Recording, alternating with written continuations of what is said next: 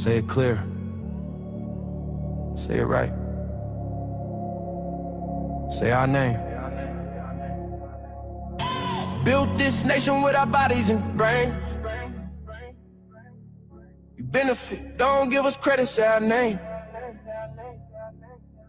We FBAs, foundational Black Americans. You want us to fight every time you in pain, but when it's time to vote for, silence remains. Yeah. They wanna be us, from the style to the hair, from the lips to the hips, body shaped in our glare. They cross borders, profit off the fight, civil rights paid in blood just to stand in this light. Asia to Africa, you walk through the door, but this land got a history you can't ignore. FBI fought and still fighting today, made room in the system that kept us away. You praise the same power that never chose you, turn your back on the ones that broke chains just to move you. Say we don't know where we come from, that's wild. North to the south, this land raised my child.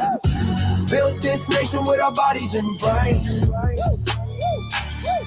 You benefit, don't give us credit, say our name. Say our name, say our name, say our name. We FBAs, foundation law, Black American. You want us to fight every time you in pain, but when it's time to vote for, silence remains. We were renowned, check the globe for proof. Streetwear in Japan still mirror our roots. K-pop chase decades, study how we move. Rapper world language, everybody fluent. From Atlanta blocks to Mumbai lanes, Hannah kind spitting bars, connected to the flame. That ain't hate, that's impact, that's reach. Culture travel worldwide when the source run deep. They copy the look, they borrow the sound, but skip the respect when we still hold the ground. Love the rhythm, ignore the pain, celebrate the wave, won't say the name. This was home, before permission, before approval. Say our name. Built this nation with our bodies and brains.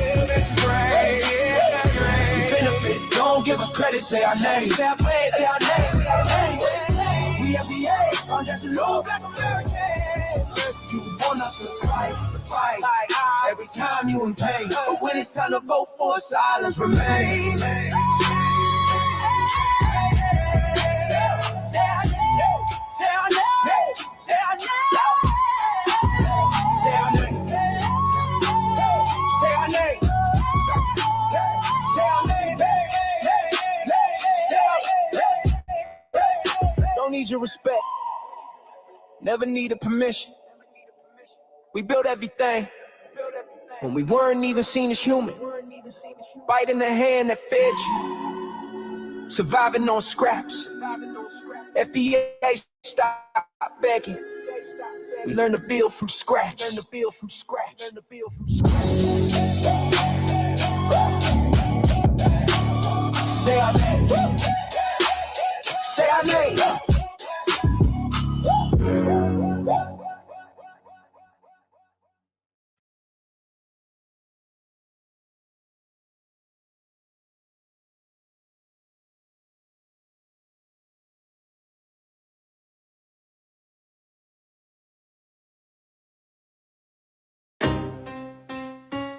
Y'all hear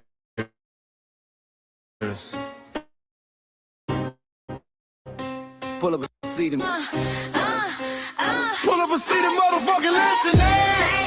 Pack your bag, time to go home. Talking crazy on our soil where our blood and bones grown. This our grind, we outside on it. While y'all fools on the outside looking, y'all show no respect to Black America, so leave. Hey. Y'all don't get it, so it's time to go home. Get the hell up out of America, take your district and just fly on. Y'all don't get it, so it's time to go home. Get the hell up out of America, take your district and just fly on. You landed on the tarmac, fresh off the boat. Talking about y'all building nothing, man, you choking on the note. My ancestors the reason that this country even breathes. Picked the cotton, built the White House, planted the seed. Jim Crow laws, redlined the map, we was the target. You think that struggle's a costume, man, you can't mark it. We fought the wars, we bled the blood, we died for our future's chance. And you come here and give our legacy a side eye while throwing shade on the guard. While you benefit from doors we kicked down with our last breath. Now you spit on the architects who stared down death. Disrespectful, that's Disrespectful, ungrateful, a slap in the face to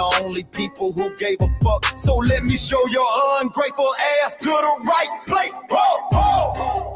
Pack your bags, time to go home. Talking crazy on our soil where our blood and bones grown. This our ground and we outside on it. Why y'all fools on the outside looking? Y'all show no respect to Black America, so leave. Oh, y'all don't get it, so it's time to go home. Get the hell up out America, take your duties back, just fly home. Oh, y'all don't get it, so it's time to go home. Get the hell up out America, take your duties back, just fly home. Passport, the visa, the privilege to be here. Cause my grandma did march for y'all, so disappear from our land. You cosplaying our pain. Think it's a trend you can borrow, but you ain't inherit the ghosts of our sorrow. We the foundation, the bedrock, the soil, and the root. You not no branch on our tree, and unproductive people always cosplaying me. Talking about we ain't do nothing, you lost your mind. We built this from nothing, time after time. From the beginning to now, we been the backbone and muscle. Why you look down on the struggle and cause a whole tussle? The energy style with discussing is whack. Oh. So let's make it clear, there's no turning back. This land is paid for in full. In blood, sweat, and tears, and dreams deferred. You don't get to come into a house we built from the dirt and telling Black America y'all ain't worth nothing. That's a violation. Facts. Pack your bags, time to go home. This our soil, on our soil where our blood and bones grown. Show respect, this our ground. Y'all just tenants on a leash. Or get the step. Show no respect to Black America, so leave. Oh, don't get it, so it's time to go home. Get the hell up out America, taking your business, I can just lay on. Oh, don't get it, so it's time to go home. Get the hell up out America, taking your business, I can just lay on. Yeah, fly little birdies. Fly on back to where you came from. This ain't for you. This cell is sacred. We said what we said. It's time for y'all to go home. So fly a little birdies fly. So fly a little birdies fly. So fly a little birdies fly. Far, far away from here. So fly a little birdies fly. So fly a little birdies fly. So fly a little birdies fly. Far, far away from here. So fly a little birdies fly. So fly a little birdies fly. So fly a little birdies fly. Far, far away from here. So fly a little birdies fly. So fly a little birdies fly. So fly a little birdies fly. Far, far away from here.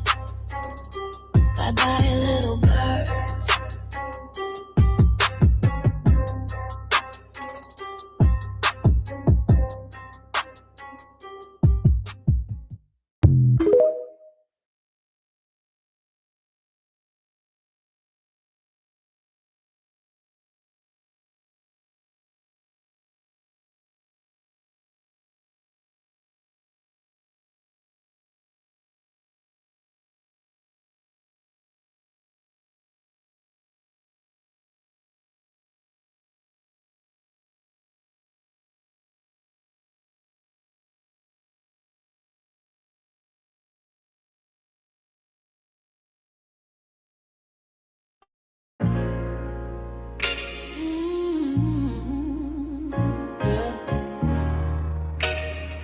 We forgot, but we never forget. This one's for the rules. We built this land from dust and tears, 400 years, and we still here. They write new rules, but they don't see every freedom they got came off you and me. We planted seeds, they took the bloom. We lit the flame, they left the room. But we back now, no disguise. The spirit's what we realize. All we want is what we earn. That sweat and blood, yeah, that table turn. You can't buy culture, can't fake that vibe. This is our day, this is our ride. We happy day. Say it loud, say it strong. We the heartbeat that's been here all along. Foundation of Black Americans, stand tall. We ain't begging for nothing, we built that all. Born from pain and grace, you can see the truth written in our face. We the soul, the sound, to fight the flame. Foundational Black Americans, say our name. They love our rhythm, but they dodge our blues. Use our voice when it fits their news. They take our sound, but not our scars. We the backbone, we the stars. Now the veil is gone, the mask is clear. We see the game, we know it's here. No more silence, no more lies. We lift that flag and watch it rise. Rise up, rise up. We the ones that made this nation breathe. Our pain to power, our roots are trees. We know worlds. It's rhythm and grace, shows, and now we reclaiming our rightful place. Can't copy courage, can't steal pain. You can't inherit soul by changing names. Our story ain't done, it's the revival. We guard the gate, it's about survival. We FBA, say it proud, say it loud. The world dances on what we vow. Foundational Black Americans. Still we stand, still we fight, still we demand. Every block, every song, we've been right here all along. The soul of a people strong and free. Foundational Black Americans.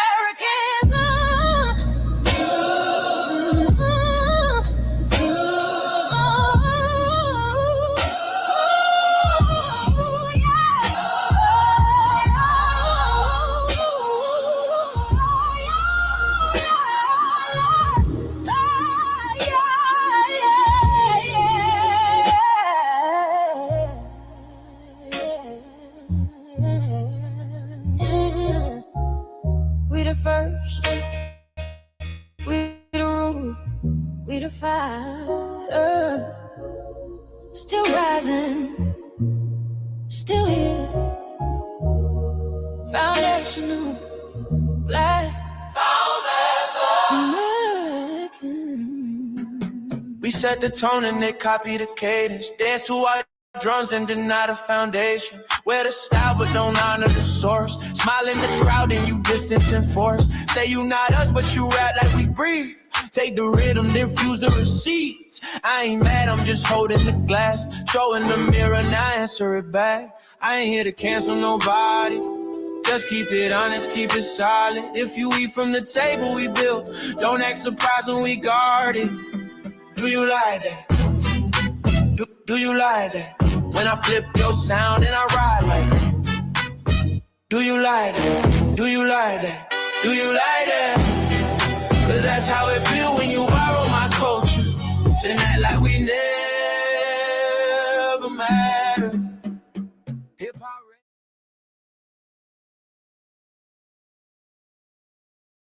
Mike Larry. Now this shit here.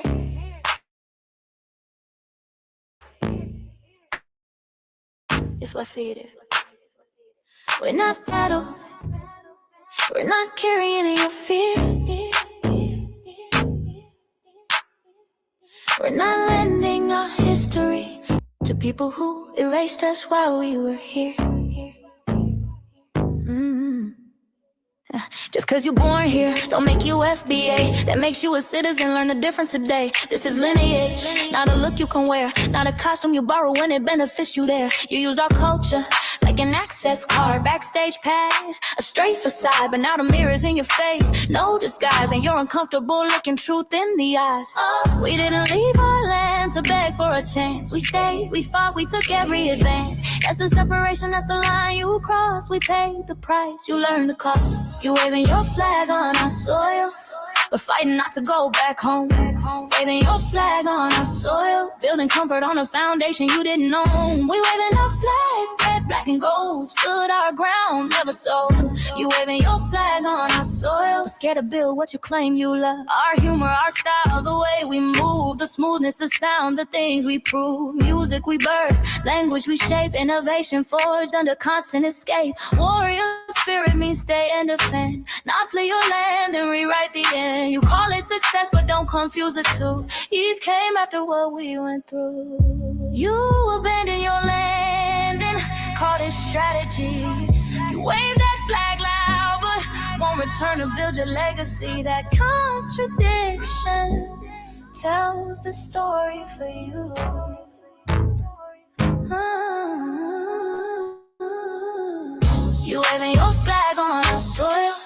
We're fighting not to go back home. We waving arms where we were forged. Every inch earned, every brick known. We can't be deported, and that truth changes everything. We can't be deported, and that truth changes everything. We know who we are, and now we see who you are too. Just because y'all born here doesn't make you FBA at all. It makes you an American citizen. It's biologically impossible to be us because it's a lineage, not some damn costume you can just put on to look cool. You immigrants and immigrant Americans has used our culture as an access card, a backstage pass to our culture. Now y'all have to look in the mirror. Our sense of humor, the aesthetics, mannerisms, the style of dress, the smoothness, the creativity, our genres of music, innovativeness, our slang, our warrior spirit by staying on our homeland and fighting and not fleeing to somebody else's land to beg for a better life and shit on the very people who fought to have us there. That's who we are. And we know who the hell y'all are waving your flag on our soil and fighting to make sure y'all don't go back.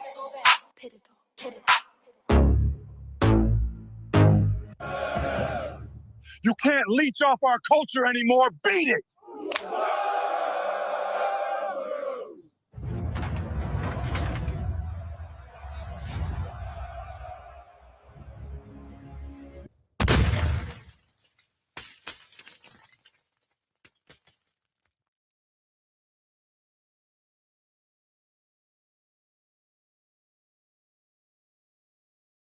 Larry, man, you did it again. We really making history. Let's go. Do you like that? Do you like that? Flip your sound. How you like that? Do you like that?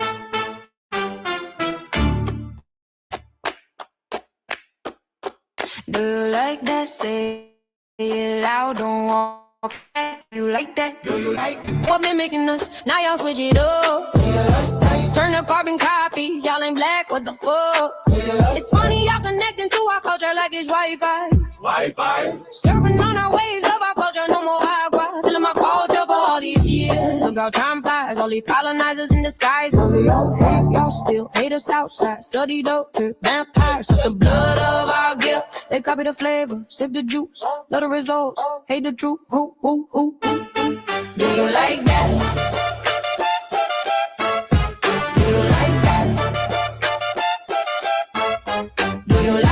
Flip your sound, how you like that? Do you like that? Democratic shields, talking points, the road they fill. Fish and chips, agent on the mic, judging FBAs, but ain't you half white? Talking like you one of us, we need a proof face. The agent type with the prune face, like 50 and Jim, it's a cold game. Throwing stones cause we built our own lane. I'm joking, kinda, but I mean, smile calm, pressure intact. Y'all proud where y'all from, where they flag, beat they drum. But when it's us, tone switch fast. Same pride, but it's too much. FBA pride, lineage solid, you can't put this on, can't try it on. Built here, stayed and fought, that's the difference. That's the car. Do you like that? Do you like that? Say it clear, don't twist the facts. Do you like that? Yeah. Do you like that? Do you like that? Point made.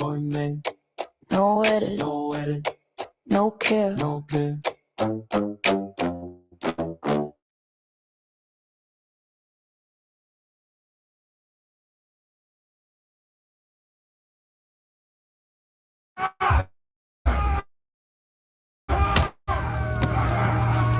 You know, erasing history is something that you have to do when it comes to conquest, domination, and destroying a people. If people knew who they were, what they were, and what they were capable of in the past, they will understand what they have a possibility or a likelihood of doing in the future.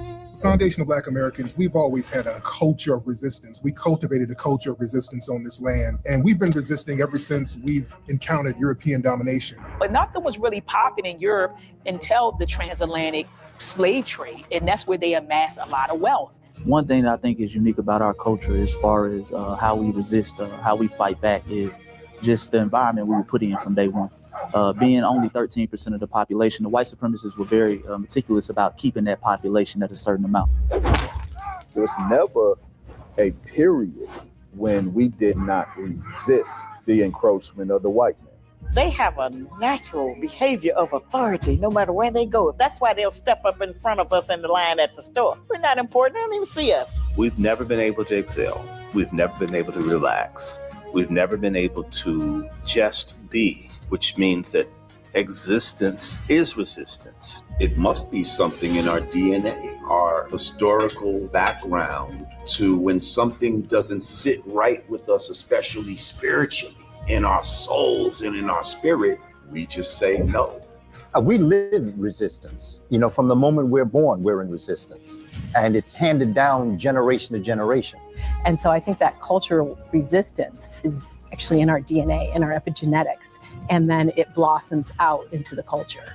So there's almost nothing in America that we do, from song to dance to politics to the way we talk, the way we dress, having coded languages considered to be slang today.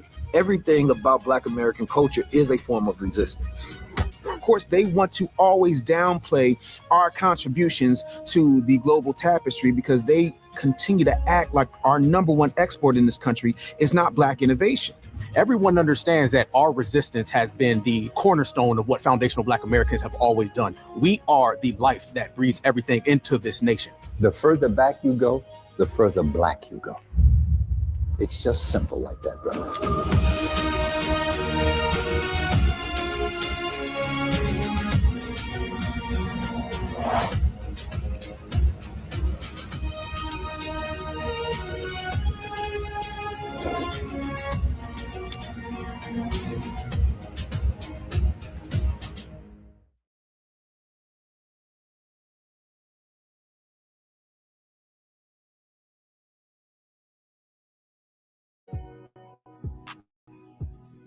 Introducing the B1 Rolodex, the easiest way to search for and support FBA and B1 businesses.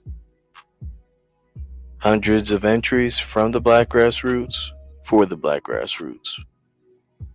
Free to use, free to download, constantly updated. Trouble navigating the document? Try using the map version. Notice a business missing? Use this simple Google form to submit an FBA or B1 business. Also submit anti-Black businesses, which are now being collected in that last tab. Find resources, contact numbers, and much more using the second tab. All the info you need to start practicing group economics today. Go to blacktruthunited.com. That's blacktruthunited.com. Greetings, Black family, greetings, and thank y'all for tuning in to another episode of the Frontline Black News. I'm your host, Shane Crewman, and we should be joined here shortly with our West Coast correspondent, Shabaka San Corey, and hopefully our other host.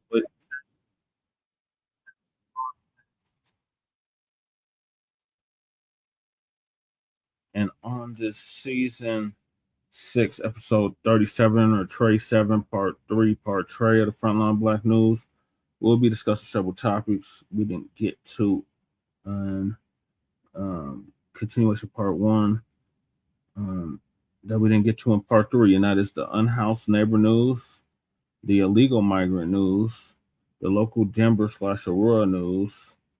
FBAs are frustrated with the Democrats, but we still have to practice surgical voting to benefit us. Then we got Iran versus U.S. cyber threats to power grid. Outsmarting smart downtowns, sundown towns for the family reunion. Racist Mexican disrespects foundational Black Americans and loses everything. Next, Mexican Chud the builder, Copycat gets immediate wake-up call in Texas. Tuskegee bands Bonnets and Durags, will it matter? And we're based out of East Denver, North Aurora, Colorado. Get a new smart frontline and Black first perspective. We are part of the New Blacc Media and also the signal boosters of the New Blacc Media. We have been around for 6 seasons now and counting, and we have several platforms that are part of the Frontline campaign. Frontline Black News. The first one, which started back in 2020, 2021. And Shabaka's Black Experience Enhanced, which we just had, is based off the 50th anniversary of the founding of the original Black Panther Party for Self-Defense. We started on Blog Talk Radio back in 2016 and have been around for 12 seasons now. Shabaka's Black Experience Enhanced covers the Black experience from the beginning of time until 10 minutes ago. It is also a part of the Frontline campaign and has recently, within the last 2 to 3 years, moved from Blog Talk Radio to StreamYard. Please make sure y'all like and share the broadcast, family. Remember, family, hit that like, share, and subscribe button. Please join us on StreamYard, YouTube, Frontline Black News. The links to all of our channels are in the description, including Frontline Black News. Frontline Black News 2, our backup channel. Make sure y'all sub to that. Just in case they try to take Frontline Black News down again, we have backup. Then we got my personal page, Just a Paris, aka Terran Crewman. That's where we stream all the city council meetings for both Denver and Aurora. The local community events, Black events for both Denver and Aurora. And the Sunday Morning Food Bank, which I've been consistently doing for the past 10 years. Then we got Lady Chase Seduction Doll backup channel. Make sure y'all sub to that so Lady Chase can start going live on that YouTube channel. She needs 4 more subscribers. So make sure y'all subscribe to Seduction Doll 5991. The link is in the description. Then we got her main channel, the RBA, the Revolutionary Agenda. Make sure y'all sub to that as well. The link is in the description. And she should be dropping the RBA this week. So make sure y'all stay tuned for that. Make sure y'all check out the previous episode she did last week. Then we got Shabaka's YouTube channel, Jeanette 1. Shabaka needs 2 more subscribers, y'all. 2 more. And he can start going live on YouTube. So make sure y'all sub to Jeanette 1. The link is in the description. Then we got our Cuzzo, our Lokester off the Bay Area with Cracking TV with Jay Militant. Make sure y'all sub to our Cuzzo, Jay Militant's YouTube channel. The link to his channel is in the description. Then we got our brother Kukizi out the Mile High, Bellside, Montbello. To be exact, make sure y'all sub to his channel as well, Kukizi 5100. He used to do the intro track for the Frontline Black News, and now he's doing the FBA culture reports. So make sure y'all check him out on YouTube. Then we got our brother from another mother, Breeze Omega, who was with us earlier for Shabaka's Black Experience Enhanced. Make sure y'all subscribe to his channel, Breeze Omega, on YouTube. The link to his channel is in the description. And that's our brother that's with me from Hempstead, Long Island, but is now in Leesburg, Virginia. Make sure y'all check out Breeze Omega on YouTube. Then we got our brother from Watts, California, who's now in Houston, Texas, the Church of Black Power. Make sure y'all check out our brother Church. He interviewed me last Friday, so make sure y'all check that out on his YouTube channel, and he will be dropping a new video tomorrow. So make sure y'all check that out. He's going to be going in on Roly Poly Martin. So y'all definitely don't want to miss that. Then we got our brother Torian Rain Reloaded, who's been around for a decade plus. We got Nabi in the building. Salute, Nabi. Welcome back. We got our brother Torian Rain Reloaded, who's also out the DMV area. Make sure y'all sub to his channel as well. Torian Rain Reloaded on YouTube. Our brother's been around for a decade plus. And he actually put Lisa Cabrera on. And he did several series, such as the We Fought Back series. Make sure y'all check him out. Thank you, Nabi. Appreciate you. And Shabaka's trying to get up, but Shabaka is saying your device is not connected. So it's either your mic or your camera is not connected. And then we got honorable mentions. Our brother who was live earlier, Black Alpha Network. Make sure y'all check him out. Our other brother out the Shy, Afro Elite. Make sure y'all sub to his channel as well. Our sister Lisa Cabrera. Our other sister Vicky Dillard. Our brother Great Black Shark. I got some empowerment from that. Oh, thank you, Nabi. I'm glad to hear that. Yeah, I tried to do my best empowerment speech. So thank you for that. Shabaka is still saying that your device is not connected.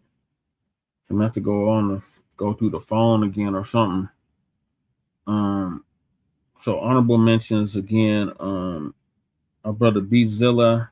Make sure y'all check him out. Our other brother, Sincere Love to God, and his co-host, Nicety Girl. Make sure y'all check them out as well on YouTube. Who else? Who am I forgetting, y'all, that I didn't already mention? Oh, our brother Chase McGee. Shout out to Chase. Make sure y'all sub to Chase Foundational Black American History on YouTube. Okay, there you go, Shabaka. Shabaka. Oh, we can't hear you. I think you're muted. where we can see your video.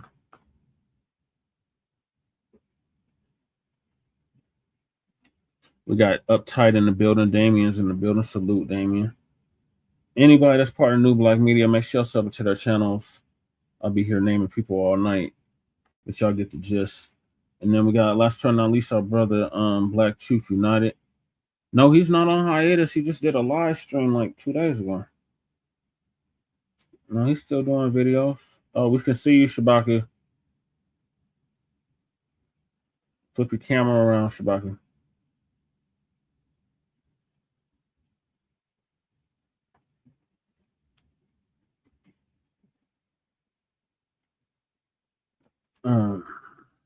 Make sure y'all check out our brother Black Truth United. He came out with the B1 Rolodex, which is the modern day green book for FBA B1 businesses alike. And a link to our brother's channel, which he just did a hilarious piece on Roly Poly Martin. So make sure y'all check that out. And then the link to the Rolodex is in the description. The B1 Rolodex, the link to the FBA threat database that he just recently came out with is also in the description. And the link to submit your business to the Rolodex is in the description. And yours truly is in the Rolodex for my political work. So make sure y'all check that out. Then we got the Freeman Reparations Party merch. Make sure y'all check that out, that church put together. Then we got Council of the Congressional Black Caucus. Yeah, you got sub to Chase. It's the foundational Black American History. I believe is his name of his YouTube channel. Yeah, definitely sub to him. Our brother Chase McGee is heavy. Salute to him. That's our brother out the ATL. Council of the Congressional Black Caucus and create a foundational Black American Caucus. Make sure y'all sign that petition if you haven't already. Then we got our sister Brooke. Okay, there you go, Shabaka. Yeah. How you be? All right, we briefly able to see you, so I don't know what you want me to do about that, but it was only for a brief period. Okay, wait a minute, hold on. Okay.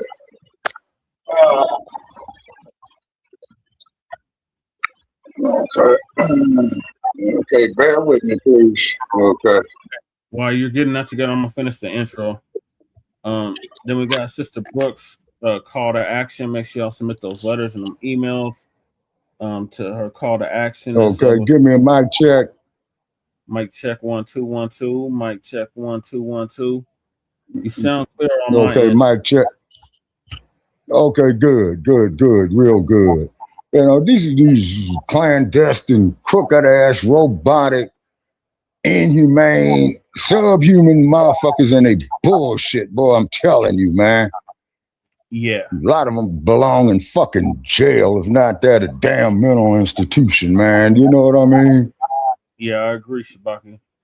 And then we got the Reparations for the Descendants of American Slaves Act, the Change.org petition. Make sure y'all sign that if you haven't already. The link is in the description.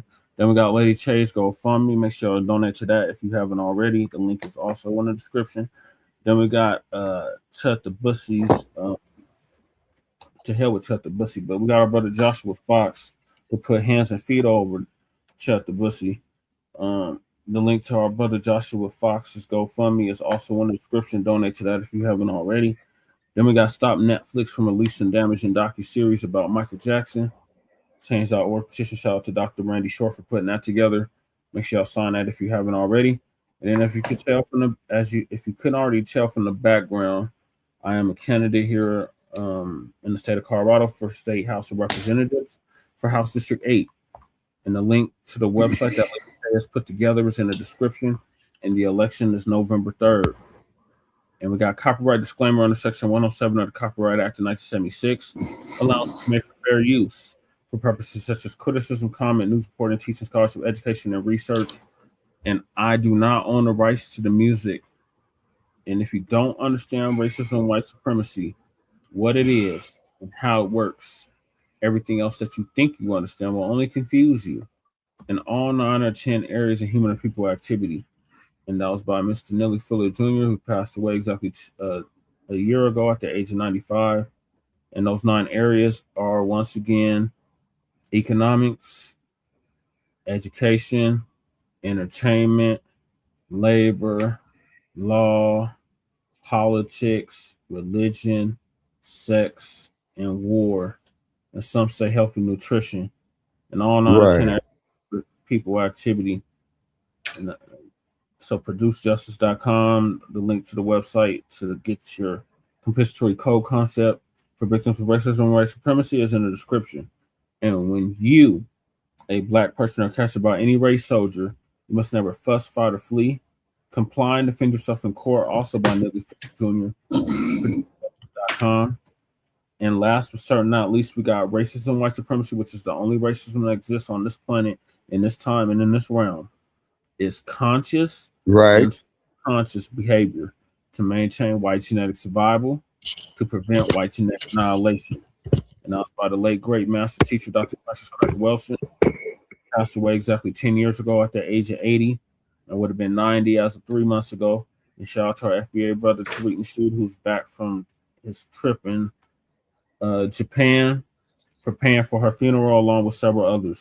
For those are the topics, make sure y'all hit that like and subscribe button. All right, Shabaka, we got our brother Uptight, Damian Reeves in the building. And we got Hey, greetings Uptight, greetings Goddess. You know what I'm saying? I'm operating under some primitive electronic conditions, you know what I mean? Because StreamYard is playing games with me because I haven't been be able to do the show off the laptop. What is now going on now, Brother Che? About a month and a half now, right? Yeah, almost a month. Yeah. Yeah. You see, so therefore, so I got to get some background information on that, and the person I know who knows about this stuff, I try not to bug him. You know what I mean? And what have you. And please, we need those donations to come in so we can expand this platform. And anybody making donations, of course, we'll give you recognition. And even Mad Dr. D had said years ago, we need to have some type of complimentary gifts and what have you. So we're going to try to get that there, offering the making as well, too. But please donate, you know what I'm saying? And we will definitely let you know what your money is being spent on. And so the previous donations, we appreciate, but it's also to upgrade our equipment, also to, to keep our browsers up, and then trying to make a very, very strong internet presence. Right. And Nabi, I put the link to Brother Chase McGee's channel in the chat as well. So I'm gonna hop right into it. Okay. Topics, because they've been getting pushed to the back burner, and we can't have that. So we got our Unhoused neighbor news, our illegal migrant news, and our local Denver/Aurora news. And then we got some other topics after that. We'll do these topics first. Okay. So the Unhoused situation has just gone from bad to worse. Yeah. It's really bad, y'all. So I'm gonna go back to the old state of California, Shabaki, and show how they belong in jail. Everybody, all them politicians in that crooked ass state belongs to go right straight to fucking jail. Right. So the first one I'm gonna play is from Fox News. Los Angeles homeless crisis surges. Just like we knew it would. Desperately need change. And then the next one after that is the homeless crisis in California, a city falling apart under fentanyl's grip. That's about right. All right, let me show you. God damn it!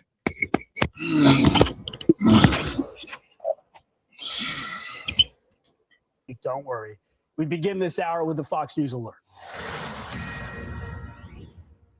A homelessness crisis like no other in Los Angeles. More and more tents are popping up on the streets, with a new report revealing that the homeless population has increased over the past year by 3%. You're welcome, and Navi. city residents are feeling the consequences. Over on Skid Row, the City Journal found a homeless shelter that is giving out meth pipes.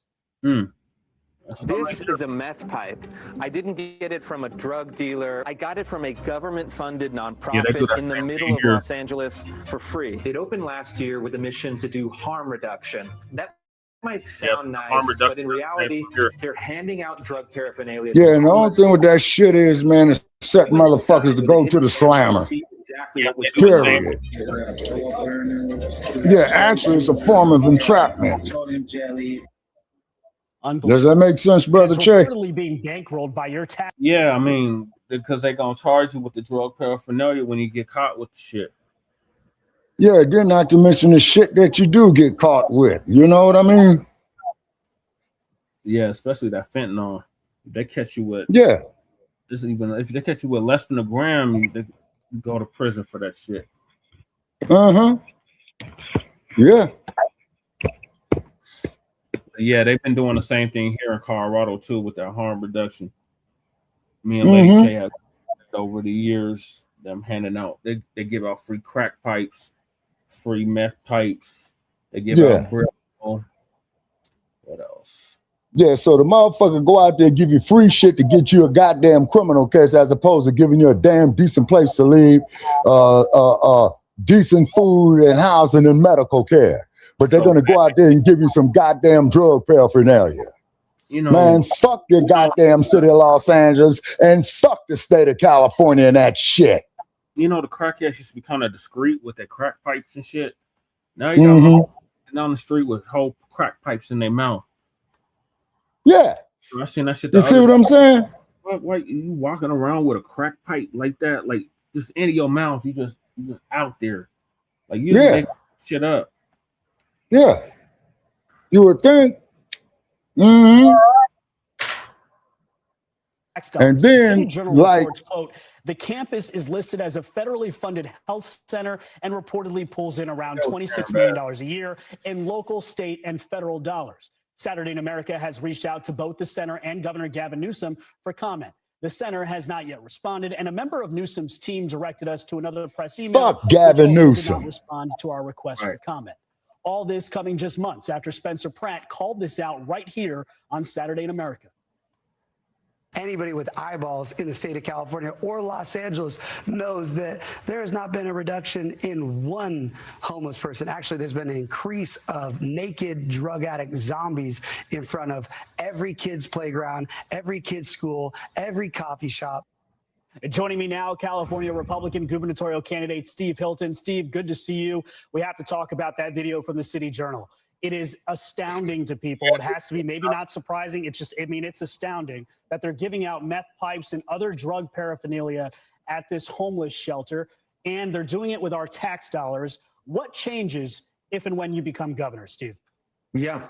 Well, this is an example of why we so desperately need change in California, because year after year after year, decade after decade, these problems get worse. I'm not surprised by those scenes at that place, because I was there just a few weeks ago and I tried to go in and film that and bring that to the attention of the public. They wouldn't let us in because they're embarrassed, because they know it's a disaster. And if you look at Los Angeles, $2 billion in a lawsuit that was established, $2 billion spent with nothing to show for it. Across the state of California, the state auditor found $24 billion spent on homelessness with nothing to show for it. Why? Because of incompetence and corruption and ideology. Number one, the ideology, they call it housing first, harm reduction. You can't require homeless drug addicts to get clean and get on a pathway to recovery. You just have to let them do their thing, and you put them in what they call permanent supportive housing, $1 million apartment units, out in the middle of the Mojave Desert, where they put someone who's addicted to fentanyl. Yeah, right. And you're going to put the motherfuckers out there in the middle of the goddamn desert. Man, you ain't fooling me with this bullshit. Fuck you. Homeless street addicts. No, they're already doing that. Like, that's what they're doing in my building. Like, my building, both the buildings I've lived in, Shabaka, that's exactly what it is. When they're talking about the supportive housing, they put drug addicts in the building with people that are mentally ill or people that's sober too. They put them all in the same building, and we got and the reason why they're putting them in there with the sober people, Brother Che, so therefore that they will relapse. You see what I'm saying? Right, I'm really living this in real time, y'all. What he's talking about, I'm living. Mm-hmm. Yep. Second homes, because you get the $1 million apartment and then you're going back down onto the street to buy and sell drugs. The whole thing is a complete disaster, and we got to kick out the people who did it, both the Karen Bass regime in Los Angeles, but of course, there's one-party rule of Democrats right across the state of California. That's why I'm running for governor. Yeah, Steve, so what would you do differently? 3-point plan. Number one, enforce the law. It is illegal to live on the streets. All those homeless encampments that you see, not just Skid Row, I'm on the road in California all the time. It's right across the state. Every major city, every big town. You remove the homeless encampments. It's illegal to camp on the streets. Number two, you get people into drug treatment. You get them off the streets and off drugs, and it cannot be a choice. It has to be mandatory. Number three, of around 80% of people who are homeless. You can't do that, Hilton. It sounds good, but you can't do that. They gotta want to want to get off. They gotta want to get off the drugs. Exactly. But they keep. They're not screening people. They just bringing people in. They just like, okay, we tired of seeing you on the street, so we're gonna bring you in. But they're not addressing their issues. They just put them in an apartment and lock out of sight, out of mind. And these places become drug dens like that. Other place I was at, Fusion Studios, I'm surprised they running. That's a hellhole. One of my neighbors, he writes for Newsbreak, he's always writing articles about how fucked up it is over there. And I'm like, I got out of there. But then I look over here and I got the same shit going on over here. Right. See, so what it is, Brother Che, it is a program that is designed to fail. And the reason why they want it to be designed to fail so they can get all these motherfuckers in a goddamn slammer and get free labor out of them. Yep. But like Lisa said, if they can't get you on the streets, they're gonna get you with these thought crimes. Exactly. Thought crimes, yeah. Conspiracy. That's a thought crime, you know what I'm saying? Or George Orwell shit. I mean, look at these damn criminals you got running the goddamn country. And Uptight said he's up in the Antelope Valley, and he said he see the bodies increased. Yeah. Yeah. You got to cross the Antelope Valley, man, to get from LA to Vegas. Mm-hmm. Yeah, exactly. Easier said than done, Uptight. Yeah. And Nabi says normal, regular people without addictions that work have to be subjected to living around their substance abuse user asses. Straight sucker shit. Yeah. Yep. And then not to mention that the diseases that could go airborne, you see what I'm saying, that will infect them. You see what I'm saying? Mm-hmm. Yep. So that's what you see? Type of shit. Yeah. So every time in and out my building, this motherfucker's strung out on fentanyl. I remember I had to call the people on one of them, because he was so fucked up in the damn alley. We didn't know if he was still breathing or what. This motherfucker was so fucked up. White. Yeah. And they sent. And I told you. They sent all kinds of for him. Yeah. I was like, yeah. If this was a black person, they wouldn't have sent all these people. Exactly. All I said was a white man. I said, white man passed out in the alley, and they sent like the ambulance, the fire truck, 3 police. Mm-hmm. Mm-hmm. Free labor and fucking off allocated money to help the homeless. Exactly, because these nonprofits are just pocketing the money. I see that exactly. Here. You got all these damn nonprofits that's supposed to be helping out the unhoused neighbors, my term, and they're not doing nothing but pocketing the money. Yeah. You know what I'm saying? Yeah. Yeah, it is pure evil. Yep. Yeah. Yeah. On me. Motherfuckers know not to run up on me. But yeah, I gotta pass these motherfuckers. They be all strung out and shit. Sometimes they be begging for me. Oh, yeah, like one motherfucker gonna tell me, man, Ask me for some money. Well, yo, OG, mind if I check your pocket? Hey, man, is your medical insurance paid the fuck up? Yeah, that's hella disrespectful. How the fuck you gonna tell Yeah, his mouth fell open, you know? Mm-hmm. Check my pocket. Check Yeah, his hand. exactly. Because like I said, man, because if you make a move, man, I'm going to break something, man. They're going to need an ambulance to carry your ass up out of here. I wish a motherfucker would tell me some shit like that. I need to check your pockets. Shit. Be checking these hands. Yep. Hey, triple jab, right cross, left hook, right uppercut, left hook, overhand right. Hey, this thing like a B combination. On mental health treatment, so you get people back on track. It's actually just common sense. But these incompetent ideologues in California aren't doing it. So we talked about the numbers. The homelessness rate in LA has increased under Mayor Karen Bass. Now she is blaming President Trump, saying that the Trump administration has driven up the cost of living, gas, groceries, and rent, pushing more families to the edge. What's your response to that? I mean, this is all they ever have to say is blame Trump. Who's pushed up the cost of living? Excuse me. We have the highest cost of living in America. President Trump is also president in 49 other states where the cost of living is much lower. It's Democrat policies in California that have pushed up the cost of living, the highest gas prices, the highest housing costs, the highest utility bills, groceries, the most expensive in the country, all because of the policies of the Democrats. And my opponent, Javier Becerra, who's an even bigger disaster than Gavin Newsom, wants to double down on the same policies that have brought us to this point. My plan is very simple. Cut all that bloat and bureaucracy and taxes, $3 gas, cut utility bills in half, your first 150 grand, tax-free. $3 gas, motherfucker. I wish the hell I can give me some goddamn gas at $3 a gallon. For decades, regardless of what party is in power, what would you say to that? Well, no, they've been in power for decades. That's the problem.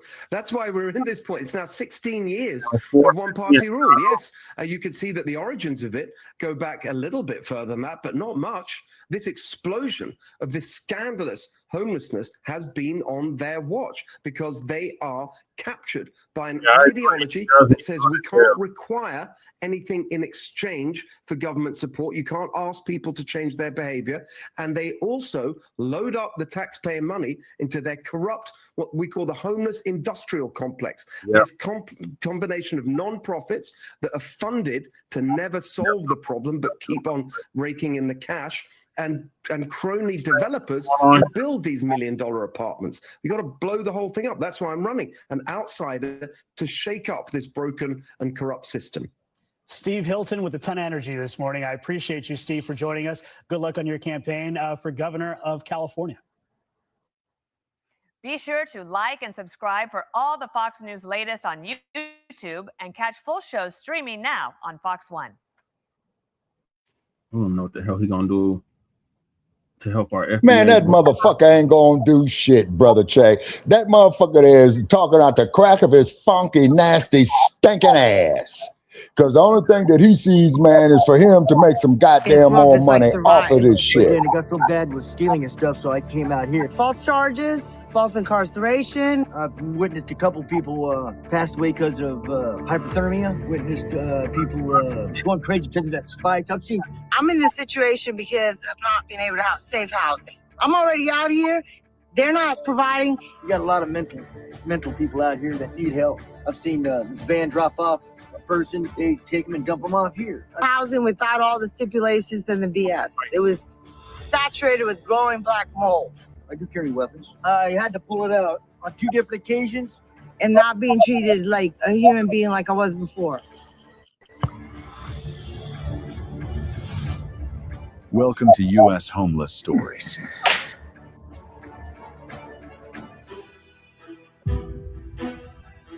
California is home to some of the world's biggest fortunes, most valuable companies, and most iconic cities. Yet it is also home to America's largest homeless population. Yeah, she has a black fan. Recent counts recorded more than 180,000 people experiencing homelessness across the state. From Los Angeles to San Francisco, tents, sidewalks, vehicles, and makeshift shelters have become part of a reality that millions of visitors never expect to see. How can one of the richest places on Earth still leave so many people without a place to call home? On U.S. Homeless Stories, we go beyond the statistics to uncover the human stories behind California's homelessness crisis.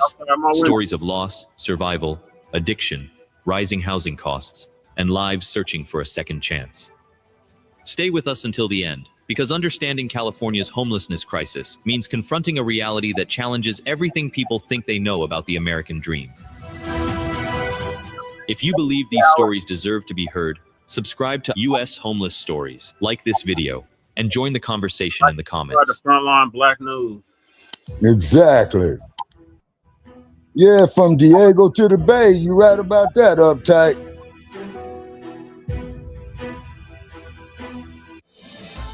One, the full scale of the crisis. In the shadow of golden hills and glass towers, another California exists, measured not in stock prices or ocean views, but in tents, vehicles, and makeshift shelters along riverbeds, freeways, and forgotten lots. Tens of thousands wake each morning without a door to close behind them. The latest statewide count placed the homeless population near 181,900. California accounts for roughly 30% of the nation's unhoused population, while holding only 12% of its residents. Because people from the East go out there to be Los homeless, Angeles County man, to registered avoid the approximately weather. 73,040 people, while the city total reached 45,194, with nearly 29,115 living outdoors. Some sleep in vehicles that have become their last asset. Others live in tent clusters or move between shelters and the open air. Their experiences differ, but all lack a stable place to rest and protect what remains.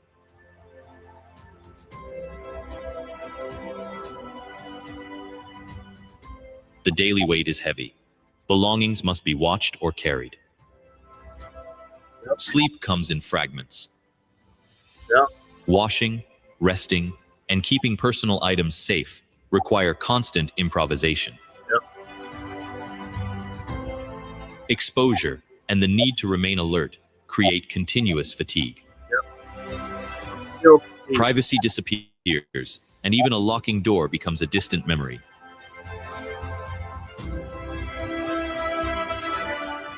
The crisis also reaches households still housed but close to the edge, where one unexpected expense or reduced work schedule can erase their remaining security. The distance between a rented room and the street is shorter than most assume. Those who cross it are neighbors whose support systems failed at the same time. What does it mean when a place of such visible abundance still leaves so many residents without basic shelter?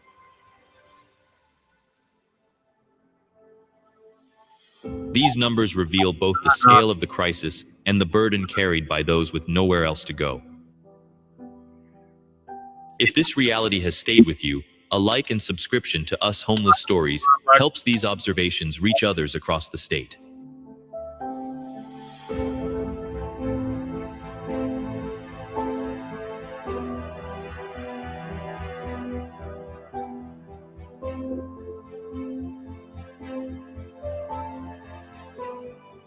Two, why the richest state still struggles. California generates enormous economic value, yet housing costs have climbed beyond what many working people can sustain. In Los Angeles County, a household now needs an annual income near $110,000 to afford the average rent of roughly $2,745 a month without severe strain. The region also lacks more than 473,000 affordable homes. Economic hardship is cited by 59% of newly unhoused people in recent surveys as the primary reason they lost housing. Some of this video is from Denver. One of these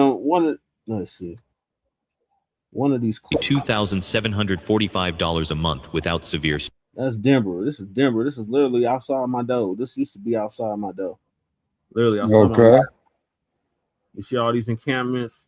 They put all the people who are encamped right here in this building I'm in right now. strain. The region also lacks more than 473,000 affordable homes. Economic hardship is cited by 59% of newly unhoused people in recent surveys as the That's the light rail station right there. That's 20th and Welland Street.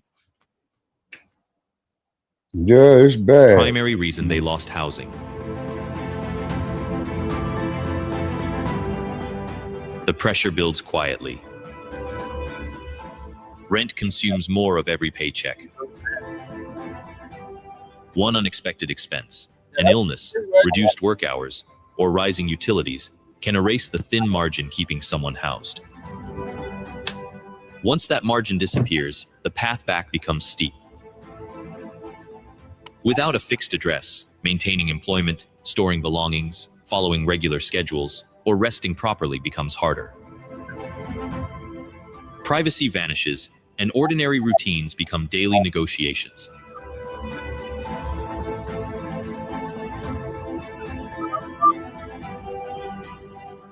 These conditions also affect people who remain housed but live close to the edge. The distance between a rented room and the street is shorter than it appears. A series of setbacks can close that distance quickly. Those who cross it are neighbors, co-workers, and family members whose support systems failed at the same time.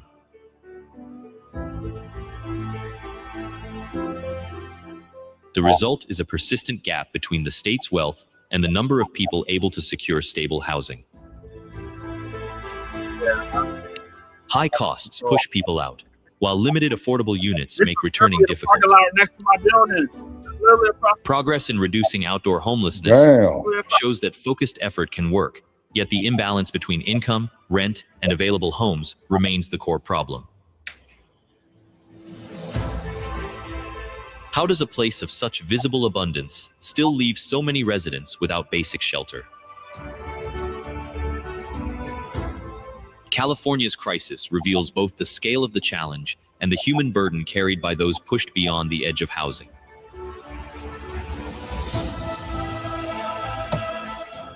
If this gap between wealth and stability has stayed with you, a like and subscription to Us Homeless Stories helps these observations reach others who need to understand what is unfolding across the state.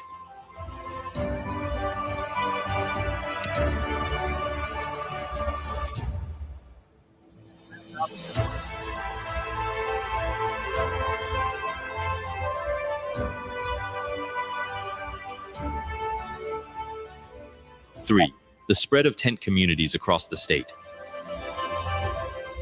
From the Bay Area to San Diego, temporary shelters made from canvas, plastic, and scavenged materials have become part of California's everyday landscape. They appear beneath overpasses, along riverbeds, beside freeways, and on vacant lots. In some places, they form fragile communities where people try to create order while knowing they may be forced to move at any time. Caltrans crews have removed more than 19,000 encampments from state right-of-way in recent years and collected approximately 457,600 cubic yards of material. Outreach teams connected to these operations have offered services to more than 70,000 people. Yet new sites continue to appear because clearing one location often shifts the problem elsewhere when stable housing is unavailable. In Los Angeles, the growing number of people living in cars and recreational vehicles has added another visible layer to the crisis.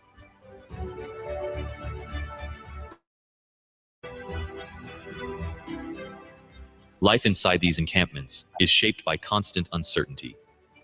There is no secure place to store belongings. Sleep comes in fragments because the surroundings remain exposed and unpredictable. Washing, resting, and keeping personal items safe require daily effort. Privacy disappears, and the body carries the exhaustion of always needing to stay alert. A person may spend the morning searching for a safer place, the afternoon protecting what little they own, and the evening trying to rest without ever fully relaxing. Without a stable place to return to, nearly every hour becomes focused on immediate survival.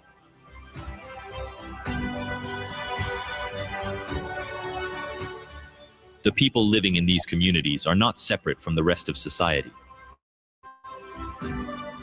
Many arrive there after rising costs, job loss, health problems, or a series of smaller setbacks, gradually removed every remaining option. How long can a place remain temporary before it begins to reshape both the people living there and the neighborhoods around it? These encampments reveal both the scale of California's housing crisis and the daily burden carried by those with nowhere else to go. If this reality has stayed with you, please like the video and subscribe to Us Homeless Stories as we continue documenting what is unfolding across the state.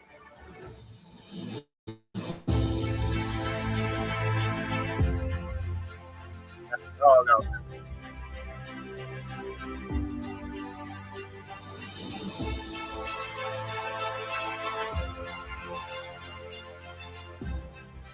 Four, the expanding fentanyl challenge. Across California's streets, the presence of fentanyl has become one of the most stubborn barriers to stability. This powerful synthetic substance moves easily through open-air markets and temporary living sites, creating a constant undercurrent that disrupts daily routines and weakens the ability of people to hold on to any form of shelter once they find it. In Los Angeles County, public health tracking showed that fentanyl's share of substance-related incidents among people experiencing homelessness climbed from a small fraction in 2018 to more than 70% by 2023. That shift changed the texture of life outdoors. Simple tasks, keeping a shelter bed, meeting a caseworker, storing belongings, grow harder when the substance is cheap, potent, and widely available. People describe the daily calculation, the need to stay alert for safety, the difficulty of sleeping through the night, the way even short periods of use can erase hard-won progress toward housing. Yeah, tell me about them short periods of sleep at night. Outreach teams report that many individuals they meet want help yet struggle to remain consistent with appointments or treatment plans once the substance is part of the environment around them.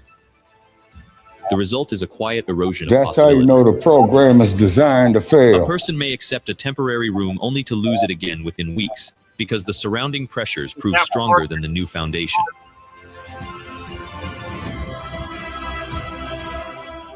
This reality is not distant. Housing insecurity and substance pressure feed each other. When rent consumes most of a paycheck and savings vanish after one unexpected expense, the street becomes the only remaining option, and once there, the availability of powerful substances makes the climb back steeper. Anyone living paycheck to paycheck or carrying untreated stress can find the ground shifting under them faster than they expect. What does it take for a person to stay steady when the very air around them carries constant temptation and disruption?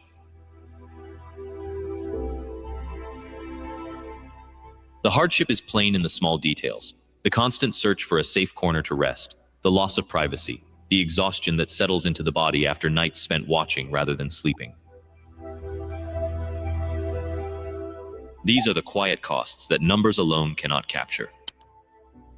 If this honest look at the pressures facing people on the street has stayed with you, And they're not consider trying liking to the video and capture it. subscribing to Us Homeless Stories, so these accounts continue to reach others Man, who need to subscribe to understand the full Frontline picture. Black News and Shabaka's Black Experience. We're not going to be promoting you other motherfuckers for free.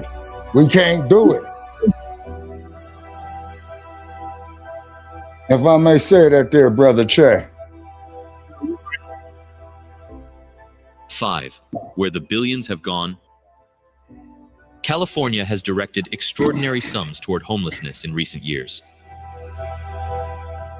Between fiscal years 2018-19 and 2022-23, the state alone spent an estimated $24 billion across more than 30 separate programs. Project Homekey converted hotels and motels into nearly 16,000 housing units and reached more than 172,000 people.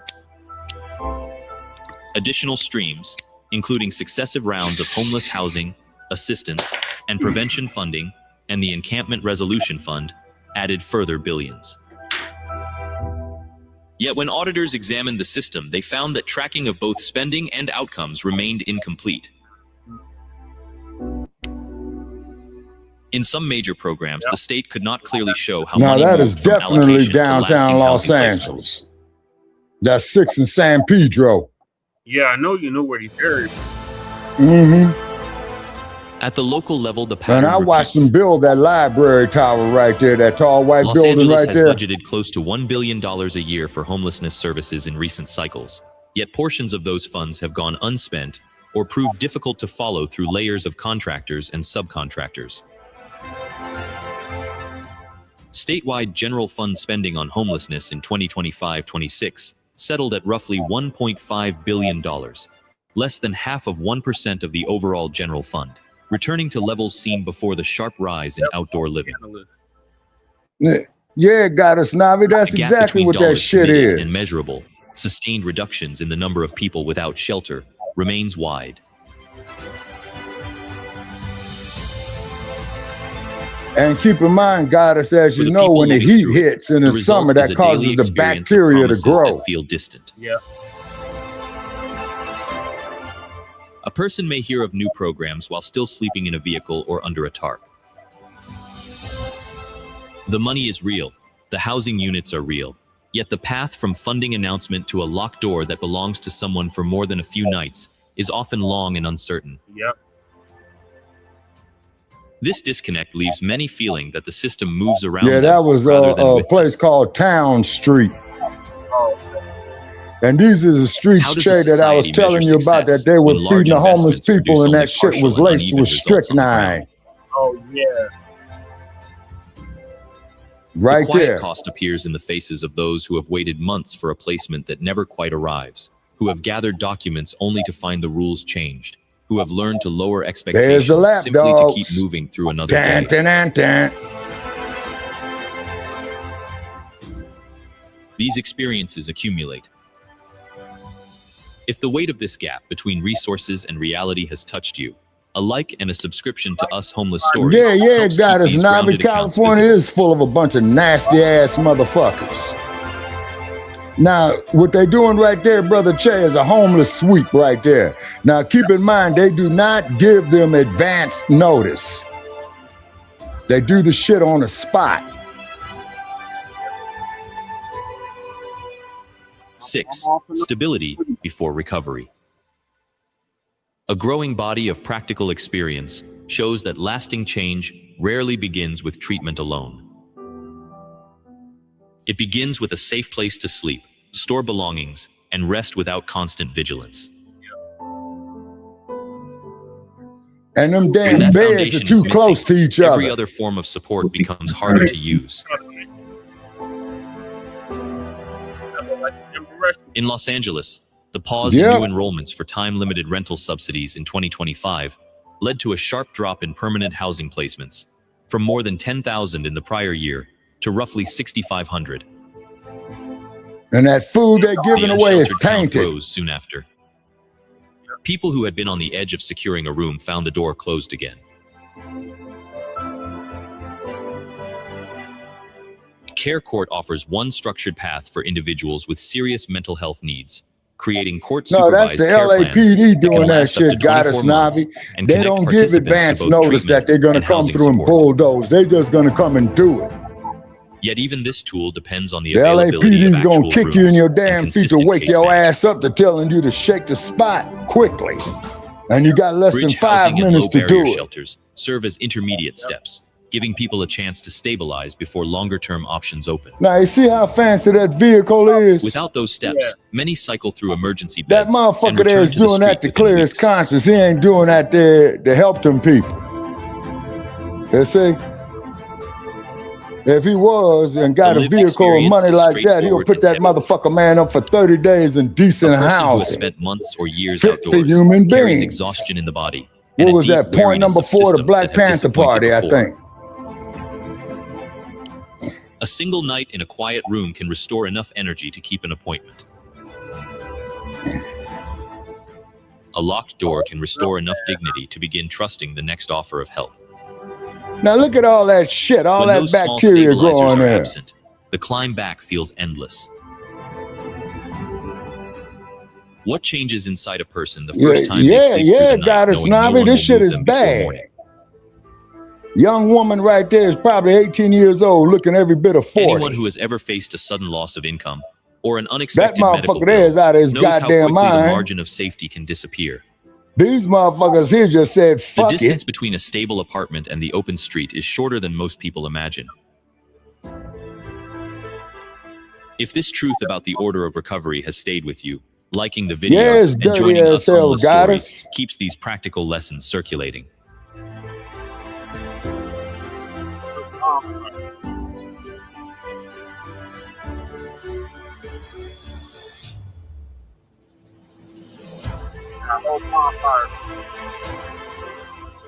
Seven, models that are producing real change. The Harbor Freeway. Across California, some of the clearest progress has appeared when housing, outreach, treatment, and support services work together. Now you see, they burned that Project shit. Homekey remains a strong example. By converting hotels and motels into permanent housing, the program has created nearly 16,000 units across more than 250 projects and reached more than 172,000 people.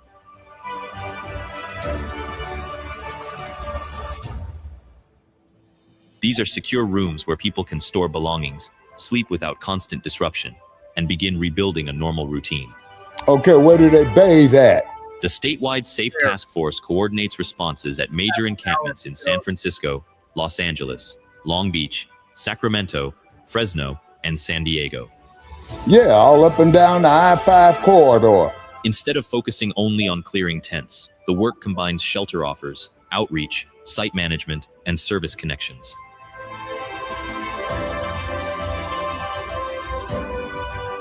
Don't even know what that shit is they're giving to the intensive people. outreach and prioritized housing placements helped reduce tents from roughly 250 to around 30.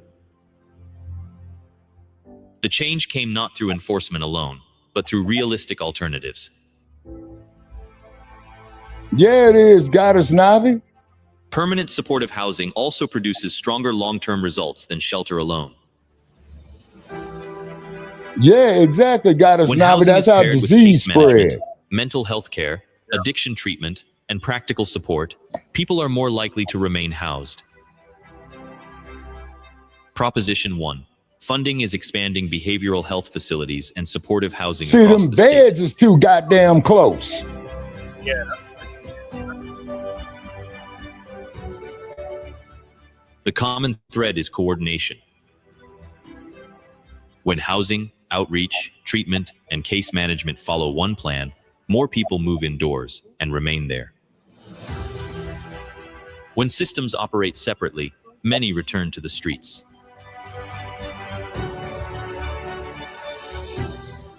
For those entering these programs, the difference is immediate.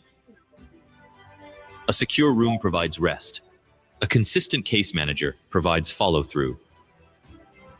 Nearby Who's treatment got a provides backlog continuity. up the ass?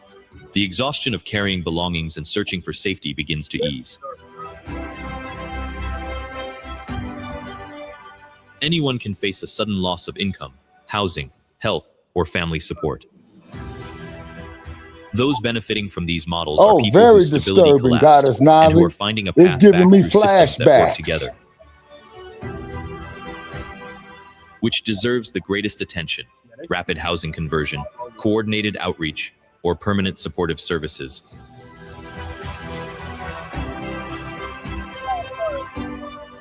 These examples show that progress is possible when the Now right imagine how pieces many connect. goddamn rats you got in that motherfucking alley. If these signs of change matter to you, please like the video and subscribe to Us Homeless Stories. Like and subscribe to continue Frontline documenting Black approaches News. helping more Motherfucker, people we move ain't giving you indoors. no more free advertisement. Anxiety, hundreds of new cases every week. I don't know, Shabaka, that's disturbing too. Yeah, Goddess Navi, is very disturbing. So that's why you don't walk around down there with your hands in your pocket. Forward. The story of homelessness in California remains unfinished. Statewide figures have registered the first meaningful decline in outdoor living in more than 15 years, showing that focused effort can produce measurable movement. At the same time, recent increases inside Los Angeles you better remind squeeze that everyone water bottle to make sure ain't nothing shooting out of it. When funding streams pause, because they could very easily put a syringe in there, man, with poison in it. Behind every number sits a person who once held keys, paid rent, and expected the next month to look roughly like the last. The distance between that earlier life and the present one is real, and so is the capacity for a different future. But at least they don't have them big-ass roaches like they got down there in Florida. The daily weight of living without a fixed place is heavy in ways numbers cannot fully capture. It is the constant calculation. Yeah, exactly, Goddess Navi. That's why I moved to Las Vegas. I can't fuck around in that place no more. And routine that wears on both body and spirit. These are ordinary human costs that accumulate day after day. The people carrying them are not a separate category. They are individuals whose ordinary supports gave way through job loss, rising costs, health challenges, or a series of smaller setbacks, and who now move through the same cities the rest of us inhabit.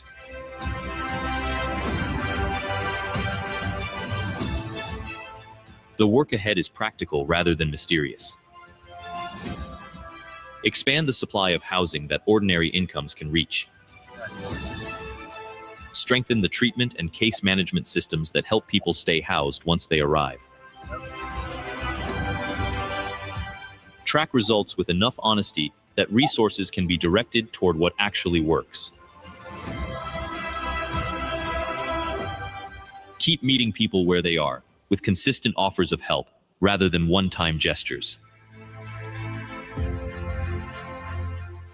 These steps are already visible in scattered places across the state. The question is how widely and how steadily they can spread. That's San Francisco right there. Anyone watching these accounts can recognize the shared ground. A sudden drop in income, an unexpected bill, or the loss of a shared living arrangement can push a household past the edge of housing faster than most expect. Understanding that shared vulnerability is the beginning of any lasting response. Trashadina. I know that's right, Goddess. What kind of community do we become when we refuse to look away from the people living this reality among us? Yeah. Thank you for staying with this account until the end. Your time and attention matter. The full picture only becomes clear when viewers remain present through every section. Now, how that motherfucker gonna have that damn Seville down there May like those that? living without a home tonight find rest, safety, and the steady support that allows them to rebuild. May they be met with dignity, practical help, and the quiet possibility of a locked door and a place that belongs to them again.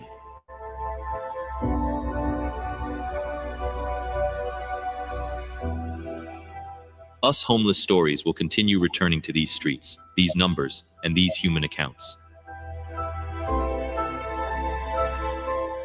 If the weight of what you have seen has remained with you, a quiet like and a subscription helps keep these grounded records reaching others I who need to can't do it, understand the homie. I'm reality having too unfolding many across America. flashbacks. Like and support Frontline Black News and Shabaka's Black Experience Enhanced. Because by the grace of God, I come across $5 million. I'm first people who I will come across because I'm keeping a $4 million to make sure I stay intact. But with the 1 million, I'm going to the mamas and the babies first. Black people first. Fishing, oh Lord, yeah, this is definitely bringing back flashbacks. Yeah. Yeah. You got women out there 25 years old looking every bit of 40 and probably done so much sex work, man, you know, their whole insides are contaminated. gosh, okay. Yeah, that's the reality. Yeah, no, that's the reality of the situation right there. You see what I mean? So they got them goddamn drugs concentrated down there to keep the people's mind fucked up. Right. So now we're gonna go into the people that's living ditching their vans and living in their cars across. Yeah, hell, I might be living in my goddamn van. Shit. I got the tags paid up for the motherfucking past smog, so I guess I'm legal for the next year. Now I got to figure out a way to keep the damn auto insurance up.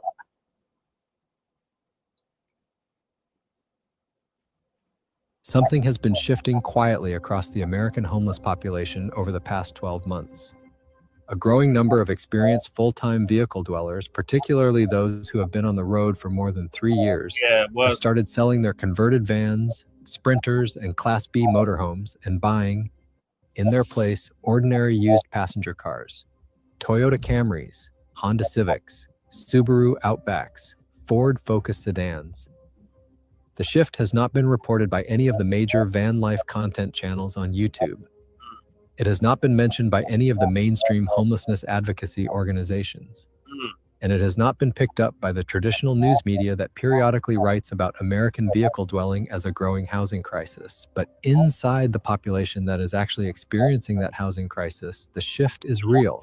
It is accelerating. And it is based on a series of practical observations that anyone who has spent more than a few years living out of a vehicle can independently verify. This video is about the 8 specific reasons the population is making the switch. Every one of them is grounded in publicly verifiable data. None of them appear in the mainstream van life content ecosystem for reasons that will become obvious by the end of this video. Every one of them contradicts what the largest van life YouTube channels, sponsored by van conversion companies and off-grid equipment manufacturers, have been telling their audiences for the past decade.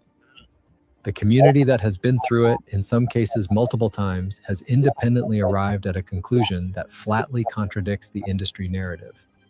And nobody on YouTube is going to tell you what that conclusion is, because doing so would collapse the sponsorship ecosystem that the largest channels depend on to survive. Now, the first reason is the stealth parking advantage. In every major American city, and particularly in cities that have enacted the vehicle habitation ordinances discussed later in this video, a person sleeping in an ordinary passenger car can park almost anywhere overnight without attracting attention, complaints, or enforcement action. A person sleeping in a converted van cannot. The difference is not written into any law. It is a function of visibility, of pattern recognition, and of what neighbors, security guards, and passing police officers interpret when they see the vehicle. A Toyota Camry parked overnight on a residential street looks, to everyone who passes it, like an ordinary car whose owner is home for the night. A converted Sprinter parked in the same spot looks, to everyone who passes it, like a homeless residence. The Camry receives no attention. The Sprinter receives complaints, tickets, and eventually towing. The advantage extends dramatically into parking garages, which have become one of the most important overnight shelter resources for the American vehicle-dwelling population. Multi-level parking garages attached to shopping centers, office buildings, hospitals, universities, and casino properties provide climate-controlled, camera-protected, well-lit overnight parking that is functionally invisible from the street. A car fits into any parking space in any garage in the country. A converted van, in most cases, does not fit. Garage clearance heights are typically 6 feet, 8 inches, or 7 feet, and the majority of full-height converted vans exceed those limits. The population that sleeps in cars has access to essentially the entire American parking garage inventory. The population that sleeps in vans has access to essentially none of it. That single infrastructure gap, once you notice it, changes the calculation of which vehicle actually serves the function of long-term vehicle dwelling. Cars can park in structures, vans cannot. And every parking garage in every American downtown is functionally closed to the van-dwelling population, completely open to the car-dwelling population. The stealth advantage also extends to the specific parking behaviors that vehicle dwellers rely on for security. A car can park under a streetlight in a residential neighborhood without triggering complaints. A car can park in the far corner of a Walmart lot without being singled out by security. A car can park in front of an all-night restaurant without being asked to move. In every one of those scenarios, a converted van would attract complaints, security attention, and eventually removal. The population that switched to cars has in effect gained access to overnight parking locations that were operationally closed to them when they were driving vans. And in cold weather cities, the parking garage access alone is often enough to justify the switch, because the difference between sleeping in a heated garage and sleeping on an exposed street is, in the coldest months of the year, the difference between comfort and hypothermia. Now, the second reason is the insurance. A standard used car insurance policy in the United States for a driver with a reasonable record costs on average between $500 and $800 per year for basic coverage. That's pretty cheap. RV or van conversion insurance policy for the same driver on the same coverage tier costs between $1,200 and $3,000 per year, and in some cases, substantially more. That is a difference of, at the low end, around $700 per year, and at the high end, well over $2,000 per year. For a person living on a fixed income, that is the difference between having a monthly grocery budget and not having one. RV and van conversion policies are underwritten with less data, higher assumed loss rates, and specific exclusions for the exact activities that full-time vehicle dwellers actually engage in. The population that has been through both has done the math and concluded that the insurance savings alone justify the switch. The insurance calculation gets worse when you factor in the specific exclusions that recreational vehicle and specialty conversion policies contain. Standard car insurance covers the vehicle wherever it is parked, without significant location restrictions beyond basic legal parking requirements. Specialty recreational vehicle and van conversion policies routinely contain language that excludes coverage during full-time habitation, that limits coverage during boondocking or unauthorized camping, and that requires the vehicle to be registered as recreational rather than residential. A vehicle dweller who declares full-time habitation on their insurance application faces significantly higher premiums or coverage denial. A vehicle dweller who does not declare it You see, this shit that is designed to fail. This is shit designed to keep a motherfucker homeless. Misrepresentation. Standard car insurance, by contrast, does not typically distinguish between recreational use and residential use of the vehicle for coverage purposes, because a car is not expected to be habitable, and therefore no policy language addresses the possibility that it will be lived in. Now, the third reason is the municipal ordinance environment. Over the past 5 years, cities across the United States have enacted a wave of ordinances specifically targeting recreational vehicles and van conversions used as residences. Portland, Los Angeles, Denver, Seattle, San Diego, Berkeley, and dozens of smaller cities have passed variants of what municipal codes call oversized vehicle restrictions, RV camping bans, or vehicle habitation ordinances. Almost every one of those ordinances is written to target vehicles that are visibly configured for living. They target vehicles with rooftop solar panels, external ladders, roof vents, and the specific silhouette of a converted Sprinter or Ford Transit. They do not, in most cases, target ordinary passenger cars parked overnight in the same locations. A homeless person sleeping in a Toyota Camry on a residential street in Los Angeles has, under the specific language of the current municipal code, substantially better legal protection than a homeless person sleeping in a converted Ford Transit on the same street. The vehicle habitation ordinances were written to target vans specifically because vans are visible. Cars are not.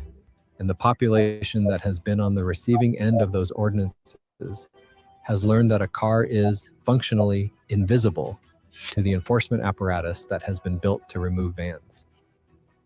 The pattern is not accidental. Municipal code enforcement responds to citizen complaints. See, this shit is predatory. More likely to file complaints about a converted van parked overnight than they are about an ordinary passenger car in the same location. The van signals residential encampment. The car signals nothing. The complaint is filed against the van. The car parked 10 feet away is left completely alone because no complaint was ever filed. The car is not just cheaper. The car is functionally protected from the enforcement pattern that targets vans. Now, the fourth reason is fuel economy. A modern used passenger car, depending on the model and age, delivers between 25 and 40 miles per gallon in mixed driving conditions. A converted Ford Transit, Ram ProMaster, or Mercedes Sprinter, depending on the engine and the conversion weight, delivers between 8 and 18 miles per gallon. For a person driving even modest annual mileage of 12,000 miles, the difference between a car that gets 30 miles per gallon and a van that gets 12 miles per gallon comes out to over $1,800 per year in fuel costs at typical American gas prices. They're more likely to A person driving higher mileage, which is common in the vehicle-dwelling population that has to move regularly to comply with parking restrictions, can see fuel cost differences of $3,000 per year or more. That is the equivalent of 6 months of paid campground rent at a typical state park. It is the equivalent of 2 months of rent in most American cities. And it is money that the van-dwelling population has been quietly hemorrhaging, while the van life content ecosystem has been telling them that vehicle dwelling is a low-cost alternative to conventional housing. The fuel economy problem gets worse when you factor in specific van lifer behaviors. Running the engine at idle for climate control adds significantly to fuel consumption. The additional weight of solar panels, batteries, and interior build-outs reduces fuel economy further. Community reports suggest that the real-world fuel economy of a full-time lived-in converted van is often 30 to 40% worse than manufacturer specifications suggest. That means the $1,800 annual fuel cost difference is in practice often closer to $2,500 to $3,000 per year. Now, the fifth reason is the police interaction pattern. Multiple community reports gathered informally through vehicle-dwelling forums and private community networks consistently describe a substantial difference in the way law enforcement treats a person sleeping in a car versus a person sleeping in a van. The specific pattern is that a car parked on a residential street or in a commercial lot, with a person visibly asleep inside, is typically interpreted by responding officers as a traveler resting or a rideshare driver on a break. The car is left alone. The person is not asked for identification. The vehicle is not searched. A van parked in the same location with the same person asleep inside is typically interpreted by responding officers as a vehicle habitation code violation. The person is asked to move. In cases where the person cannot move immediately, the officer may issue a citation, require identification, or in some jurisdictions, initiate impoundment proceedings. The pattern is consistent across cities. It is not written into any official law enforcement policy. It is a social pattern based on how officers interpret what they see. And the community that has experienced it from both sides of the vehicle divide has learned that the same person, sleeping in the same location, receives different treatment based entirely on what vehicle they are sleeping in. Now, the sixth reason is the theft targeting pattern. Organized vehicle theft crews, which operate in nearly every major American metropolitan area, have developed sophisticated understanding of which vehicles carry high-value contents overnight.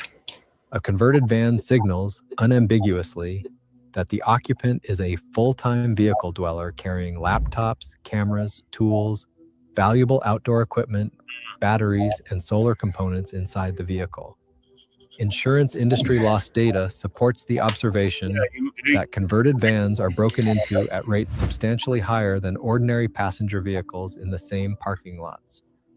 An ordinary Toyota Camry parked in the same lot signals nothing about the occupant. The theft crews scanning the lot at 3 in the morning look at the Camry and see a car. They look at the converted Sprinter next to it and see, in the shorthand of their trade, a mobile pawn shop. The van gets hit. The car does not. And the population that has had their vans broken into and their possessions stolen has independently arrived at the conclusion that the visible signaling of the converted vehicle is in itself a security liability that no amount of interior locking mechanisms can offset. Organized crews have been documented tracking converted vans across multiple parking locations, following them from truck stops to Walmart lots to residential streets, and hitting them when the vehicle is in a location with limited surveillance. The scouting behavior is possible only because the van is visually distinctive. A generic passenger sedan is indistinguishable from thousands of other sedans. This is not a small operational difference. A van in a major American city is being evaluated as a potential target every day, while a car in the same city is being evaluated by essentially nobody. Now, the seventh reason is the maintenance cost profile. A modern used passenger car purchased in the $2,000 to $3,000 range will typically deliver reliable service for 1 to 3 years of full-time use, with maintenance costs averaging between $500 and $800 per year. A converted van carries substantially higher maintenance costs because the vehicle systems are more complex and the parts are more expensive. A single major mechanical failure on a full-size van can cost between $2,000 and $5,000. Transmission failures on older Ford Transits routinely cost over $4,000 to repair. Diesel Sprinter engine issues can cost over $8,000. For a homeless population operating on tight budgets, a single mechanical failure can end the vehicle dwelling arrangement entirely and destroy any savings they had accumulated. Cars fail too, but they fail less often, they fail cheaper, and they can be replaced faster if the failure is catastrophic. The community that has experienced multiple van breakdowns has learned that a car represents a substantially more manageable risk envelope. Now, the eighth reason is the resale flexibility. A used passenger car in reasonable condition can be sold in most American cities within 7 to 14 days through Facebook Marketplace, Craigslist, or CarMax buyback programs. A converted van takes substantially longer to sell because the buyer pool is smaller, the pricing is harder to establish, and the interior modifications create legal and mechanical questions that most private In other buyers words, do it's not want all to deal with. game. Community reports consistently describe converted vans taking It's all 2 to 6 fucking months to game, sell man. at fair market value. I don't see not With many one owners bit of eventually taking humanitarianism substantial in losses to this lose the shit. vehicle quickly. The only fucking thing I see is the profit A motive, homeless which person who is may need to greed. liquidate their vehicle rapidly to cover a medical emergency, a legal fee, or a first month of rent on a permanent housing opportunity. The difference between selling in 1 week and selling in 6 months is not a small logistical detail. It is the difference between recovering the vehicle's value and losing it entirely. And it is a difference the community has learned about, in most cases, only after they have tried to sell a converted van under time pressure and discovered that the market they thought existed does not, in practice, function the way the mainstream van life narrative implied it would. Now step back and look at what all 7 of those reasons combined actually produce. What the population of experienced vehicle-dwelling Americans that has switched from vans to cars over the past year has concluded is that the entire mainstream narrative around van Goddess life Navi, this is a promoted by the plan that is largest YouTube designed to channels, the fail. largest Instagram influencers, and the paid van life course industry is based on a set of assumptions that do not survive contact with the actual conditions of full-time vehicle dwelling by someone on a tight budget. The narrative assumes that vans are cheaper. They are not. The narrative assumes that vans are safer. They are less safe in most measurable dimensions. The narrative assumes that vans provide better long-term flexibility. They do not. And the narrative assumes that the visibility of a converted van is a positive social signal that indicates freedom and adventure to observers. In practice, that visibility is a negative social signal that marks the vehicle for enforcement, for theft, for insurance discrimination, and for higher maintenance costs. The population that has been through it has, one household at a time, run these numbers and reach the conclusion that a $2,000 used Toyota Camry with a bed pad in the back is a better housing solution than a $15,000 converted Sprinter with solar panels and a composting toilet. The Camry costs less to buy, less to insure, less to fuel, less to maintain.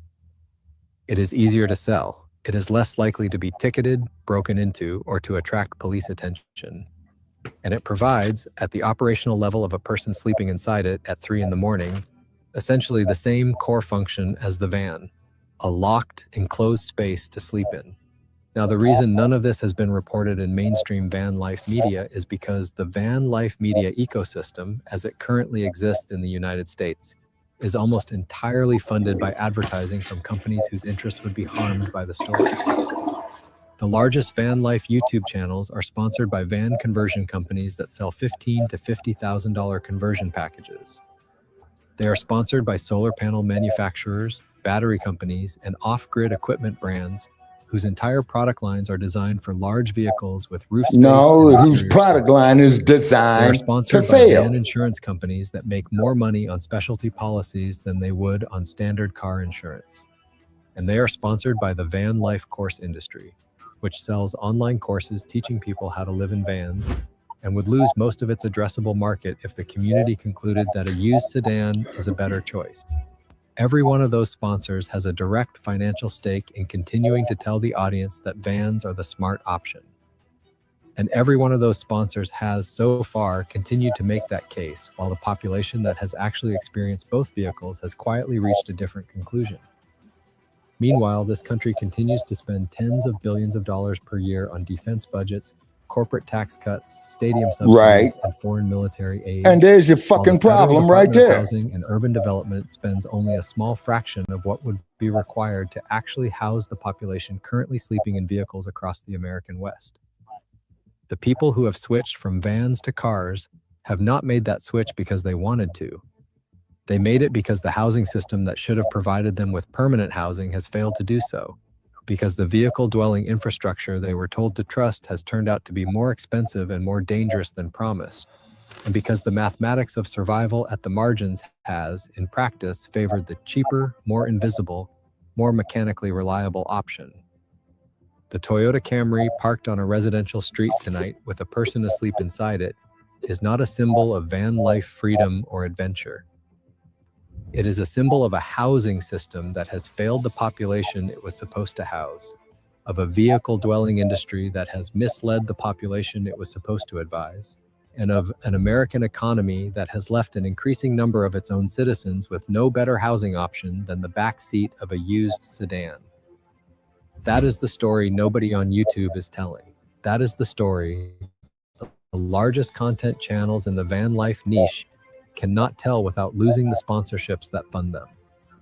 And that is the story the population that has actually lived through it has quietly been passing to each other in private conversations and Facebook group threads and text messages, while the mainstream narrative has continued to promote the vehicle that the community itself has been abandoning. If this reached you tonight, subscribe. Share it with anyone you know who is currently living in a converted van or who is considering purchasing one. Because the 8 reasons you just heard are the operational reality that the population that has actually lived through both vehicles has independently verified. The van life industry will not tell them what they need to know. The mainstream news media will not investigate the switch. The government agencies responsible for housing policy will not acknowledge that the housing crisis has produced a secondary market for the cheapest possible vehicles that can serve as functional shelter. What is left is the community's own word of mouth and the small number of channels willing to say publicly what everyone in the community already knows privately. This is one of those videos. The switch is happening. The reasons are documented. And the question is whether the population still driving vans will hear about the switch fast enough to make the same decision before their next major mechanical failure or their next parking citation forces the issue for them. Yeah, I know people that did that van life shit. And now they regret it.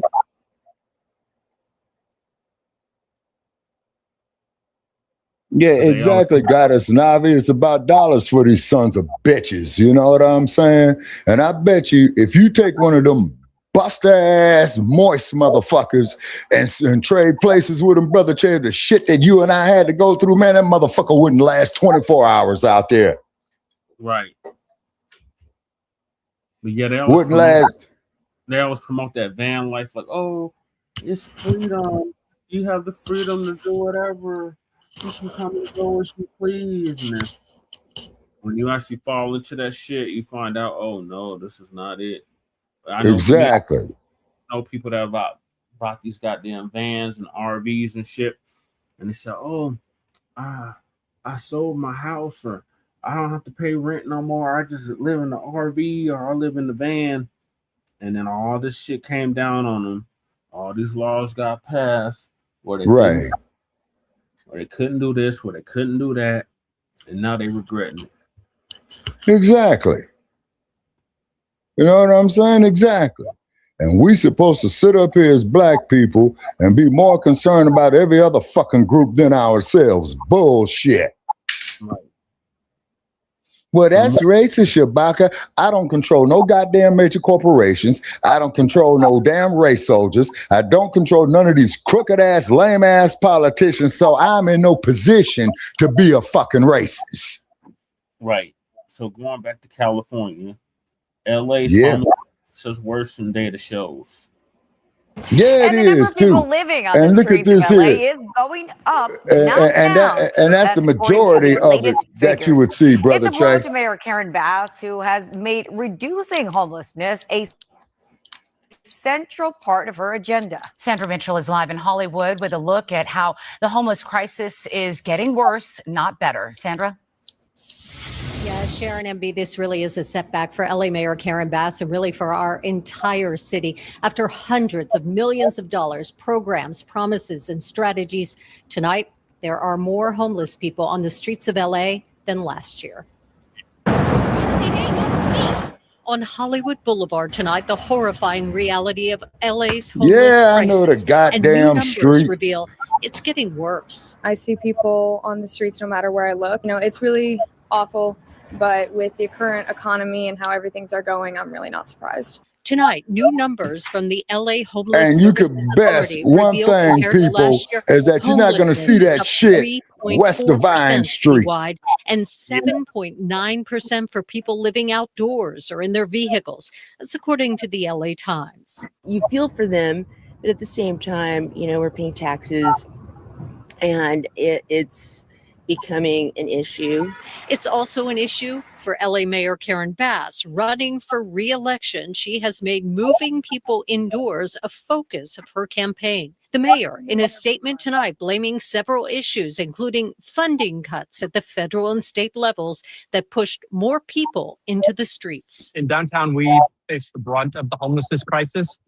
Oftentimes, we're taking it off of the entire city. And so, yes, it Well, affects our first place, neighborhood. that's not the Los We are Angeles having a lot City of Hall issues. that motherfucker's standing in People front who of. I live think and that's work Santa in Monica. downtown LA are especially concerned. We are definitely seeing more children and families on Skid Row.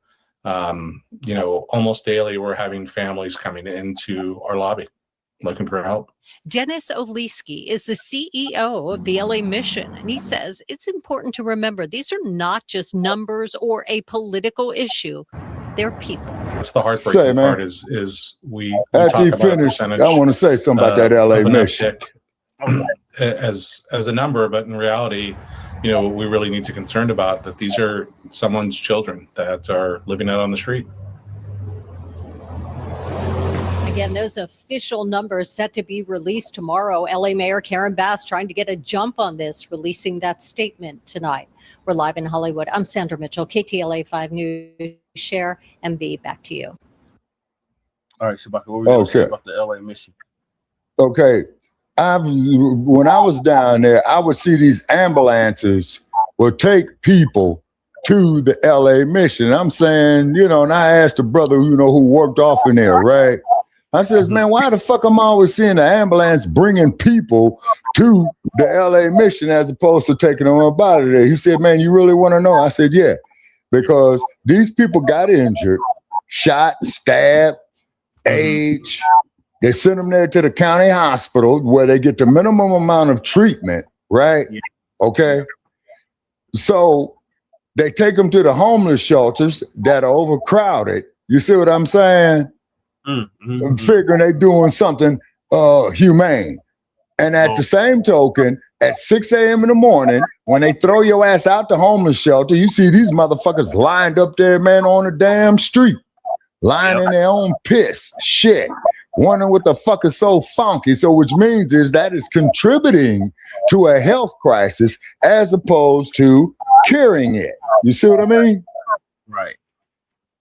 Yeah, it's just add insult to injury. And Nabi says, damn, that's pretty traumatizing. Oh, Oh yeah, Navi, is very traumatizing. In the middle of the fucking night in the rain and ain't got no place to go. Tell me about it. Yeah. Tell me about it. I've been there. Yeah, you've been in the snow with it too, brother Che. I've been in the snow with it briefly. You see what I'm saying? You know, briefly. You see? Okay. And then on top of it as well, too, they need to be going up there taxing all them goddamn billionaires up there in them fucking mansions up there in the Hollywood Hills. You see? And let them get a tax write-off for it. Hold on, my queue is out of order. I got one more clip to play, and this from Denver about the Unhoused. Yeah. Some more clips. So, you know, we've been having a heat wave out here.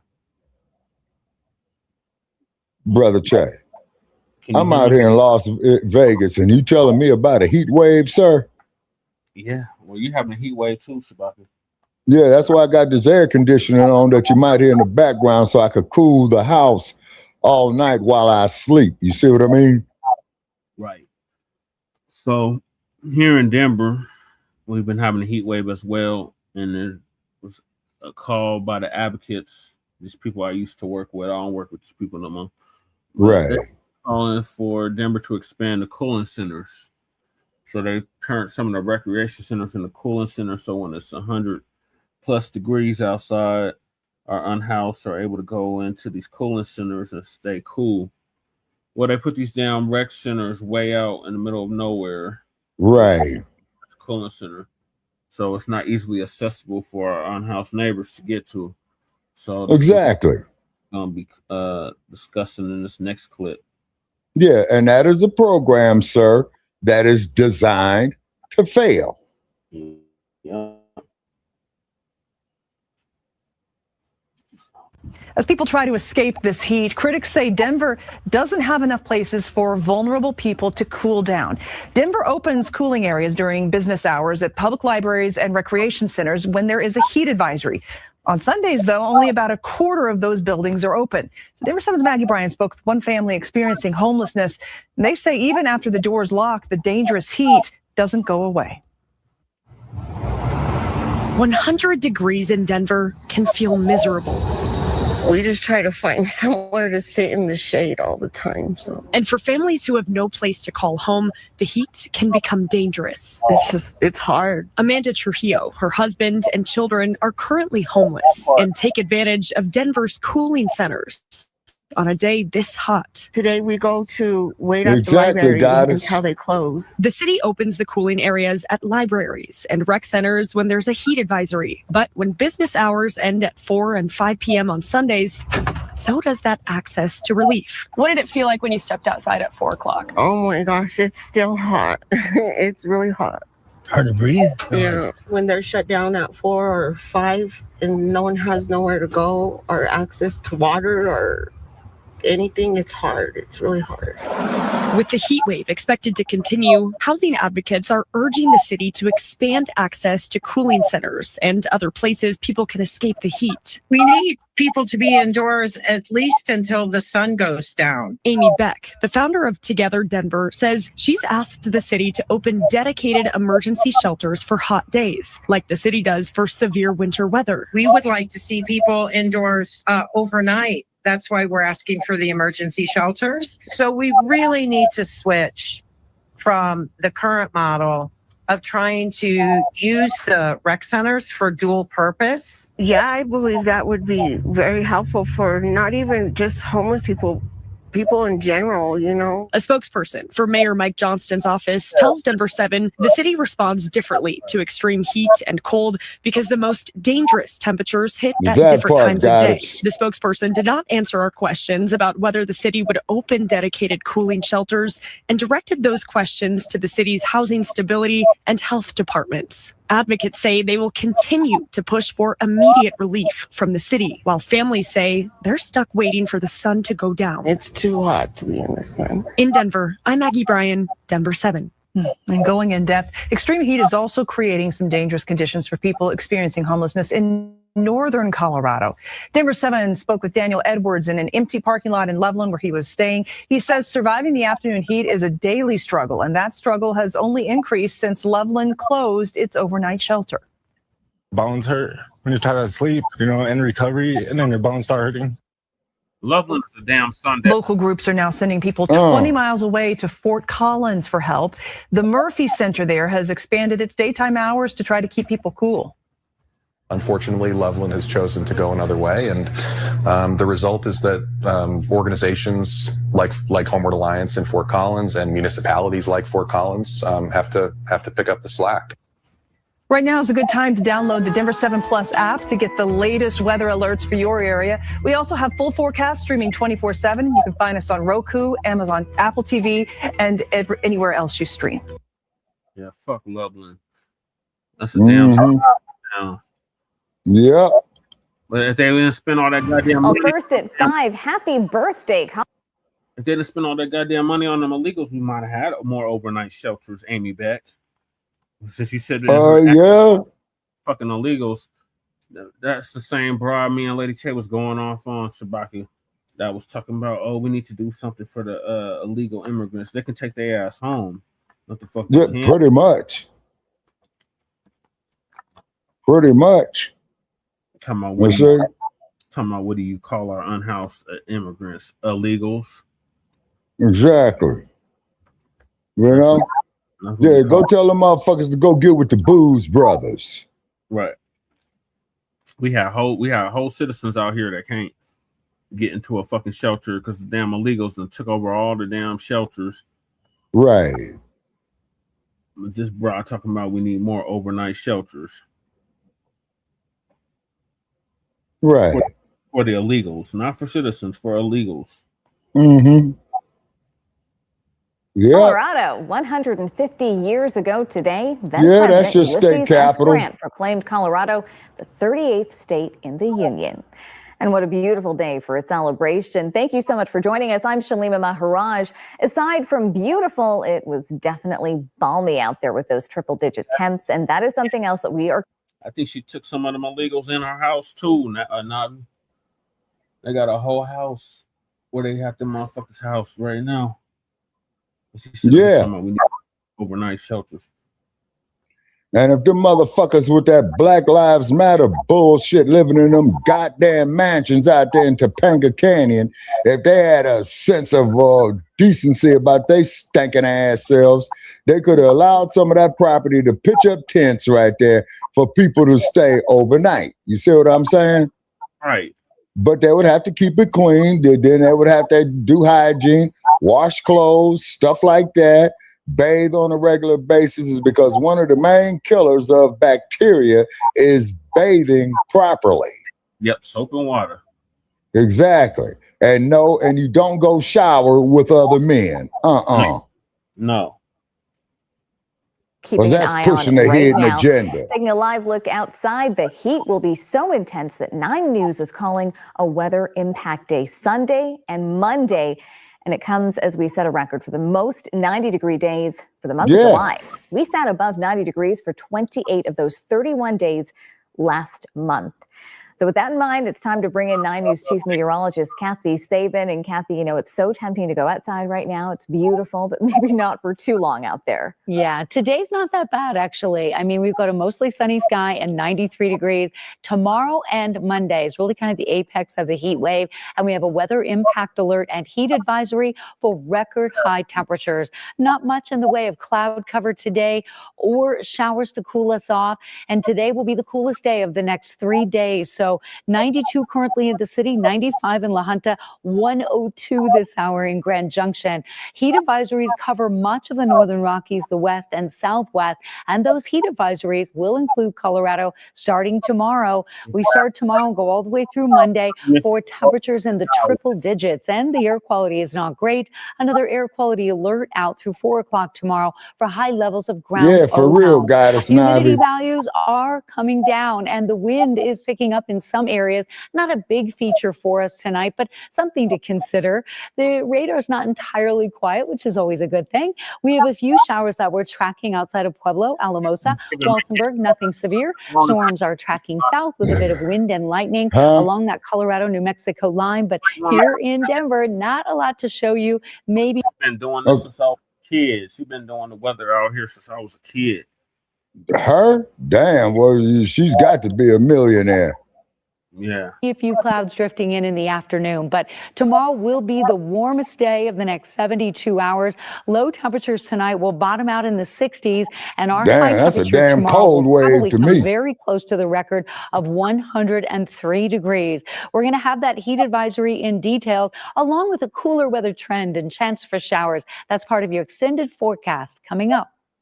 Right, thanks so much for that. Well, the heat advisory from the National Weather Service has now triggered the city of Denver to open cooling centers for the next 2 days for people who are unhoused. But advocates say that the city's response still leaves people living outside with not enough resources to escape the heat. 9 News reporter Ria Chud joins us live now. And Ria, what are advocates telling you right now? Yeah, Shalima. So the city of Denver is opening Denver recreation centers as these cooling centers. And the reason that advocates have a problem with it is because tomorrow is Sunday. And by this time tomorrow, all of those recreation centers will be closed. And it's hot right now, and tomorrow is going to be even hotter. And so since it's Sunday, 22 of Denver's recreation centers will be closed. Only 8 of them will be open, and they all close by 4 p.m. when temperatures could still be 100 degrees or higher. Advocates we spoke with today set up at the Aspen at 4040 Quebec Street and spent the day handing out water and food, and also brought fans to cool people down. They're asking for You the got to city be to careful respond with to this that weather. food The and those city high will respond to a temperatures. cold weather activation by opening emergency shelters. They shouldn't just be an afterthought, right? Where they are told they can use a rec center that closes in the heat of the day. And when that severe activation happens in the winter, there's a certain number of things that happen. Dedicated shelters are open. The notification goes out by text. Advocates are also asking the city to pause encampment sweeps, allowing people to stay in shaded areas without being moved. We spoke with people who showed up to the Aspen today who say the heat this summer has been brutal to navigate. Brutally hot. I'm actually starting to get headaches from the heat. We just can't go Drink out. water. And even if we go somewhere like sitting under a tree or something, we always have like police coming moving us around, and like it's too much. Denver's public libraries are also open as places for people to get inside and cool off, but many of those are also closed on Sundays, and the ones that are open close by 5 p.m. The Denver rec centers open tomorrow will be Athmar, Carla Madison, Central Park, Montbello, Montclair, Rood, Scheitler, and Washington Park. Only one of those, literally, out of all, maybe 2, maybe 3. Damn. Are accessible by the bus route. And they close at 4 o'clock. Like you said, it's still hot as hell outside at 4 o'clock. Hell yeah.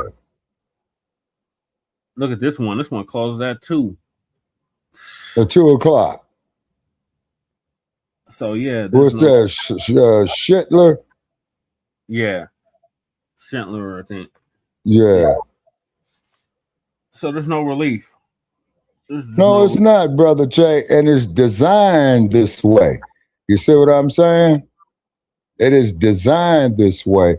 So what it is that they're killing off certain segments of the population through these programs, okay? And they're doing it systemically. Yeah. I wouldn't be surprised if they got a secret AI database telling them how to do it. And we spoke to the city, and they said they do have diabolical. a year-round severe weather plan, and that these cooling centers are part of that, but they haven't indicated whether they're going to be opening these emergency shelters for tomorrow or Monday or not. So right now it is hot. It is 5 p.m. So I would imagine if anyone that is unhoused and doesn't have a place to go tomorrow might have a difficult situation to navigate. Reporting live in Denver, Ria Chud, 9 News. All right, an important story. Thanks so much for your reporting, Ria. It was 103 degrees that day too. So yeah, it was still hot. It didn't cool off until damn near midnight. Exactly. And this motherfucker here, man, is still at 105 degrees. Oh, hell no. Well, the only relief we had was yesterday. It was in the 70s. That was short-lived. Okay. All right. So now I'm going to switch gears to the migrant news. Order. Q is like out of order. Let's Q together. So the Haitians, as you know, are getting deported. Mm-hmm. So I got like 2 clips on that. The first one's from Lisa. She's gonna give us an update on the Ohio Haitians are told to wear an ankle monitor. To wear an ankle monitor. Or leave with $2,600. Well, fuck the ankle monitor and fuck the motherfucking money. Just to tell the motherfuckers to shake the spot. That's what they're saying. They're saying they can shake the spot and get $2,600, or they got to wear an ankle monitor. Damn. Let's queue on order.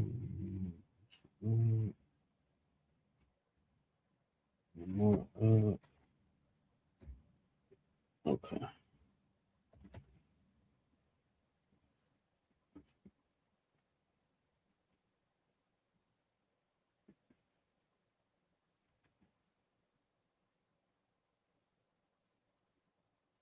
What's up, world? Let me tell you about this beard growth oil I got from 12 tribes on Earth.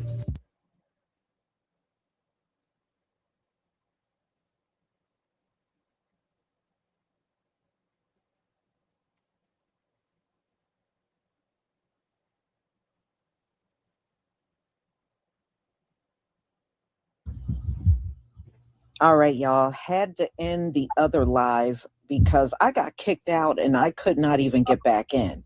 So what I did was I logged out and logged back in. I had to shut my laptop all the way down and come back in and it let me in. So sorry about that, but that's okay. We're not going to give up and we're going to move forward with this subject matter of the Haitians being under an ankle monitor, or another word, a shackle. And I'm just taking notice how they're doing this to the Haitians, but nobody else. And we all know the Haitians and the Syrians lost their TPS status on the same day when the Supreme Court made the decision, but nobody is shackling down a Syrian up in here. So yeah, I see a lot of racism in this, and it's very selective. And like I said, if you're gonna shackle somebody, why not shackle them damn Somalians that have taken billions of dollars from the government, scamming and lying and putting up fake businesses and getting millions and millions of dollars for their fake business. You didn't put nary shackle on their asses. That's true. So y'all, let's get into it. Hopefully people will come over and get caught up. Let's try this again.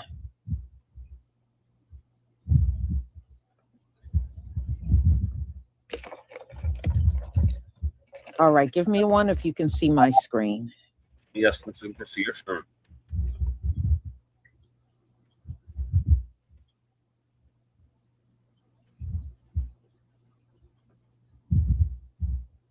Okay. All right, here we go again, all right? That's okay.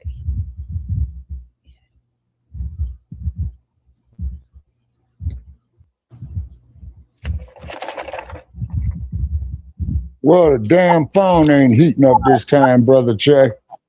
That's good. Uh-oh. Just on her end, she having technical difficulties still. Okay. Okay. Can y'all hear? Going in and out, Lisa. Let me try to fast forward. Well, ladies and gentlemen, in 6 days will be the anniversary of the Watts riots. Oh yeah, it will be. That's true. We got to do a show on that. Yep. Sorry, y'all. Lisa was having technical difficulties with that stream. Let me fast forward a little bit. This will do it. I'm going to try again. Damn. Okay. All right, y'all. Thank you for the ones. I think we can do it this time. Yep, the one from 65, not yep.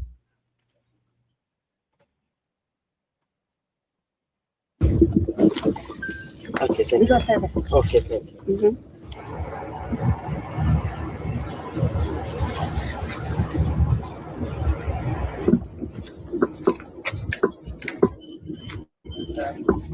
Yeah, everything is okay. Okay. Okay. They only put this one and this one. Okay. After everything is okay.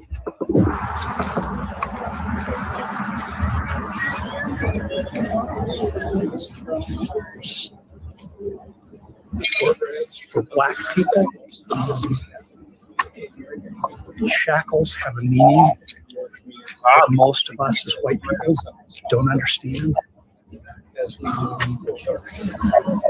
But this brings back the feeling of being enslaved. It's okay.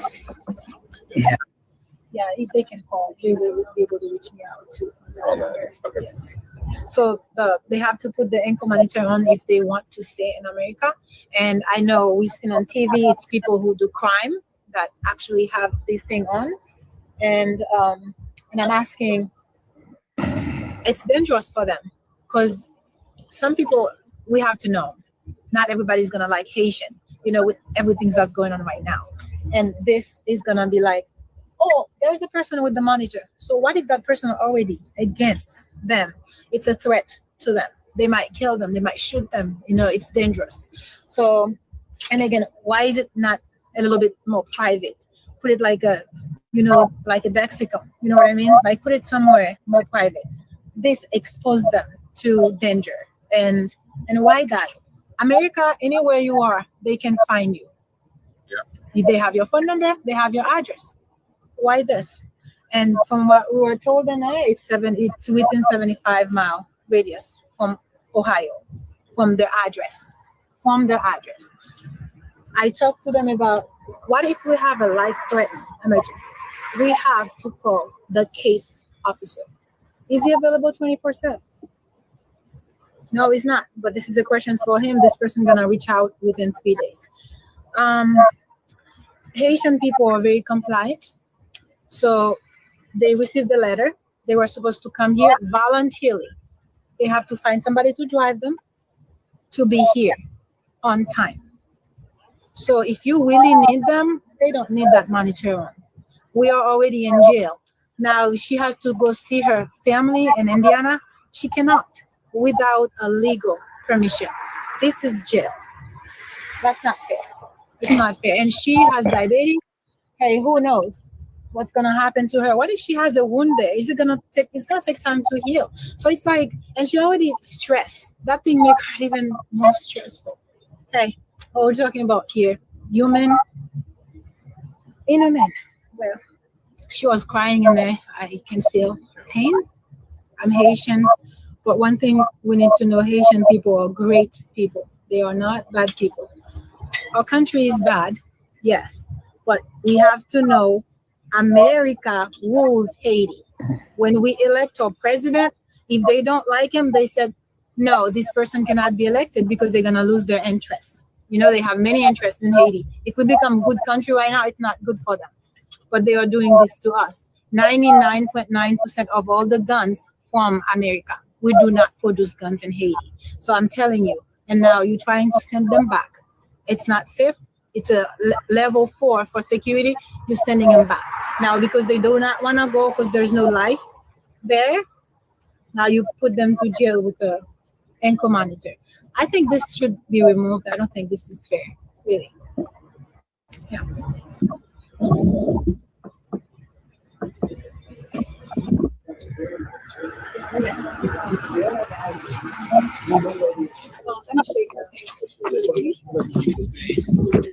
Yeah, we're gonna give you some space here.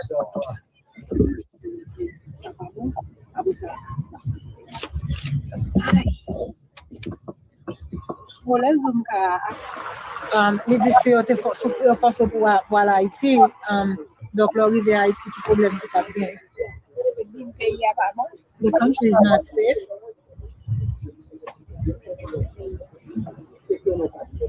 Okay. Yeah, and I have my asylum here pending, and I have a 5-year work permit. I just can imagine why I should go back to Haiti while I can work here. So she already has asylum in case? So she asylum, yeah, she has an asylum pending, and she said she went to court on July 6th. Yeah.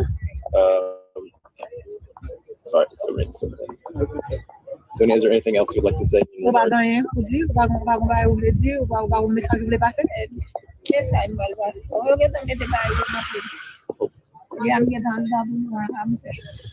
don't have much to say. I'm already.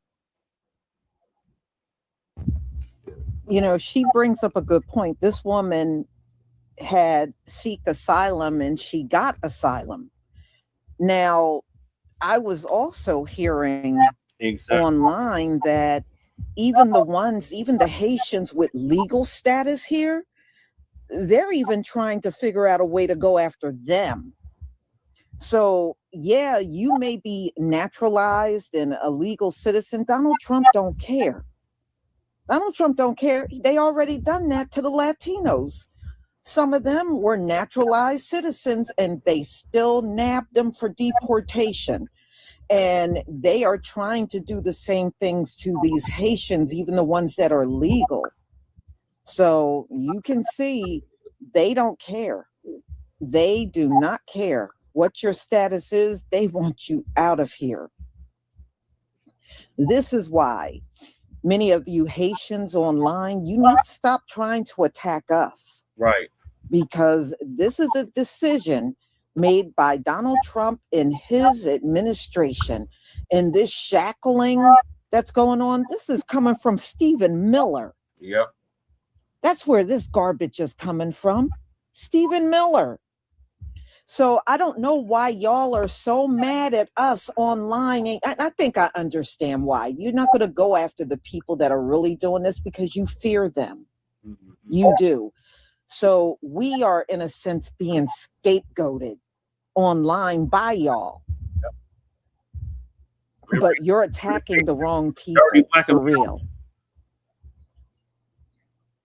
They put an ankle monitor on her. I don't want to hear nothing. Already in jail, and they put monitor in my ankle. So could you spell her name again? Sony Prenice, Prenice.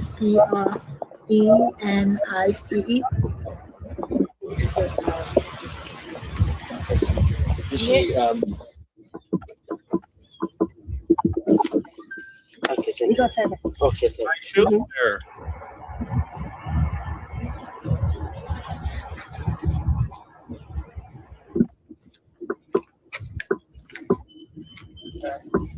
Everything is okay. Okay. They only put this one and this one. Looks like he got a Christmas out. Okay. After everything is okay.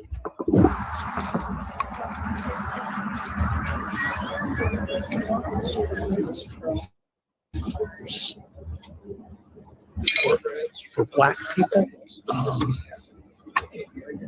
shackles have a meaning that most of us as white people don't understand. No shit. But this brings back the feeling of being enslaved. It's okay. And I have beautiful children and teenage girls who attend my church. Right. And they both talk shit about us. That's the feeling. And I hate to think of what could happen. In Columbus. No, Black Santa.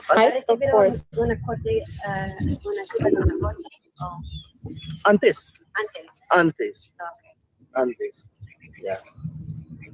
Ella vive en San Francisco y podría ser que ella pueda llamarte y hacer una entrevista por celular. Okay. And as Haitians, we know that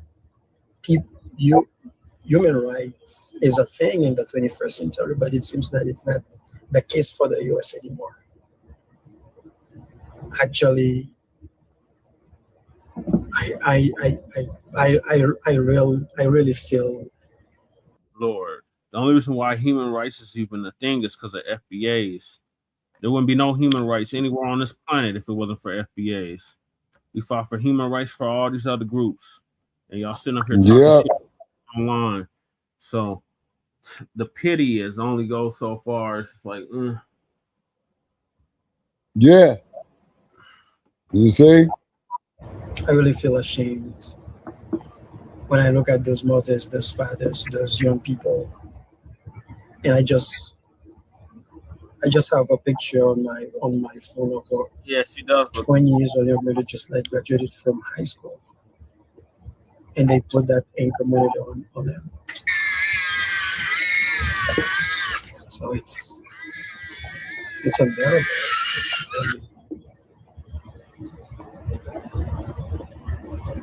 I don't know, but this is insane. If I am open for any type of court hearing, I think that this type of treatment of putting an ankle monitor is just like trying to bring back the memory of slavery. People were not living on plantation anymore, and it's really a shame to see this administration is doing this to people. Actually, one of the things with Haitians, they do not like to hide because they know that they're not doing anything. And this is one thing. Exactly, not for us. When you're hiding, you set the signal that you've done something wrong. And this is why you see that they're not afraid to show up, because they know that they have the right to appear before a judge, and the government has the full power. If they want to deport them, they can go ahead and do so. After a court hearing, they can decide that they don't want to keep them here anymore. They can still do whatever they want to do with them, because they might be afraid to go back to Haiti. Let me tell you something. This ain't gonna keep these people here. You got to think about this. Government don't tell the truth about nothing. And we know Donald Trump, he ain't about no truth whatsoever. The bottom line of the matter is they're going to put these monitors on you, let you stay for a little while longer since you agreed to be monitored 24/7.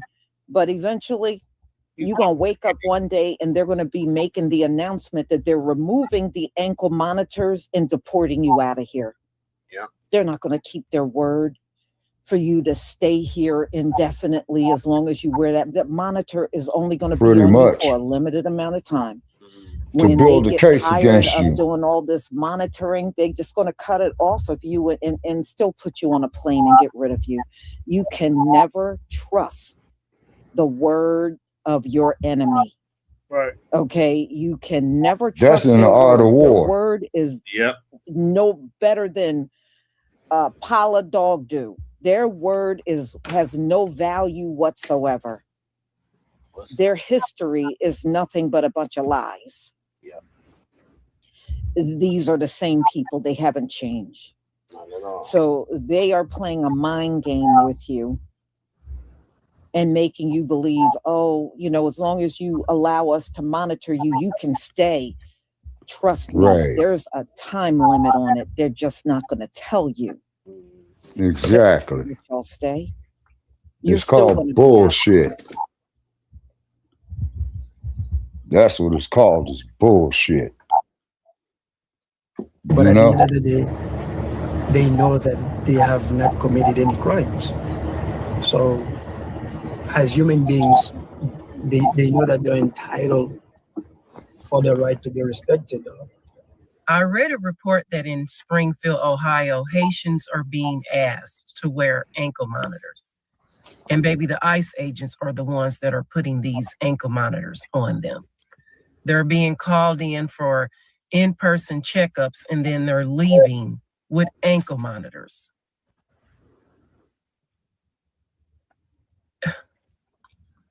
I'm speechless. I don't even know what to say. I'm not. It's called bullshit. Right. Ankle monitors. Yep. And then I too, don't even brother know what to Che, say. they're gonna start It's doing that just shit to you, to every people like day you and it's I. something with this administration. Yeah, I wouldn't be surprised. This is absolutely horrible. Yeah. So I get why the people are protesting in Ohio right now, because that's just inhumane. If you ask me, that's inhumane. It It's is. disgusting. Totally. You'll get no argument from me. It is. And the thing is, y'all, they can't even travel 75 miles outside of where they live. If they go more than 75 miles from Springfield, Ohio, ICE track them down and they automatically get deported. So if they got family in another state or something happens to a relative, if they are over 75 miles away, they literally can't go. It could be their own parent that passes on. And if they go over 75 miles outside of that limit, it's an automatic deportation. Man, this place, America is like a police state. Yep. It really is. Trust me. They're going to do this to more people. They are. You know, we're going to wake up one day and they're going to start shackling a lot of these Africans here too. Yep. And they're not going to just stop. If they can get away with doing this to the Haitians, you think they're going to stop? No, they're going to get these other immigrants as well.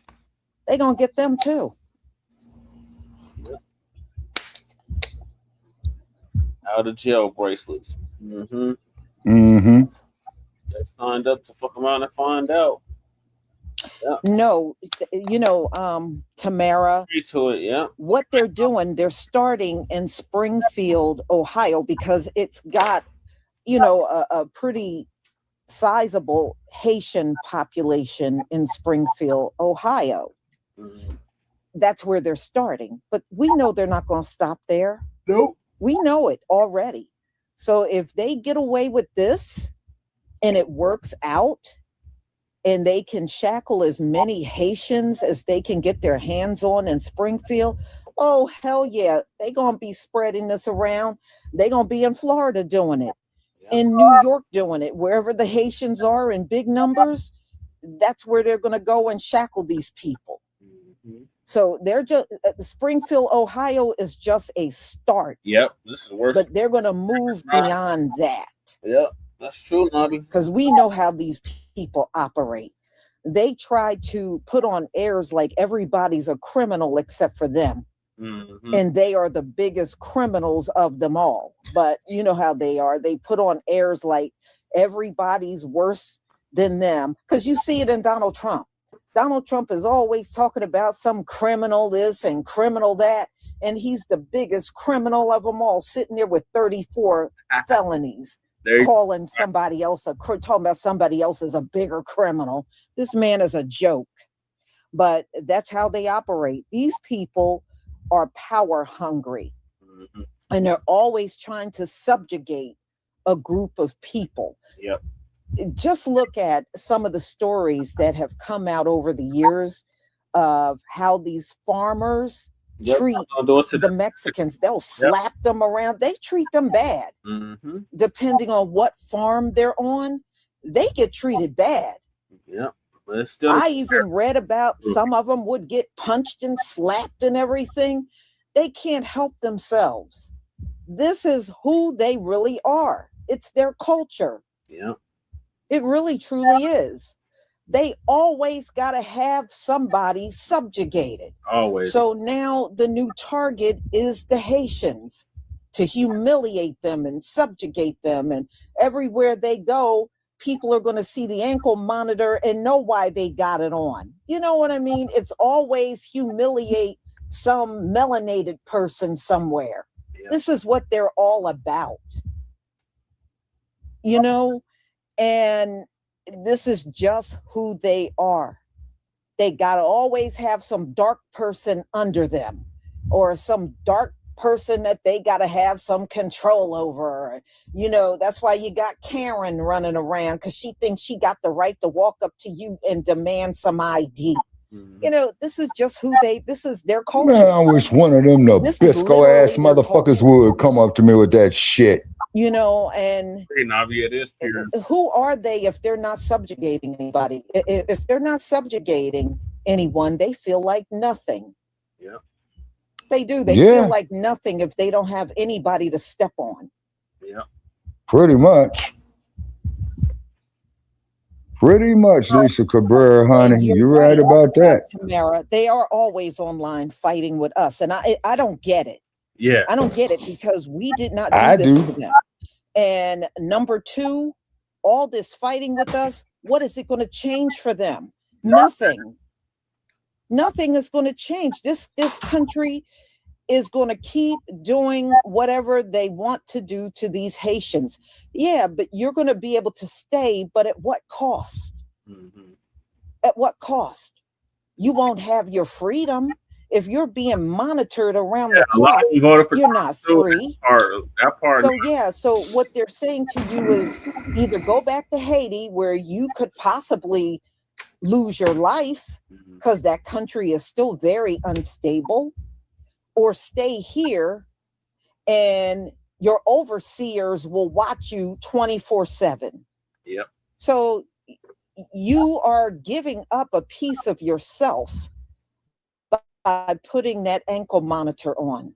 Yep. Yeah, you get to stay, but somebody's watching over you 24/7? Oh, hell no. Hell no. Hell no. You know what I would be telling them? You got bigger fish to fry than to be online fighting with us. Okay. Being online fighting with us is going to get them nowhere. Right. Nowhere. It's not going to remove that ankle monitor. Nope. You know, but see, I know why y'all won't fight this white man, because you fear as soon as you get finished fighting with them, you're going to be deported, which you probably will. Mm-hmm. That is true. You probably will. That's what y'all fear. That's why you won't fight with them no matter what they do to you. You will not stand up to this white man because you fear that's an automatic deportation if you try to fight one of them. I know why you're doing it. I know. Yeah, you're right, Goddess Navi. That is the mindset of the colonizer. You don't have nothing to worry about if you come and fight with us 24/7 online. You have nothing to lose. Nothing's going to happen to you.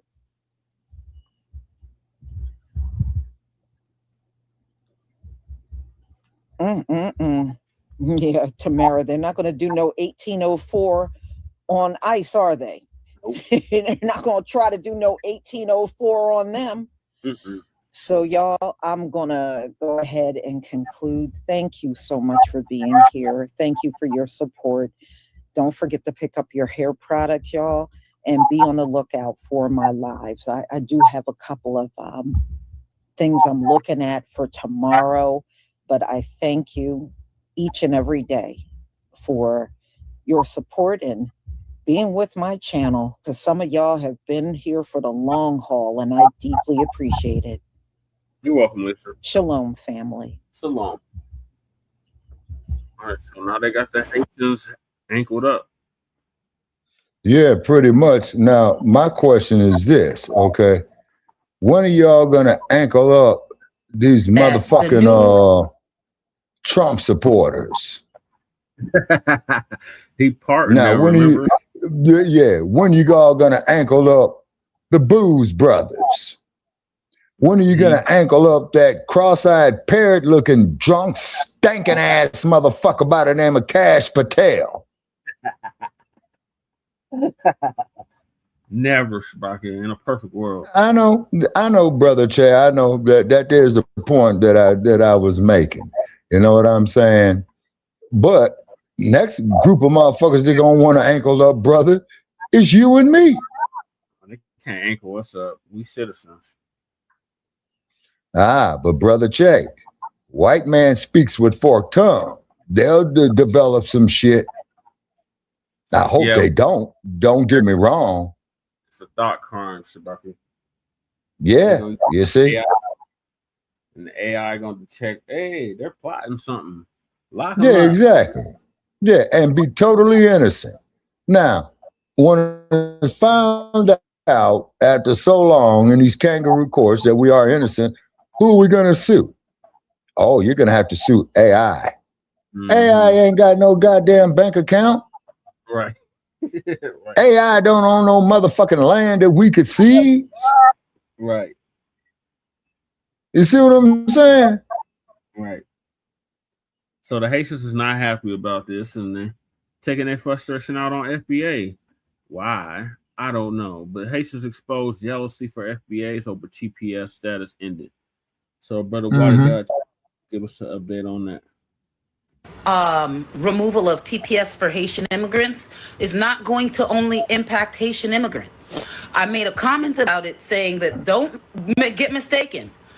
Black Americans will be picked up as well. I see a lot of folks, especially Black Americans, that says, oh, they're still. Come on, these same people that was telling us we were next. Remember, we were supposed to be getting deported. We were supposed to already got shipped out of this country. All that stuff. It's the same people that was telling us we were next. So we see how that shit. Yeah. Yeah, but they play politics with us, Brother Che. You know what I'm saying? Y'all don't even fucking work to even begin with. I know a lot of Black niggas right now. Black Americans. They sell Well, drugs. first place, cat, I ain't nobody's nigga. And they fucking lazy. It's a lot of y'all. Might have to drop a dime on them. I don't give a fuck, man, if I smoke weed for the rest of my goddamn life. Trick, that's my That business. shit for sure, bro. I don't like that shit.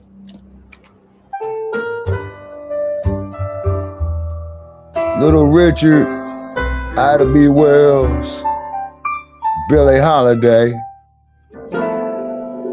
Ali.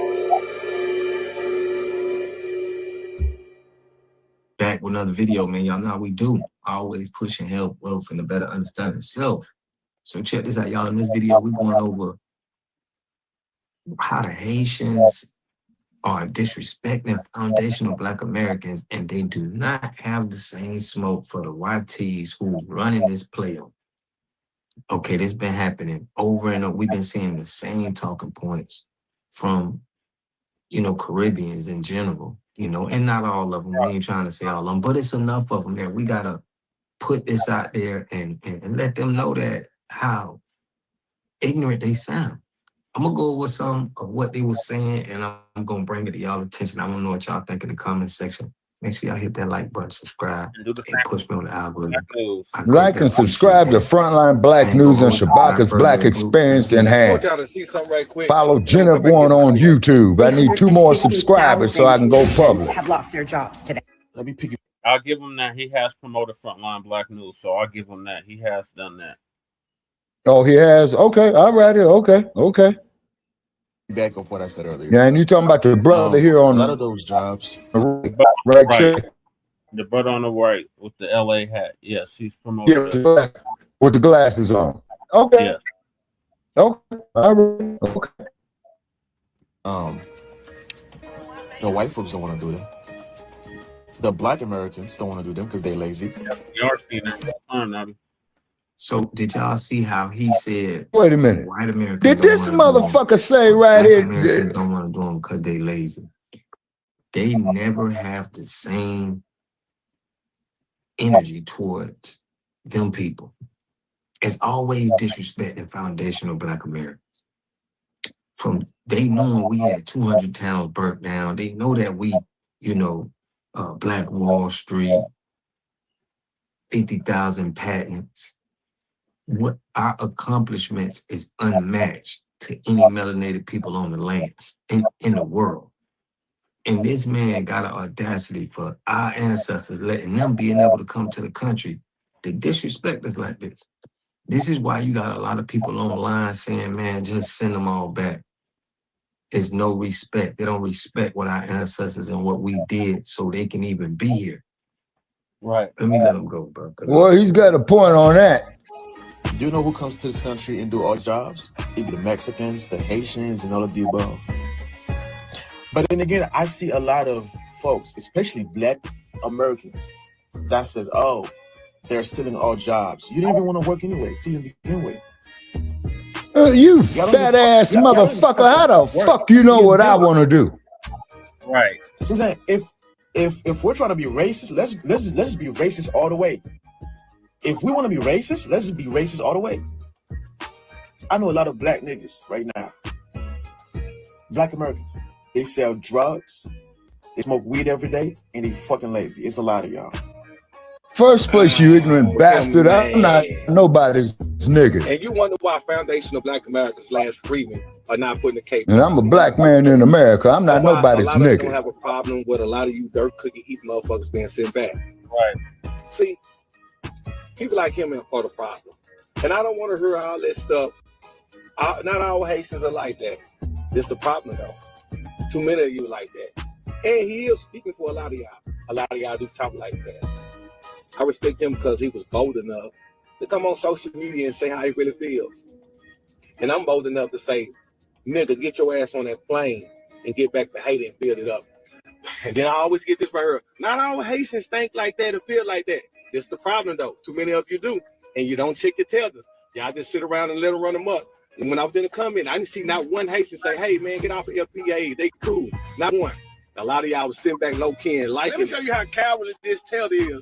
You notice he wouldn't say anything about the people who actually sit in the back, the people who don't want him in this country. He went into straight attack mode on Foundation Black America. Real hatred. Yeah, it's jealousy. They're like, damn, man, we got to go back. Man, them FBAs so lucky. They get to stay under white daddy and white mommy. Damn, white daddy and white mommy. I want to stay over here. I work hard and I listen to my mind. I don't try to bust the system. Damn, I hate you, FBA. White daddy and mommy, you sending me back. That's what that's really. Tell you something, Mr. Tether, man. They can't send us nowhere. This is our country. We are foundational to this country. That's what we're trying to tell y'all. And that's what y'all hate. Okay, so I'm scrolling on my For You page, right? And I'm scrolling and all these videos are popping up with Jamaicans, Dominicans, Bahamians, Black Americans, all like Exactly, Navi. talking about they don't want Haitians in their country, like Haitians need to go back to Haiti and all these things. And that really had me thinking like, I want to know what the fuck we did to y'all. Maybe I'm missing something. You don't see the Black Americans as lazy. You don't see all these statements that your people making. That's, somebody gonna have to stand up and say, we don't see no Haitians coming out and saying, man, listen, our people they tripping. They not appreciative of what y'all did in this country for us to be here. Now it's like y'all want to talk like y'all did everything in this country so we can be here. We bring up 1804 with everything. Check this out. Maybe it's some type of history I don't know about. Because I'm trying to figure out, what did we do to y'all to make y'all hate us so much? To make y'all hate us so much. It's the YT people is controlling immigration. See, they don't even understand what's going on. Just like them people out there in Morocco that went to Spain. That was all organized. How Haitian people is going to different countries. This is a slave trade. A modern day. Mm-hmm. They think that this is all about them just going to a place to work. They want a workforce. That's why y'all are being directed to these places. Y'all ain't just doing that. Barbecue in Haiti is ran by them people. He's the president there. Them YTs and them little hats is paying this man and making sure he keep the country in line. But the people that want to be on game recognize this and say, man, we got to take the country back. Right. Y'all is letting these YTs just run the whole country Tethers ball with black people. Got us now. Look like y'all with Haitians, and y'all don't say nothing. You only saying something about Black Americans. This should be a wake up call to them to saying like, hey, look, y'all, we can't have them sending us to these other countries to be slaves. We need to go fight the power at our own country and take our country back. You would think somebody would be smart enough to say this online. That y'all treat us like the bottom of the barrel as motherfuckers when we helped. The YTs treating y'all like that. They running that country, and y'all can't seem to think about it because you don't see them. Hey, brother Che, I got a Trust me, question. that money being sent, barbecue is working for them people. If I'm lying, you ain't got. What's your question, Shabaki? The currency in Haiti, is it backed by Haiti or is it backed by France? And if it's backed by France, man, then that tells me something very, very significantly. I think it's backed by France, Shabaki, but I'll look it up. Right. I think it is too. Okay. Now, this is what Traore was trying to do, but he capitulated to Trump, is because, you know, France is not getting no more of Burkina Faso's revenue. You see what I mean? Okay, In other words, no, I'm sorry, go ahead, Che. It says it's not backed by France. The Haitian Gold, I think that's how you said it. How is it spelled? Zourde. Zourde. Gourde. Gourde. Gourde.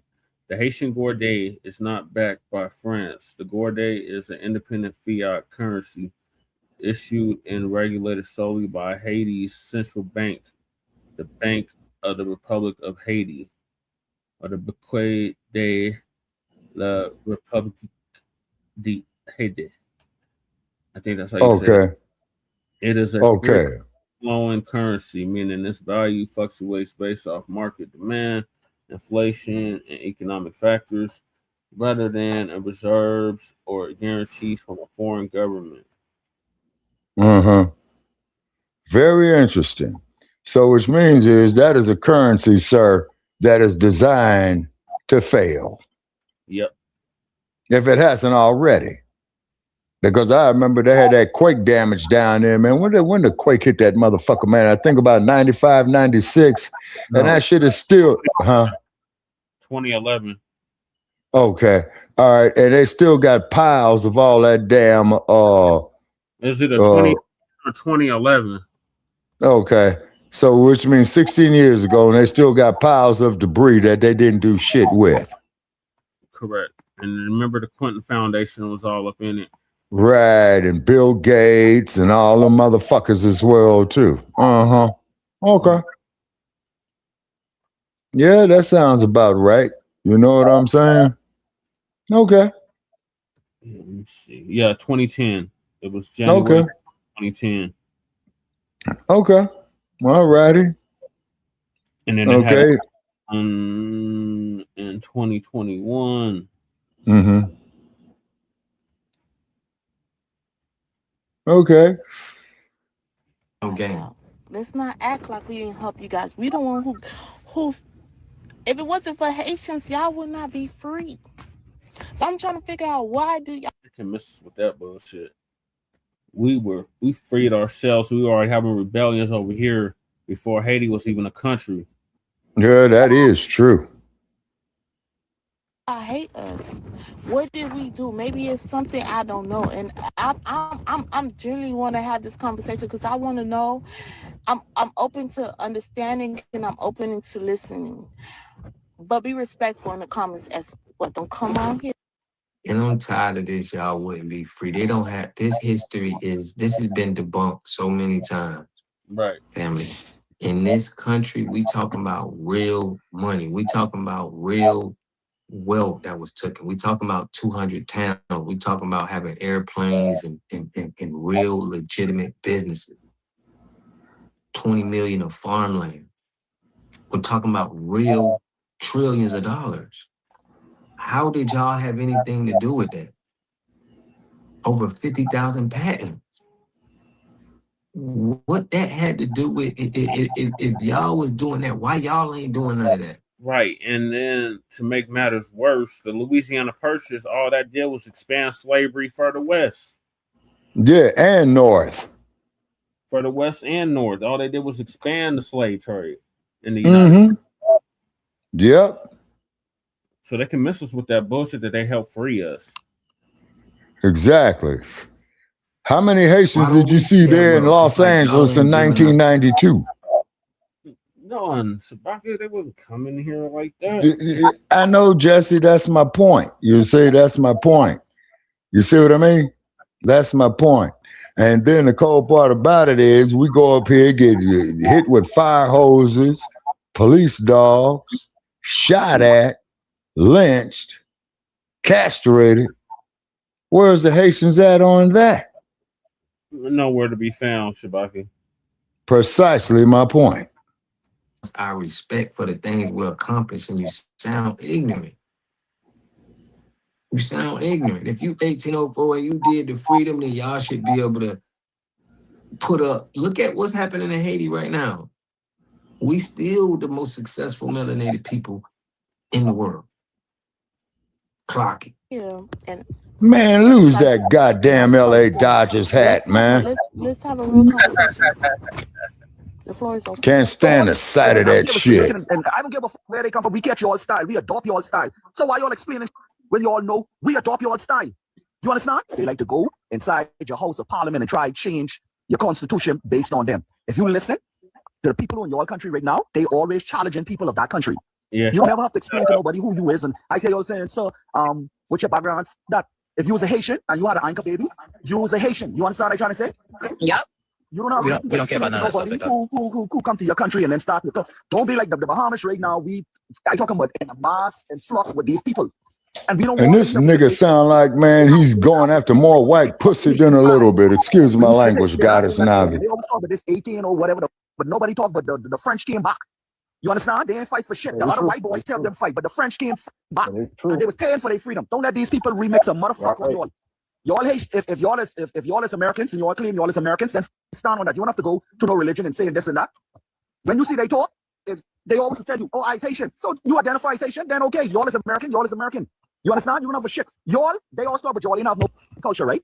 Ask these motherfuckers where they get their style of dressing, where they get their style of talking, and because we used to watch y'all, them rappers from, New York, LA, whatever. And we catch that style. We catch that style. The whole Caribbean. I don't care if it's Jamaican and I don't give a fuck where they come from. We catch your style. We adopt your style. So why y'all explaining shit when y'all know we adopt your style? You understand? Hello, friends. Just a quick reminder. Since the racists are out here really getting crazy, if I make a comment, one, that the new removal of TPS for Haitian immigrants is not going to only impact Haitian immigrants. I made a comment about it saying that don't get mistaken. Black Americans will be picked up as well. It became an argument of, oh, you mean African Americans. No, I don't. That's a cultural distinction. I wasn't making one.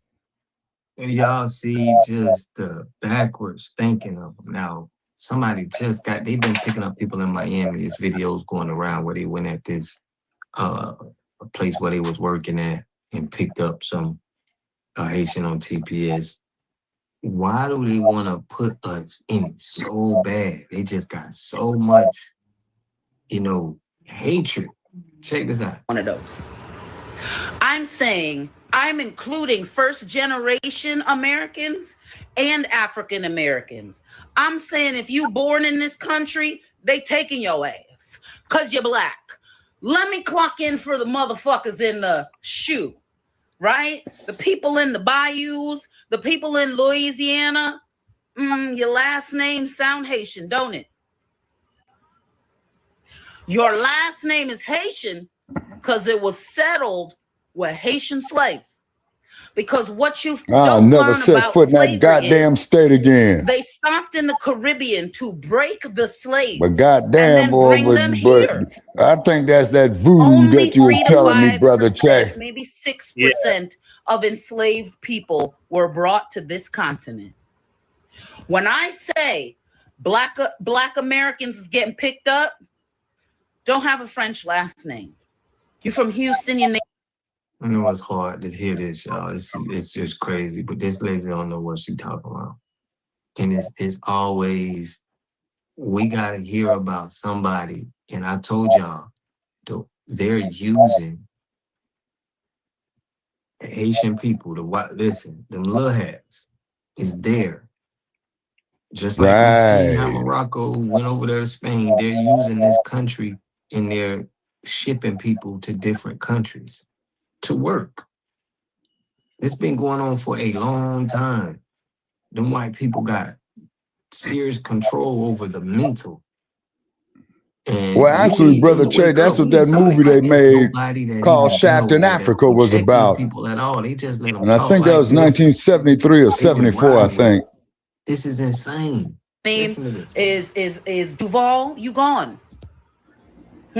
Your name is anything sounding foreign, and you could be like, "Oh, I've been here since fucking Nat Turner. What are you talking about?" And then you go, "Where are they gonna deport us to?" It's not about deportation. Stupid. First of all, being in this country illegally, this nose ring is killing me. Being in this Trying to fit in America so bad. The nose ring killing me. This is what I be saying to cosplaying. We ain't gotta.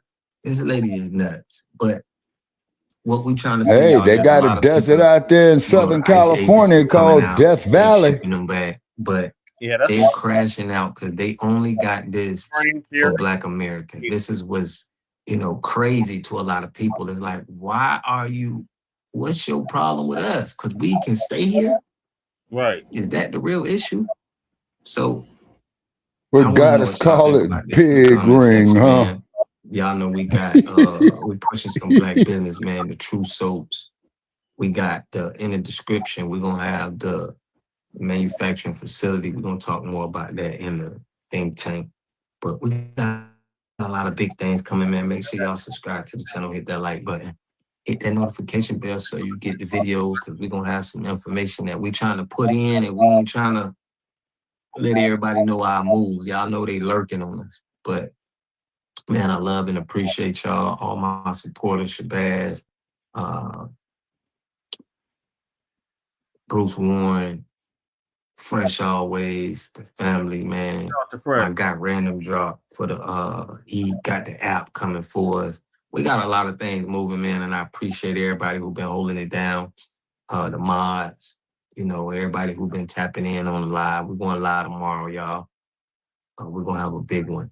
But I love and appreciate y'all. I will catch y'all in the next video, family. Peace and love.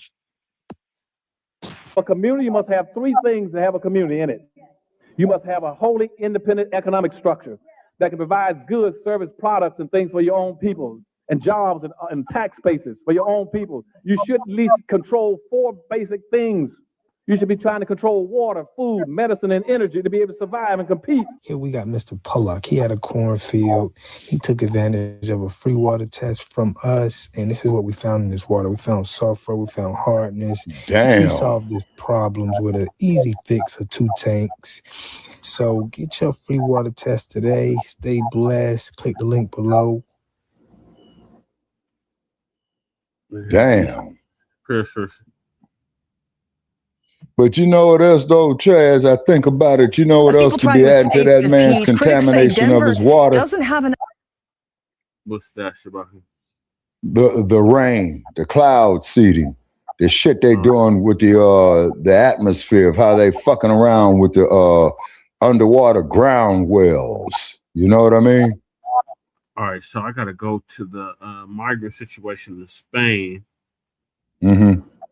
Forgot about that. So Tariq gonna give us an update on that. All right.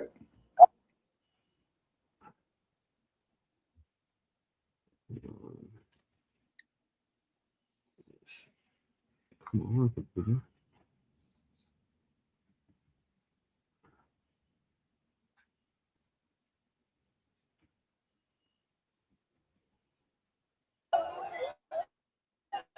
Increíble la situación.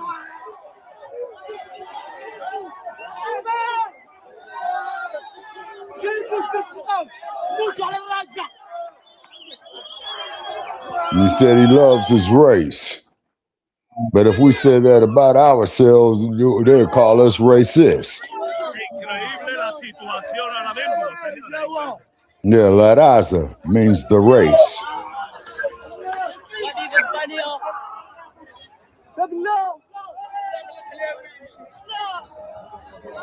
know what I want to talk about. What we got to talk about first. All right, Che, I'm out after Tariq, man, because I'm having power supply issues on this phone. Okay. Africa in the Spanish territory called Ceuta. It's pronounced different ways. People pronounce it different ways. Ceuta, Ceuta, Ceuta, Ceuta, Ceuta. People pronounce it different ways. I just say Ceuta. And boy, they ran over in there deep. And boy, the European Union, they're panicking right now. Oh, what happened? Yeah, let me tell you what happened over there. It was about 60,000 people that crossed over into Ceuta. And these migrants entered. Most of them are from Morocco. It's like on the border of Morocco. Mm-hmm. So they were jumping fences, swimming around the beach edges. And this area, it's owned by Spain, but it's on the tip of North Africa. All right? It's called Ceuta or Ceuta. The local police, they said it's absolute chaos. They said basically the borders have completely collapsed. Spain, they've deployed their armed forces to back up the civil guards down there to maintain security. They're trying to restore order, but I think so. There's been a lot of fatalities down there. Mm-hmm.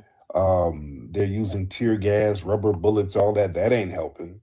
Nope. So it's real heavy. It's a real deep thing. Now, the population of that little area of the territory is only 80,000, and within like days, 60,000 people then bum rushed the place. So it's a mess right now, and everybody's on edge. The European powers are on edge about this.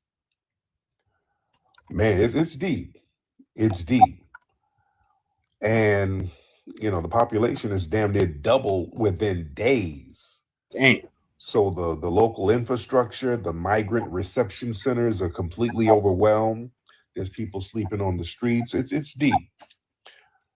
And that's Europe's only land border in Africa.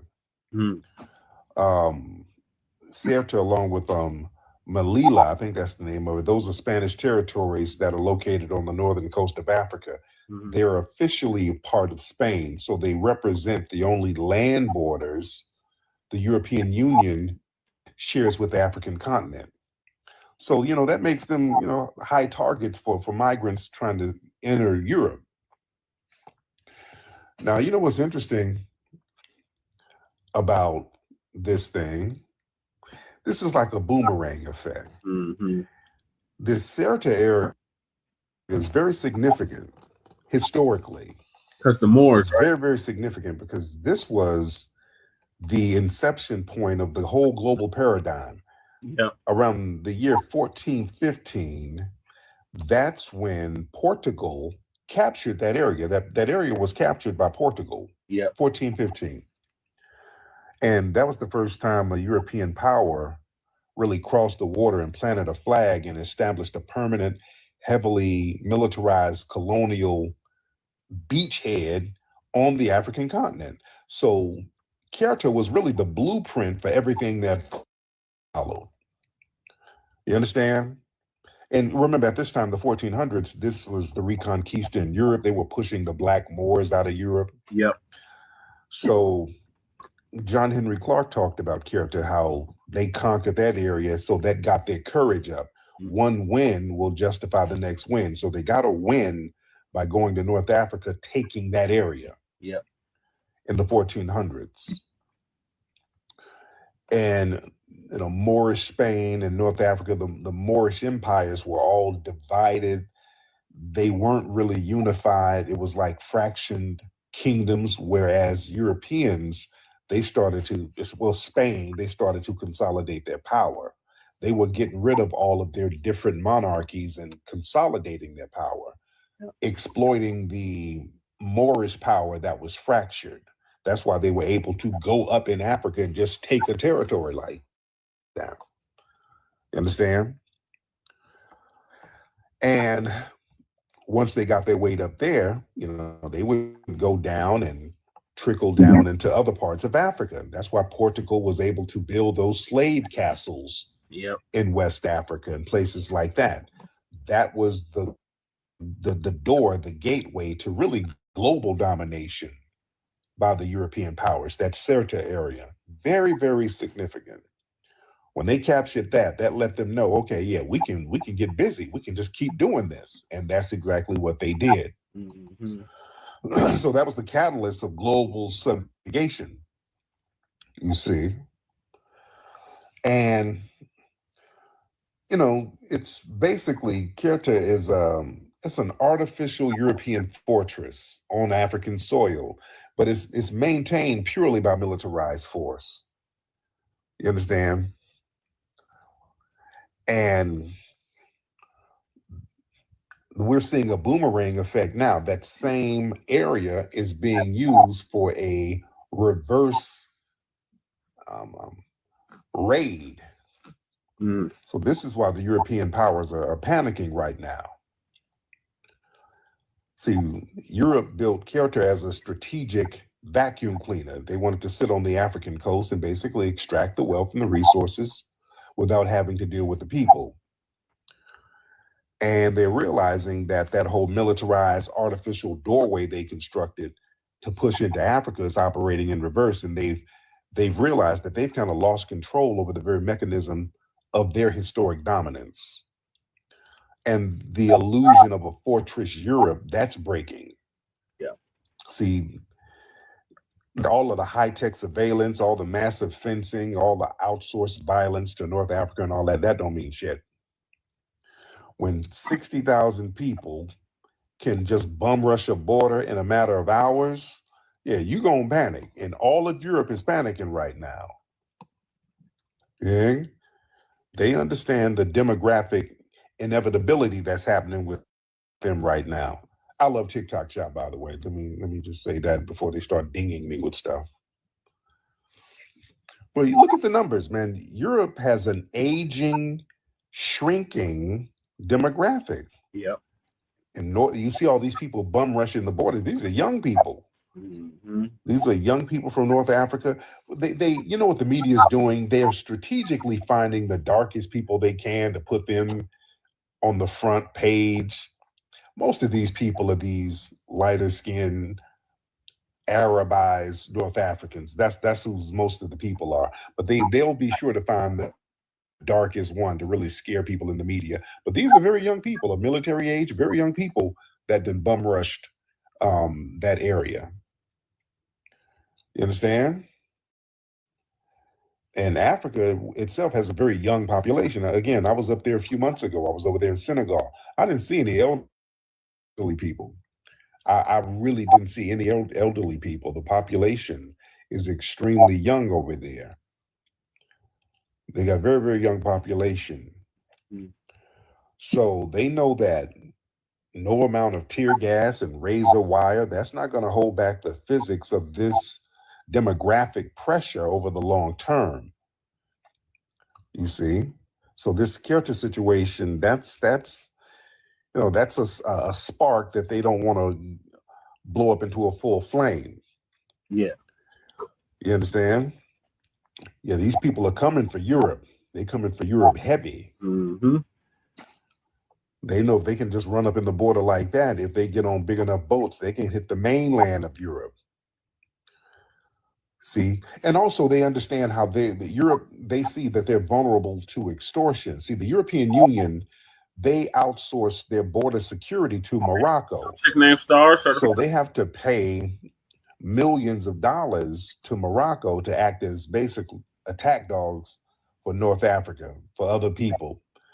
So Morocco, they understand what that character situation represents. So when relationships sour, go left, Morocco just basically turns a blind eye and let the border collapse if they don't get what they want. You understand? The European powers, they've always had these little janky deals with Morocco. The United States had a little janky deal with Morocco. That was the first country that recognized the United States as a sovereign nation. Do y'all know that? The first treaty the United States signed was with Morocco. The Treaty of Marrakesh. Yeah, I think we did a story on that on Shabaka's Black Experience Enhanced, Jay. The first treaty the U.S. signed was with Morocco. Morocco recognized them as a sovereign nation, and they had a treaty with them. And part of the treaty was the U.S. Barbary Wars could do trade over there. Yeah. And the Moroccan government would not interfere with the slave trade. Mm-hmm. It was a little janky deal they had over there. It was a very little janky deal. But what we're seeing right now also is the collapse of European unity, because right now Europe is looking at each other like, hey, man, the Italy and the Danish officials, they're threatening to isolate Spain and kick them out of that free travel zone. They're like, hey, man, y'all got this. Y'all, the block is hot, man. We might have to distance ourselves from Spain. They're talking about isolating themselves from Spain. Mm. Yeah. So the panic driven by the fact that this little border crisis in a tiny African outpost, that's causing the whole political architecture of Europe to turn on itself. And they're getting fractured from the inside out. Mm. Yeah. But this is also a lesson, family. This is a lesson about loose migration. This is a lesson we should learn over here. Now, I get it. Look, I think they over there, you know, they should run up in Europe. I think they, you know, right. I think they should do a Uno reverse on them. Whatever. But over here, no, we don't have that same kind of relationship with people. And over here, you know, this was a nation built by foundational Black Americans, and people rushing over here, basically they side with the colonial powers against us, against the very people who built the nation, which I don't like all that massive migration over here. You understand? But see, this is the danger of outsourcing sovereignty. See, their border isn't controlled by Spain and Ceuta. It's controlled by Morocco. Mm-hmm. Spain pays Morocco millions to be the border guard. You see? And that's the trap that the U.S. has fallen into with Mexico and Central American nations. So when you rely on a foreign government to basically enforce your border, instead of maintaining the internal operational control, you're handing over your sovereignty. Yeah. So you're going to give a foreign nation a geopolitical loaded pew-pew that they can point at you whenever they want to negotiate something. You see? And understand how they weaponize a gray zone. See, what's happening in Ceuta is a masterclass in gray zone warfare. Morocco didn't declare WAR on Spain. I got to watch my words here. I love TikTok shop. Morocco didn't send an army. They just used human migration as a demographic weapon to overwhelm the whole infrastructure over there without firing a single shot. And I think there was something with the Supreme Court in Spain saying that it was some Supreme Court ruling over there saying that they will not send back migrants without the right due process. There was something like that they just declared. So that really opened the door for people to just bum rush the spot. But the U.S., they got to understand that mass unchecked migration, that's not just a humanitarian issue. That's a tool of asymmetric warfare. Mm-hmm. These adversarial nations and cartels and human trafficking networks and all that, they know that a relaxed border is a vulnerability that they can exploit, and they can destabilize American institutions. They can drain local resources. They can paralyze the political system from inside out. So you got to be very, very careful with that. Right. You see? So the lesson is, man, we just can't open the borders and just let anybody just shout out to the 37 viewers rummage on through all willy-nilly. That's a problem. 37. Yeah, and demographic physics, that can't be ignored. Okay. And in Kevin, those 37 viewers, please follow the YouTube page. Jenna one day. Man, That's an invasion. Yeah, that's a damn invasion. That is an invasion, and that shows the delusion of open border advocacy. You can't maintain a high functioning first world infrastructure, schools, hospitals, housing, emergency services, while you're simultaneously absorbing unlimited demographic pressure, just letting people all in willy-nilly, and that drains our resources. right? That's just mathematically impossible to maintain. So a nation without a secure perimeter, you can't maintain internal cohesion. You see, it's very, very deep. But that's an invasion, dude. That's a damn invasion. Majorly, 60,000 people, and I'm hearing a couple of people that got poked with blades over there. There's all types of shit happening over there. It's deep. Man, now y'all, let's get the family in here. What's up, man? Free mind, respect. Y'all tap the screen. Let's get the family. Y'all, what's up, Nikki the God? I see you, beloved. Y'all tap the screen, ladies and gentlemen. Y'all tap the screen. Yeah, I'm hearing folks getting shanked. Oh, man, it's bad up there. And just imagine what might happen to the women up there in that area. These dudes, just a bunch of dudes who ain't subject to the rule of law, just popping over a border, just a bunch of dudes running around from another area, just hop over a border. So yeah, the women could be in danger. It's deep. It's deep. It's deep. Y'all get those hands up, ladies and gentlemen. Get those hands up. What's up, Ilaris? I see you, Ilaris. I just requested you because I saw your picture up. Let me get the family in here. Yeah, let me see who else we got in here. What's TS? Is that TS Giselle? What you doing up in here, TS Giselle? Hold on. Hell no. Don't bring Hold on. Giselle up here. I'm just getting random people in here. Tariq, don't bring that. Hold on. TS Giselle. Oh my God. Hold on. Somewhere, please don't. Hop on in.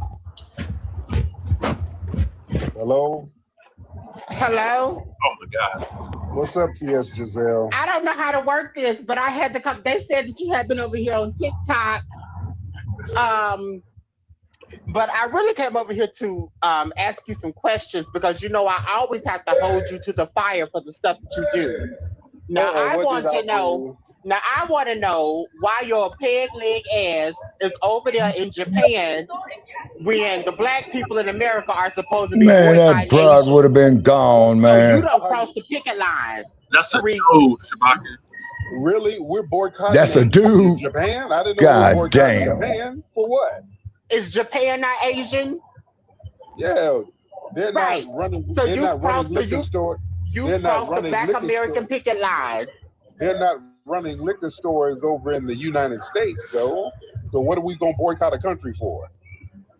This what I see. This why I don't take y'all serious. Good Lord. Okay, this is just punk babble. Well, we're gonna boycott the country? Why are we gonna boycott a whole country? What's that gonna do? You can't boycott a country. Lord, y'all be saying, Lisa, Miss Lisa, what's up, dear? Lisa. Okay, you got a lot of noise going on over there, Lisa. Okay, I'm sorry. That Lisa person had a lot of noise. Yeah, we're not boycotting random Asian countries. No, you're boycotting the businesses over there that are exploitive.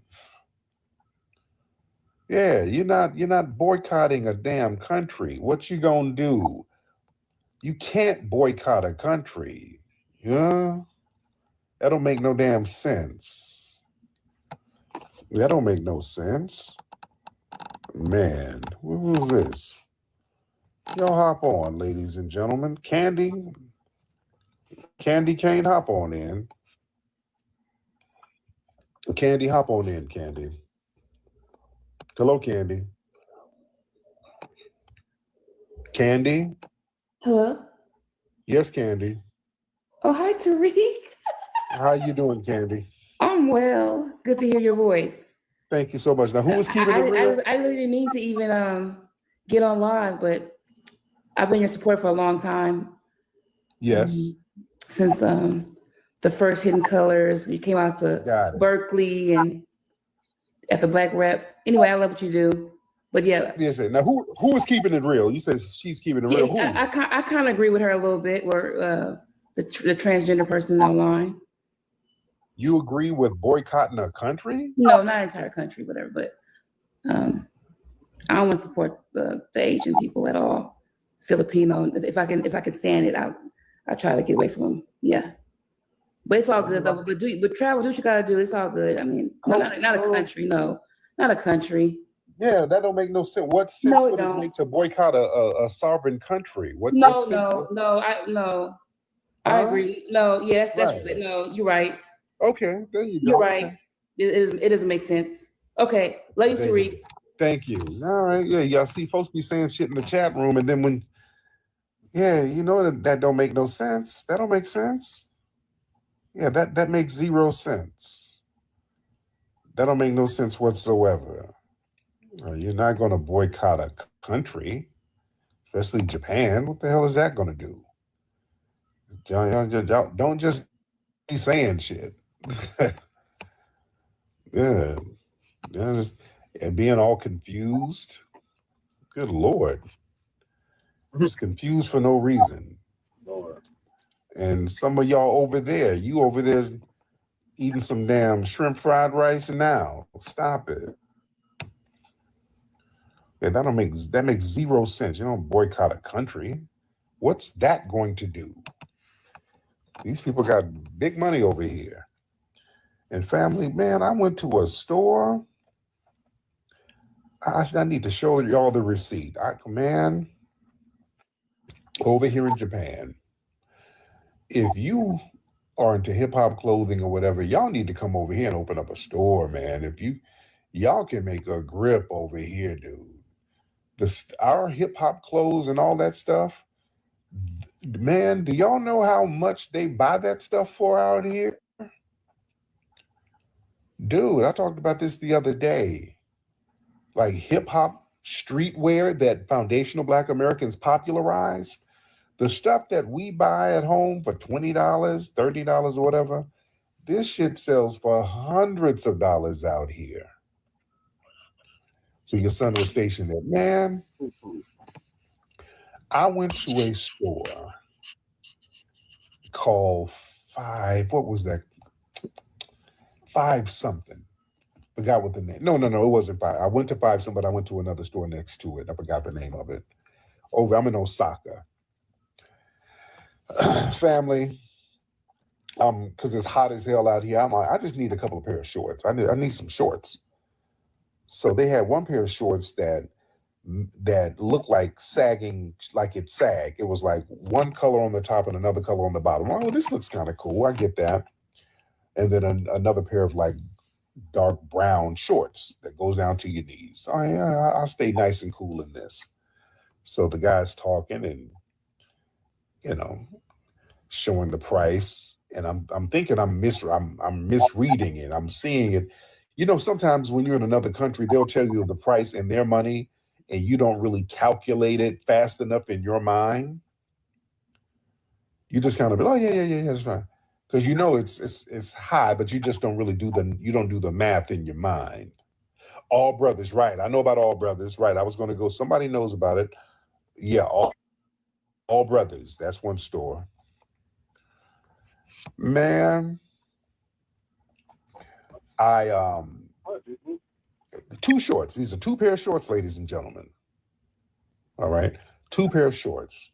So I try to pay for it, and on one card it wouldn't go through. So I just got another credit card and paid for it, and it went through. All right, so I pay for it, and I leave the store, and I get into my Uber, and I look at my phone. And, my bank, if there's a funny looking transaction, it'll block it and then send me a text. All right. So I looked at the text message. It was like, yeah, did you try to make a purchase for $1,800? I'm like, hell fucking no. What, $1,800?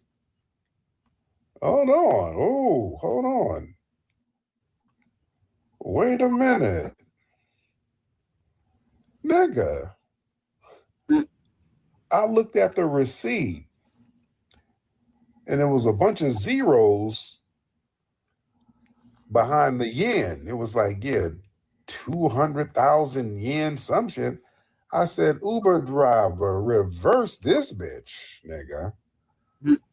Nigga, I took them shorts back so quick. They give me my money back too. I took them shits right back. Nigga, $1,800. Oh, hell no. For 2 shorts, 2 little hip hop shorts. I swear, $1,800. Like, hell no. Hell the fuck no. Yeah. And I went, I'm thinking, I'm like, did the guy finesse me? He didn't finesse. He was like, no, look at the price right here. And okay, I didn't look at the price, but yet it was the price. That was the price. Yeah. The price was the price. It was on the price tags. I just didn't calculate it fast enough in my mind. And I'm looking at all the clothes, all the shit that we wear at home. $800, $900. I'm like, wow. How these young people get this kind of money to buy this stuff? And I realize a lot of them, the young people, these people still live at home with their parents. So they have a lot of disposable income because all these young Asian cats are walking around with this hip hop shit on. And it's expensive. Well, how in the hell they get this kind of money? So they sitting on some paper. Dude, I'm telling you, if you are a clothes designer, foundational Black American family, bring your ass out here and make a grip. Because they pay top dollar for our shit, man. Yeah, I'm looking for like the little cheap. Where's a swap meet? Listen, where's the cheap shit? All the hip hop stuff is, all the urban hip hop shit that we popularize is considered high end out here. It's heavy, man. It's considered high end. Man.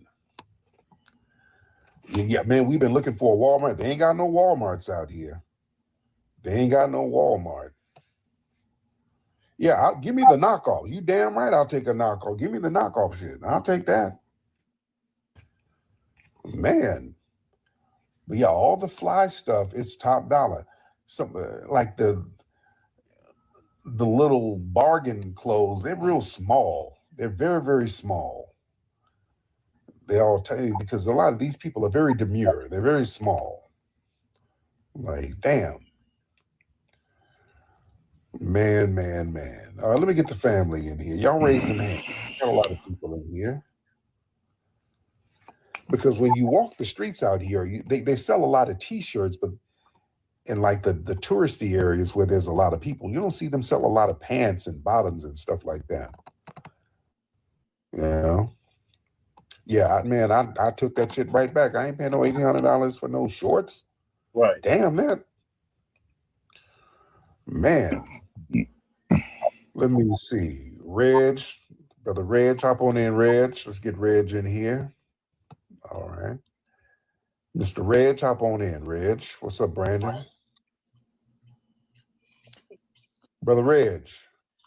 What's up, bro? How you doing? Is this I didn't get the subject matter. Is this a free-for-all questions? Oh, yeah, absolutely. What's on your mind, brother? Well, one thing I've been holding back for a while when you came out with it, there was a interview you did with this news reporter, y'all was outside, and you were saying he did a quick buck when you mentioned white supremacy at the end. I don't know if you remember that or not. Which one? I've done so many interviews. Which one was it? He was outside with some brother. He was a news reporter, and at the end, you just dropped white supremacy on him, and you said he did a quick buck with his eyes and everything, and then ran away. Where's this interview? It's old, but I got reminded of it because when you came out with root work, every time you said root work, I caught myself doing a quick buck, getting scared, and then straightening myself up a little bit. So I thought that was pretty funny. I gotta find that interview. I'm trying to. I don't know. I don't know. I've done so many interviews. I don't know. The fairy grandmother. Hey Tariq, hey, peace to the chat. I want to be real quick because I'm about to get my client, so I'm glad I was able to get up here. I just wanted to say a few things. Long time listener, follower. Going through all of your movies, everything. But I wanted you to be aware of a few things. First, a lot of the tethers and tether adjacents, the panhandlers, they're trying to goad FBA into the street because I believe these tethers think that they can get U visas off of the altercations. So that's the new tactic. Two, then I wanted to update everybody. I'm going around everywhere I can to update everybody. The next time a tether asks you, what have Black Americans accomplished? You can tell them that we have united all 54 countries in Africa and the Caribbean into Africanizing us and turning us into a HATE group. That is our greatest accomplishment so far. I think we should really pat ourselves on the back for that because that is a great accomplishment. And then the last thing I wanted to say is, Dr. Umar now is now trying to get into the delineation movement. So we live in unprecedented times here. The media is starting to sound more and more like us. People are getting put up out of here left and right. So, we if we keep this up, we might be able to achieve world peace. And I'm not even saying that to be sarcastic. I just wanted everybody to know that. And that was all. There you go. Thank you so much, beloved. There you go. One Blake. Yo, Tyreek, what's good with you? I just want to say thank you for everything you've been preaching and pushing and everything. I just want to say thank you for waking up a lot of the Black community. But I had a very big question for you. Yes, sir. Go ahead. With everything going on with the delineation process and reparations and everything you got going on, I'm out here in California, right? So, as you know, California has been overrun with a whole bunch of immigrants. With them attacking the programs for Black parents, would this not backfire on all how they're using the immigrant community to attack our programs here in California?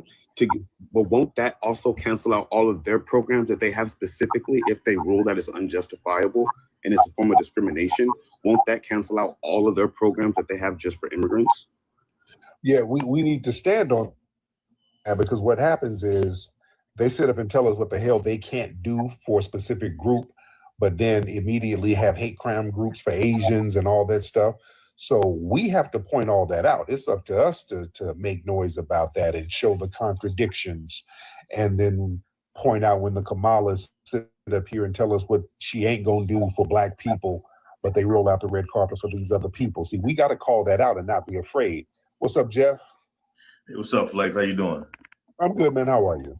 I'm doing well. Hey, speaking of invasions, I think Roland got his bussy invaded lately. Hey, I posted something on your page, man. Tashi K allegedly said he was walking around with a thong and he was down with dog and his bussy invaded. I heard. Yeah, thank you. I heard. Wait, did somebody say, did they mention my name on this show or something, or to try to imply my name or something? Somebody said they mentioned my name or tried to imply my name. But yeah, there's a rumor that there's a video of Roland with his bussy spread. I don't know. There's a rumor. I don't know. But man, if it comes out, y'all know we're gonna be here for a while, right?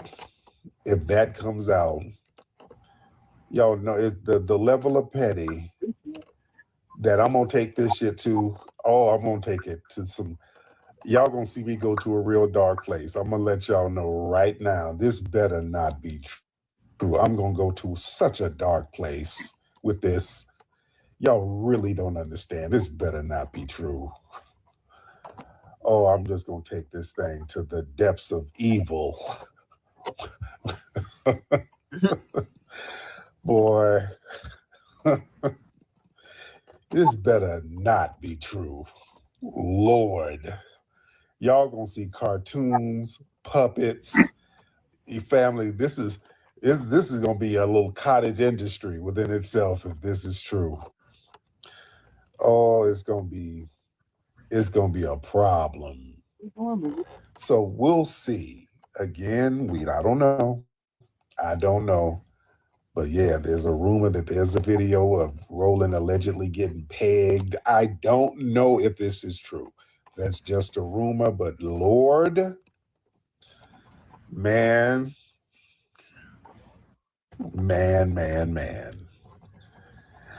We'll see. We're gonna wait it out and see. Try a little root work. Feels good with that. All right, Shabaka, what is your closing statement on your way out? Okay, my closing statement on my way out, that's Tariq, who is doing his thing. Not mad at the brother, you know what I mean? But these damn tethers, man, something's got to be done with these sellout ass motherfuckers, man, is because basically that's all what the fuck they are, Right. and just sitting here reflecting. I'm looking back at the slavery times, right? Okay, so let's say you and I, man, we getting ready to get the fuck up out of here, right? House nigga coming in, man, what you all talking, man? We say, oh, no, nothing, man.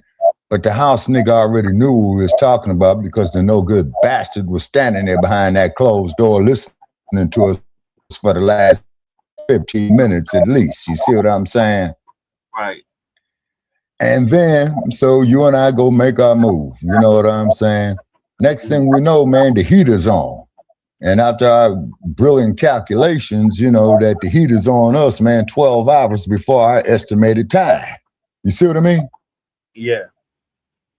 And that's what I put these damn tethers into, man. You know what I'm saying? Doing the same motherfucking shit. You see, and talking about that we wrong because we demand reparations and all this shit. Then these other individuals want to come up, well, man, what about the Irish? Man, we ain't got the time to worry about them, man. Because them motherfuckers own our black asses on them plantations too. The overseers hitting us with whips and all that shit. You see what I'm saying? So basically what it is, man, is, as I've always stated, Che, that me throughout the years, man, we got to build up our own economical infrastructures, man, and make the power shift, you see?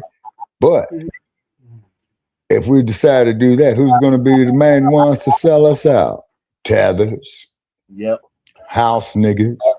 Yep. Roly-poly, Martin's getting shoved up his ass with some shit, man, that was disgusting. Cory Booker standing up there talking bullshit for 25 hours, man. That motherfucker had to have him some stash somewhere, somehow. I mean, the man didn't even go piss and shit, man. Who the hell, man, ain't gonna piss and shit in 25 hours? Right. So basically, Black family, we is all what we got.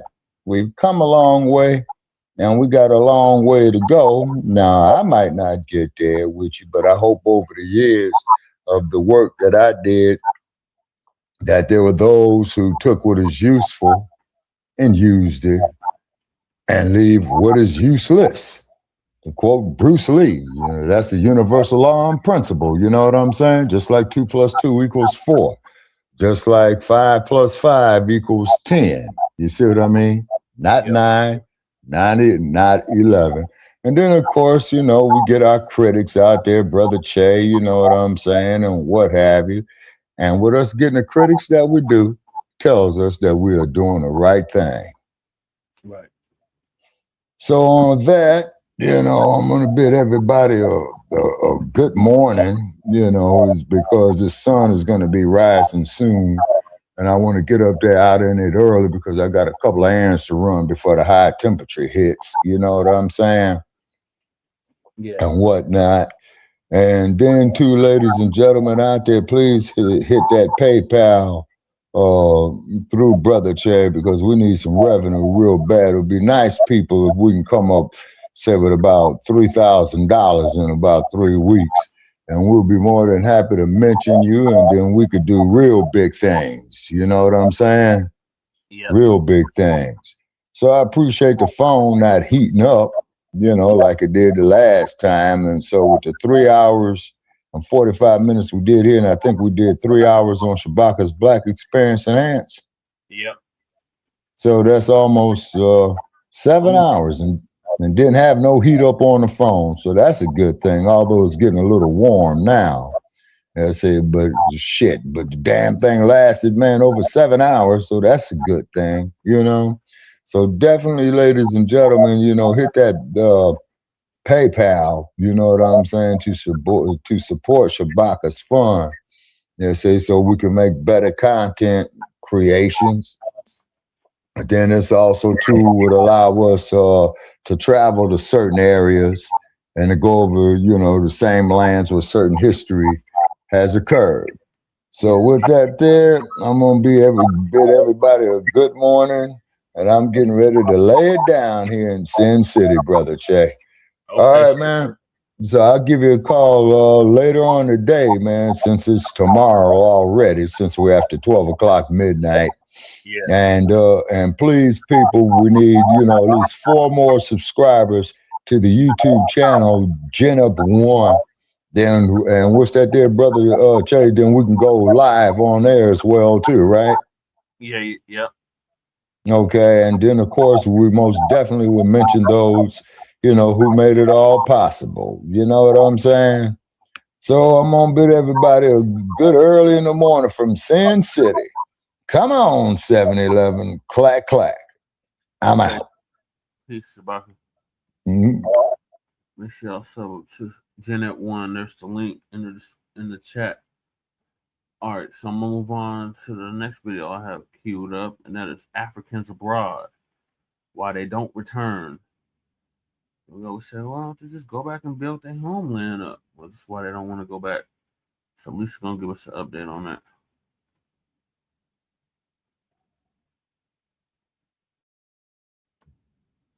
What's up, world? Let me tell you about this beard growth oil I got from 12 tribes on Earth.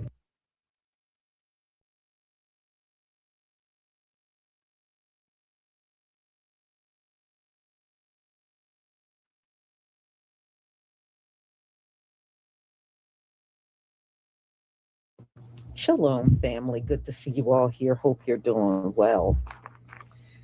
Well, you know, Africans, many of them will come here and say, oh, they're just going to be here for a while and then they're going to go back home. And then they never go back home, y'all. Many of them, once they leave Africa, they never, ever go back home. Many of them don't even go back to visit.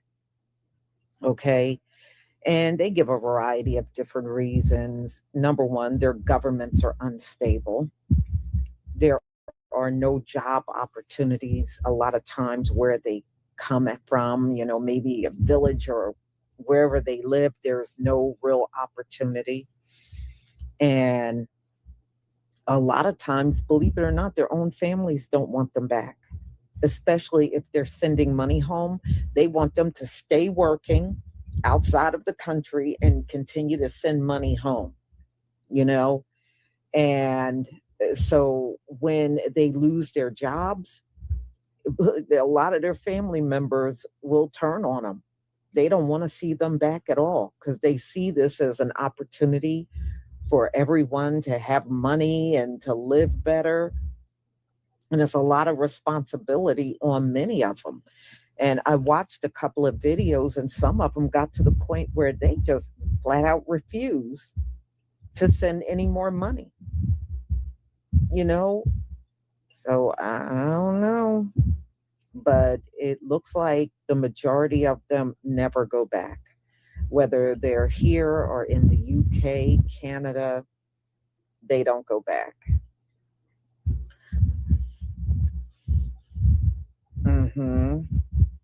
Yeah, you know, it's not the same when they go back after leaving. All right, so let me share my screen.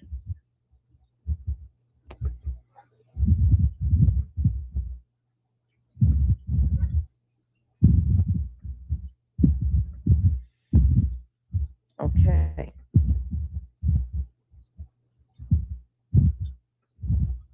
Dark Skin Brother, thank you so much for the super chat.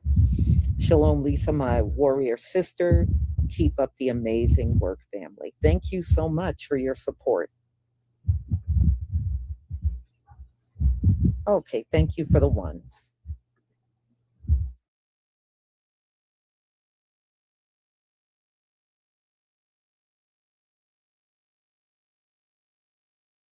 Nigerians believe that when they are fleeing their country like cowards they are, to be leeches, nuisance, and parasites to other people's countries, and they get there with pompous attitude that we are doctors, we are lawyers, we are entrepreneurs, we are smart, we are rich, we come from the great country, we are giants of Africa.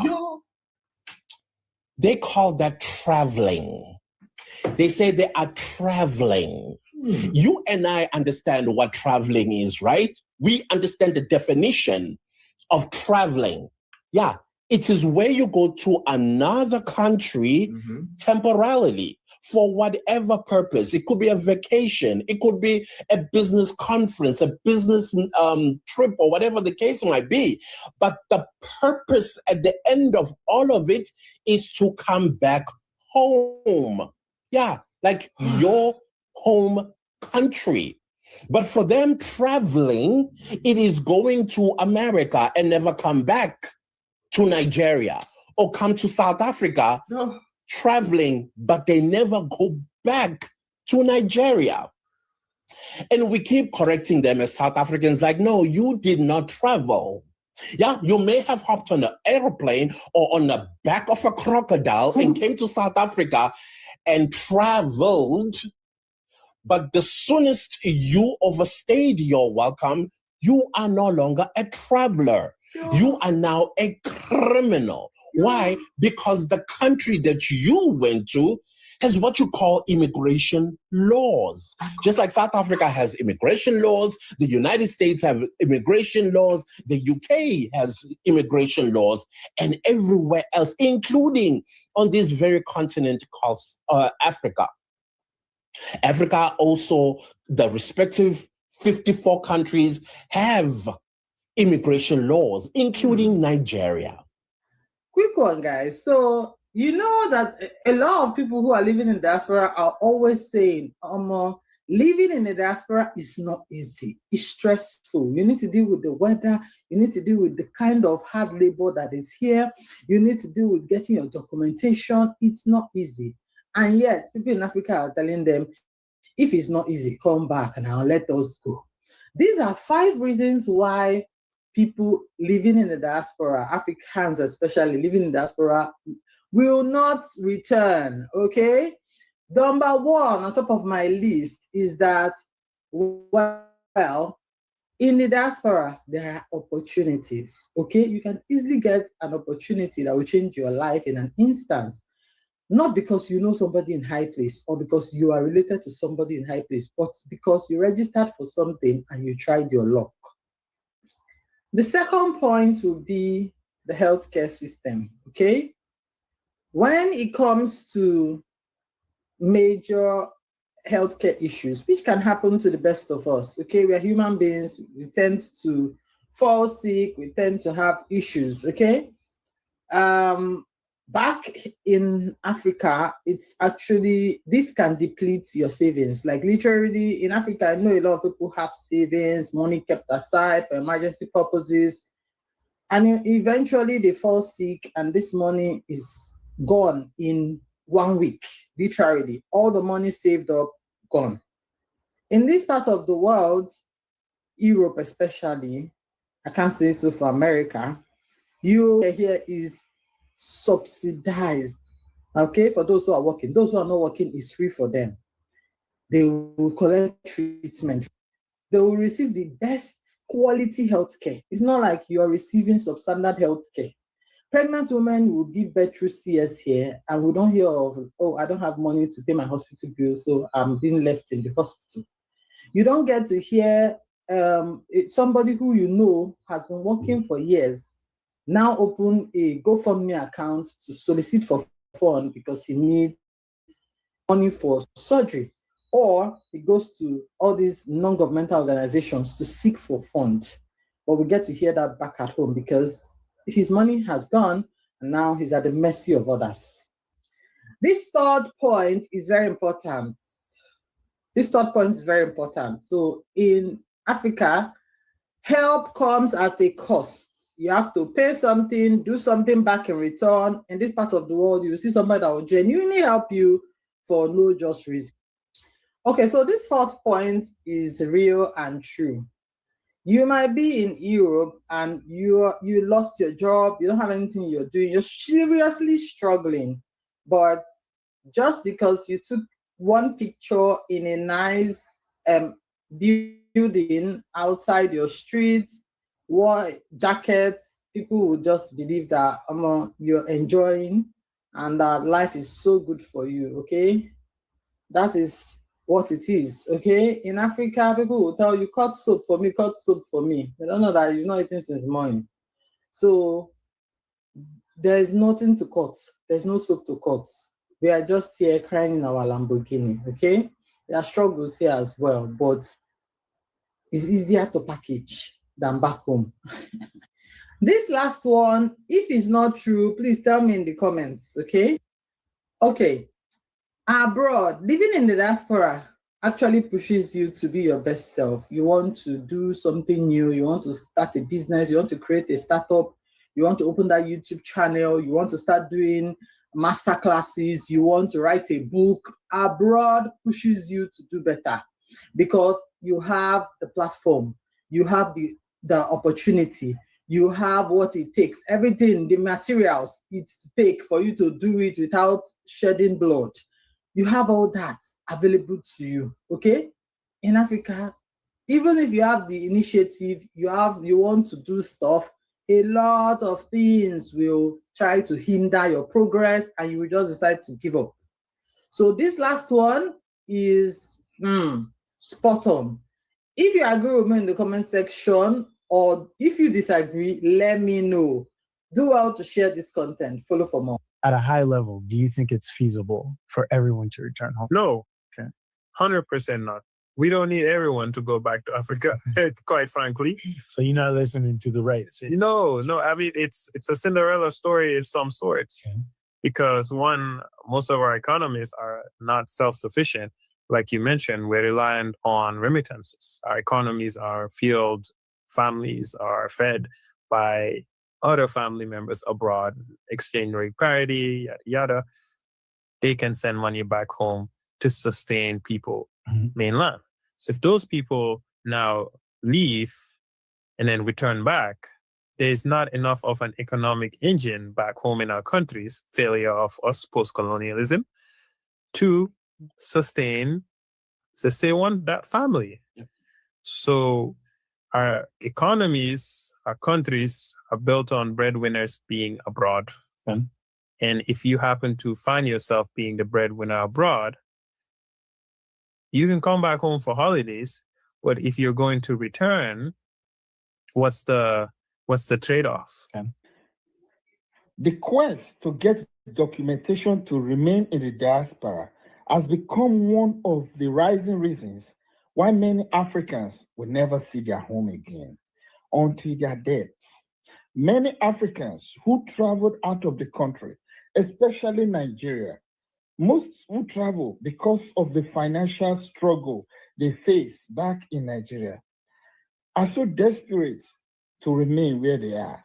And so many have filed for this so-called asylum status and has remained so stuck in the country they are. Some of them will never, ever visit their country again because of the asylum status they've acquired. At the end of the day, when they die abroad, they bring their casket to their country to bury. There are times when your family back home don't even want to entertain or hear you say, oh, things are hard right now. I'm not coping very well. I don't have the money. I'm failing or whatever. They don't want to hear that. And if you dare suggest that, I'm thinking of coming back home, oh my goodness, that one is a no-go. There are times when our families put so much pressure on us because somewhere along the way, you stopped being a child, you stopped being a sibling, but you became the solution. You became the solution of the whole family. And that emotional weight, that pressure, guess what?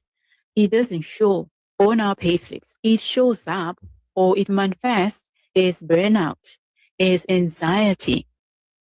when you hear that phone call, when that message comes through, it also manifests as you taking extra shifts, not for growth or not because you just want to work extra for that week, but you take extra shifts because you need to, because you're trying to avoid that guilt when next time that message comes through and you have to tell someone you don't have the money. This is how it manifests. But here's the uncomfortable truth. This is what people don't tell you. Over time, that giving, that generosity turns into resentment. It turns into resentment because people start expecting.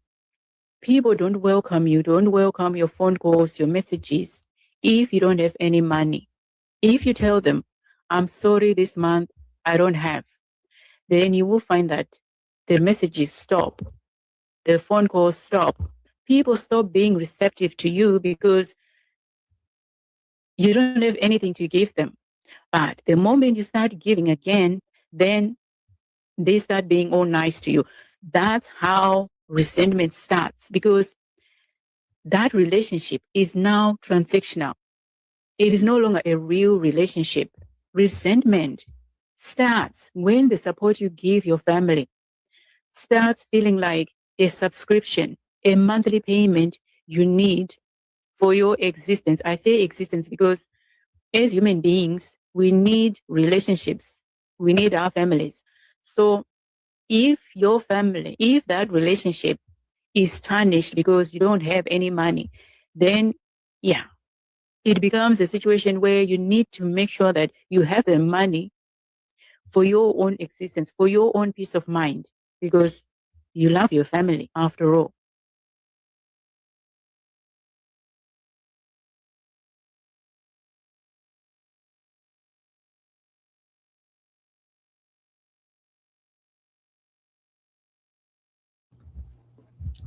Well, that's pretty messed up.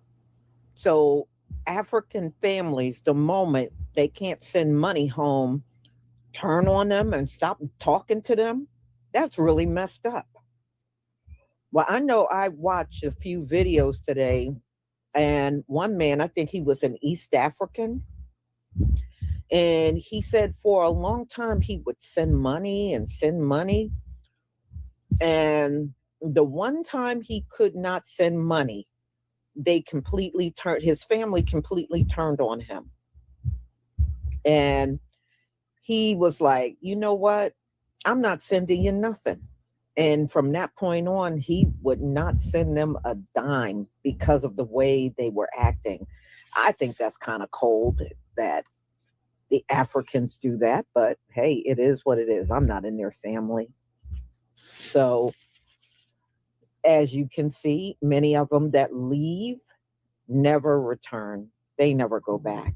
Whatever country they go to, that's usually where they stay. They never go back. Even the ones that, the Nigerians that moved to South Africa, they do everything they can not to go back to Nigeria. I mean, they know their economies are not good.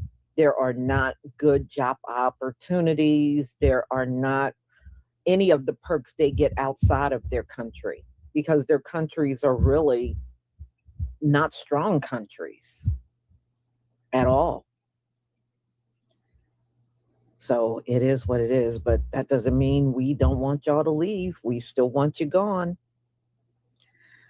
So y'all, I'm going to go ahead and conclude. I got one more live. There was another person that Officer Tatum interviewed, and we're going to watch that interview. Now, the strange thing about this one is Trayston Shepard. He said all of them are claiming to be the best friend of Nolan Wells, which is real bizarre, right?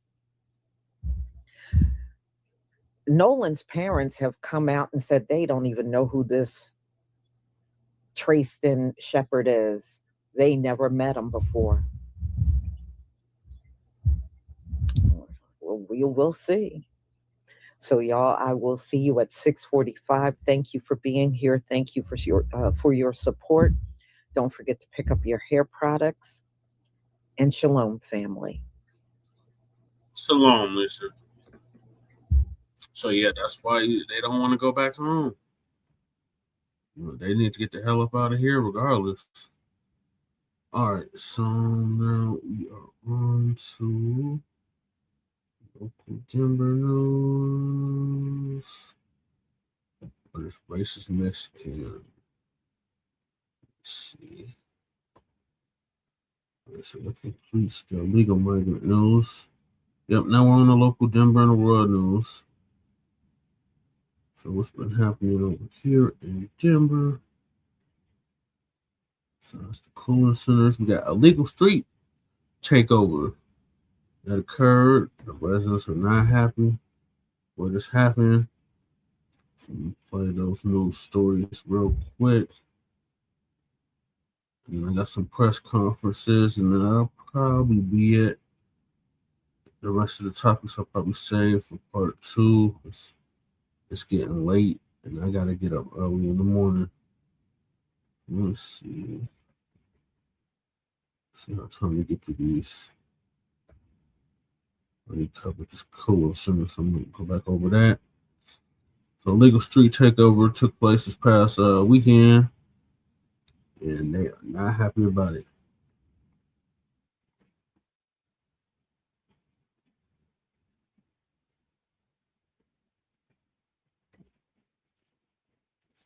Donuts in the middle of the intersection, large fireworks lit near stopped cars, and frustrated neighbors. Those are the results of an illegal street takeover on South Broadway Friday night. Your reporter in Denver, Jasmine Arenas, has been looking into this takeover this weekend. She joins us live now tonight from South Broadway. And Jasmine, I know you talked with several Denverites who say this is actually very concerning. They do say it's very concerning, and Denver police tell me that officers arrived 18 minutes later after receiving calls, and that made neighbors concerned as well. No citations or arrests were made. Burnouts, fireworks, and drivers taking over a South Broadway intersection. Viewer video shows cars spinning donuts while crowds surrounded the roadway. So it sounded like somebody got shot and was screaming outside, and heard a bunch of fireworks go off. And that's when I realized, okay, it's fireworks, not an actual gun. Alyssa McManus lives nearby. And then it just kept going on, screeching of tires over and over. She says the noise terrified her and her cat. I got up and was walking around the apartment, and he was just like following me, super scared. By the morning, fresh tire marks covered the intersection. Pretty disturbing, I'd say. Like, it was really annoying, especially for people. I heard a lot of dogs barking. Residents say they called 911, but by the time officers arrived, the crowd had dispersed. Denver police say officers were delayed by higher priority calls. I'm glad that nobody was seriously injured, but people were sitting outside the windows getting flung out. A little definitely scary. A couple blocks down, neighbors on Spear Boulevard say they heard the commotion, adding that street racing has become a recurring problem. It's been a few weeks. I don't think that it's been slowing down. It's definitely been getting worse. Kelsey Williams and Terry McFadden say they've watched racers speed by from their balcony. I'll see them go actually, and then you can hear them actually hit the corner, and it's like, all that kind of stuff. It sounds pretty dangerous. So. Overall, neighbors hope it's something police continue to monitor before someone loses their life. I obviously had a friend who passed away from that years ago. I want to make sure they understand that those are the risks that they're taking. Well, Denver police say they'll try to increase patrols in the area when possible. They also want people to know that those drivers could face potential penalties, including jail time, and also the potential to have their vehicle seized. Now, so far this year, the department's street racing enforcement team has impounded 44 vehicles and issued over 280 citations with 59 arrests. I'm live in Denver tonight. Jasmine Arenas covering Colorado First. Jasmine, thank you. Remember, Jasmine is one of your reporters in Denver. If you have a story idea for her, Kirsten Roth, or Kennedy Cook, we hope you will reach out. Yeah, they ain't made no arrest on this.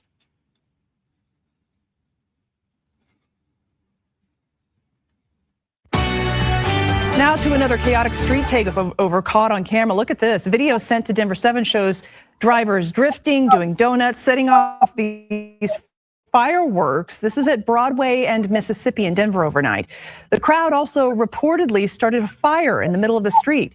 Denver police say they actually arrived in about 18 minutes after receiving a call about the illegal street takeover. Officers say they were busy with other higher priority emergency calls. That's why it took that amount of time. Now, police cleared the crowd, but they tell us they made no arrests. See, no arrest made. So not the residents are not happy. We just heard from some of them. Yeah, DPD told us that officers showed up at the scene on Friday night and ultimately decided not to arrest anybody or do any traffic stops, but to disperse the crowd. Neighbors told us they're frustrated and want to see some accountability for those involved. And DPD says it has a plan to do just that. Between 3 apartment complexes at Broadway and Mississippi, an amateur racetrack has formed. The reports that were coming in were about fireworks, reckless driving. I believe there was a report about fire in the roadway for a short period of time. Denver police spokesperson Doug Shetman says officers arrived at this street takeover Friday night about 18 minutes after it was first reported. Neighbors who shot these videos say the chaos went on too long before police showed up and made no arrests. There were 3 high priority calls that officers were responding to. The response time is not acceptable. We need to do better. Flora Vidres is the city council rep for the area. She's heard from people frustrated and some who think the city and the police aren't doing enough. Someone could literally die, including the people that are involved in the incident. The public nuisance abatement is something that we can do after the fact. Shetman says Denver police will follow an ordinance that allows investigators to identify drivers, cite or arrest them, and then impound their cars. And that's actually a way that the community can help. Like if you're as frustrated as we are that this happened and you have video that could help us to identify a vehicle, reach out to us, share that video with us. Alvidrez has an idea too. Typically, the city only has a couple of traffic enforcement people out on the weekends and the evenings. And so we're looking to up that. A common goal of turning this late night racetrack back into a normal road. We get the frustration, we really do. But the reality is we also can't be everywhere at one time. A smaller takeover happened in that same exact area last night, but this time DPD says officers arrived in about 8 minutes, and in this case, they conducted a traffic stop and someone was arrested on an unrelated warrant. Live in Denver, Spencer Soysher, 9 News. That's the one that ran from me, y'all. Actually, he interviewed me and he ran off. He said, "We know who you are," and ran off. Is the time we got some breaking news right now. An Aurora police officer is expected to be in. Okay, so in other news, we're going over to the suburb of Aurora, the facto Sundown town. So they killed APD, which is notorious for killing black people. Killed another black man. I want to say earlier this year. Yeah. So now the officer that's involved in it has been indicted. So that's what this is about. So RP to Ray John Belt Stubblefield, who was an unarmed black man that was killed by APD. Indicted by grand jury for the shooting and killing of a man in 2025. Your investigator Brian Moss and your reporter in Aurora Tori Mason confirmed the developments from overnight. Now, your reporter Ashley Portillo is following this for you this morning. Ashley, in June of this year, the 18th Judicial District Attorney referred the case surrounding the shooting of Rayhon Belt Stubblefield to a grand jury. Brian, good morning. And you also had Chief of Police Todd Chamberlain here with the Aurora Police Department, who has previously defended the officers' actions in this shooting, saying that Belt Stubblefield appeared to be attempting to retrieve a gun he had initially tossed out of the window of his vehicle. But his family says the killing was unjustified. Now, in August of last year, an Aurora police officer was attempting to pull over 37-year-old Belt Stubblefield. Now, Belt Stubblefield did not stop his vehicle and then ended up wrecking his vehicle just moments later.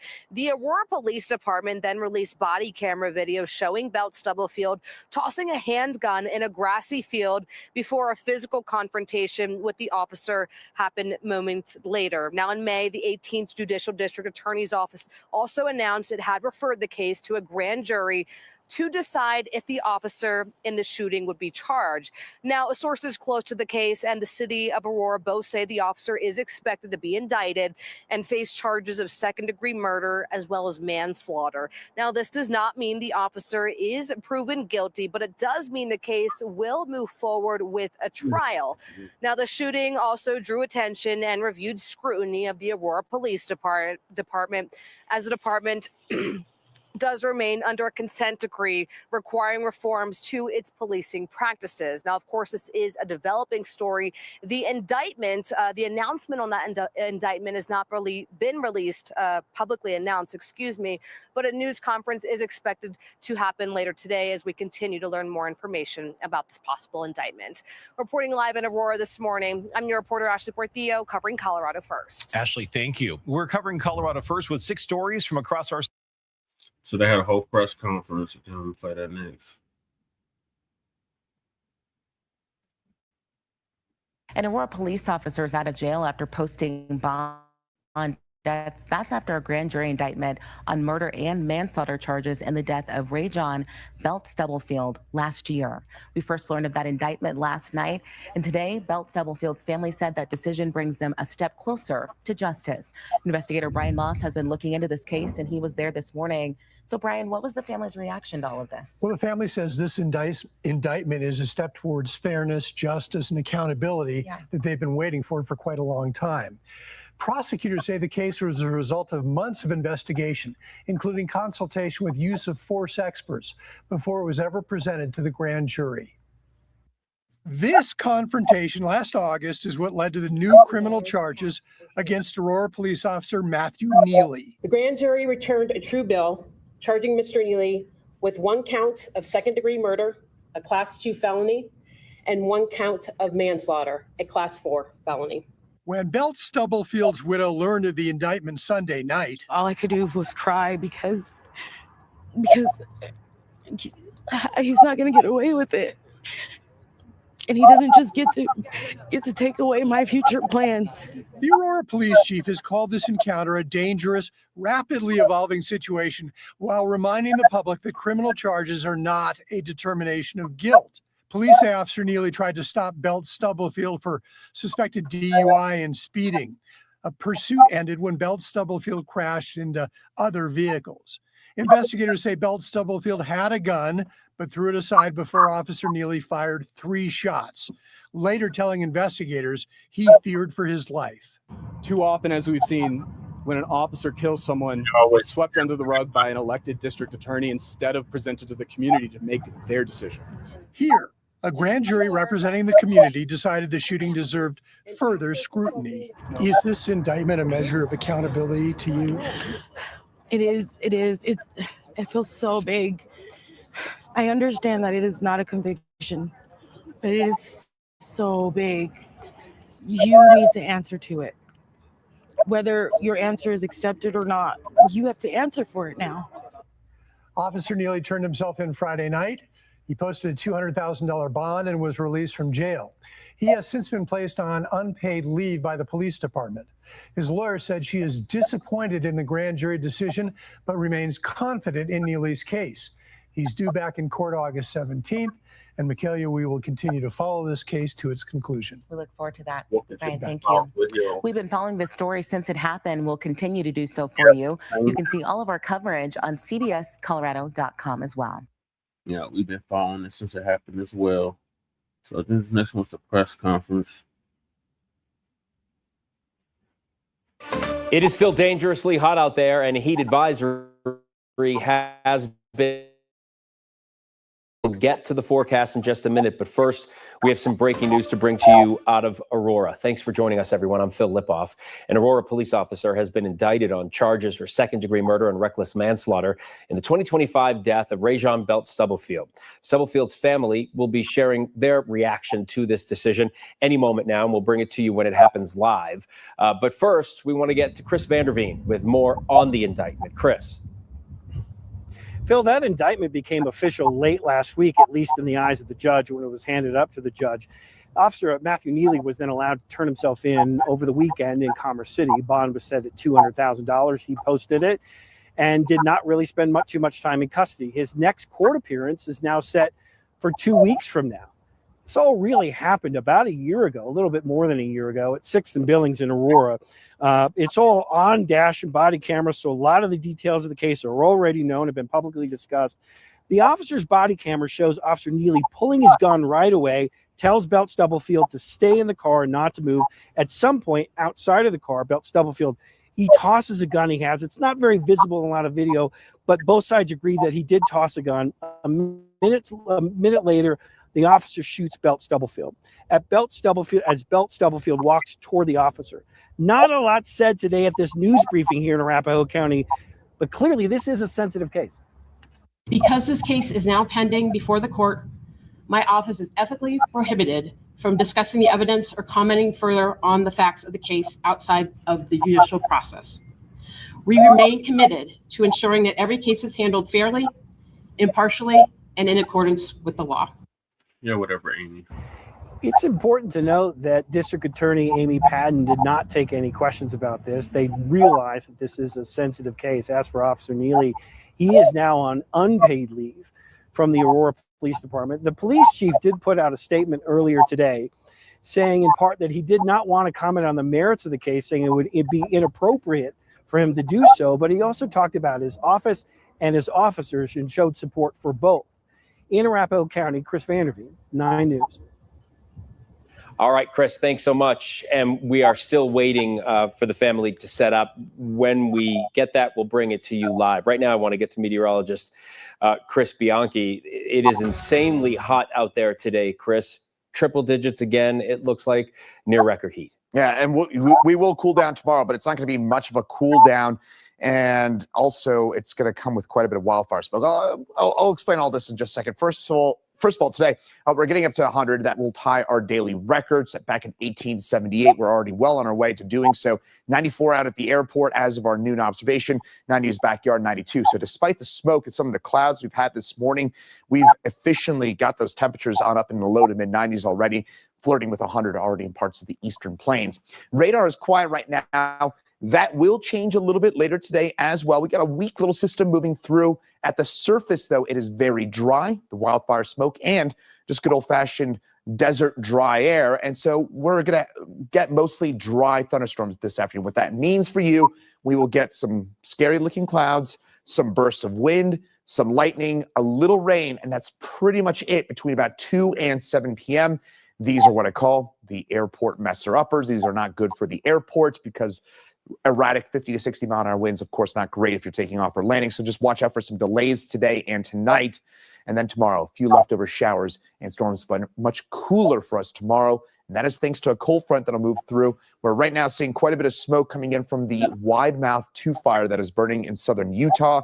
That smoke will continue and it will get worse tonight as a cold front moves in from the north and the west. And that front is going to bring us some of the Pacific Northwest wildfire smoke in addition to some of the smoke that we've got right now from Utah. So we're going to get 2 different sources of smoke tonight. That smoke will unfortunately get worse for us later on tonight.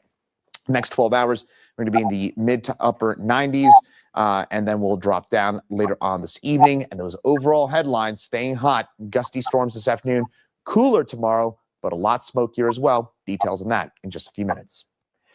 Chris, thank you. A 4th person has died after a rollover crash in northern Colorado last month. The Weld County Coroner's Office confirmed that 20-year-old Roman Wesley Parra from Wyoming died early yesterday morning at a hospital in Greeley. The crash happened on July 25th on Weld County Road 80 and 39. Parra was the driver of that car. Everyone was ejected from it when it rolled over. 3 of the passengers died at the scene. 4 people are recovering after a stabbing in Denver over the weekend. It happened around 6 p.m. Saturday, North Sherman Street. Denver police found 4 people in a home with non-life-threatening injuries. The suspect has been arrested. DPD says this was a family disturbance.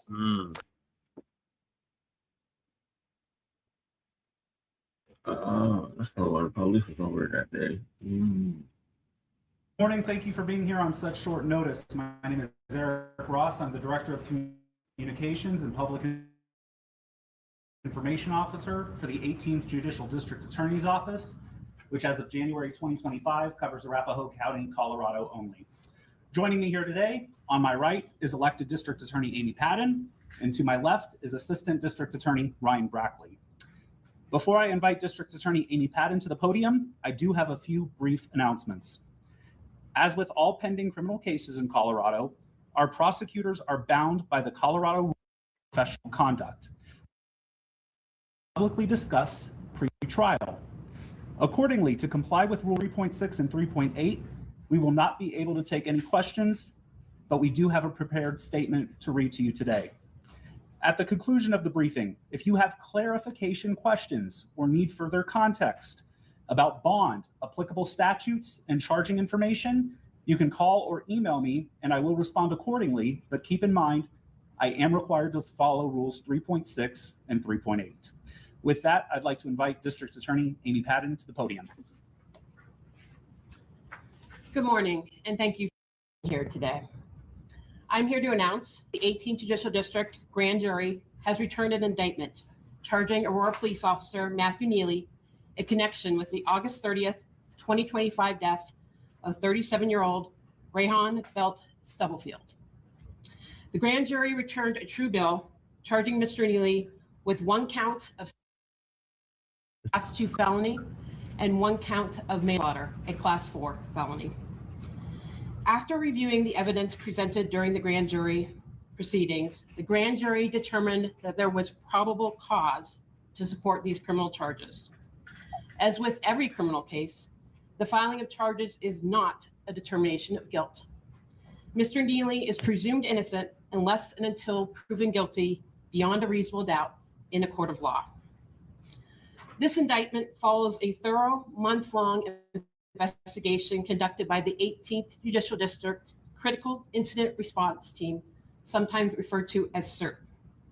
CIRT is a multidisciplinary team responsible for independently investigating officer-involved shootings and other critical use of force incidents that occur within Arapahoe County. After completing its investigation, the team presented the evidence to my office.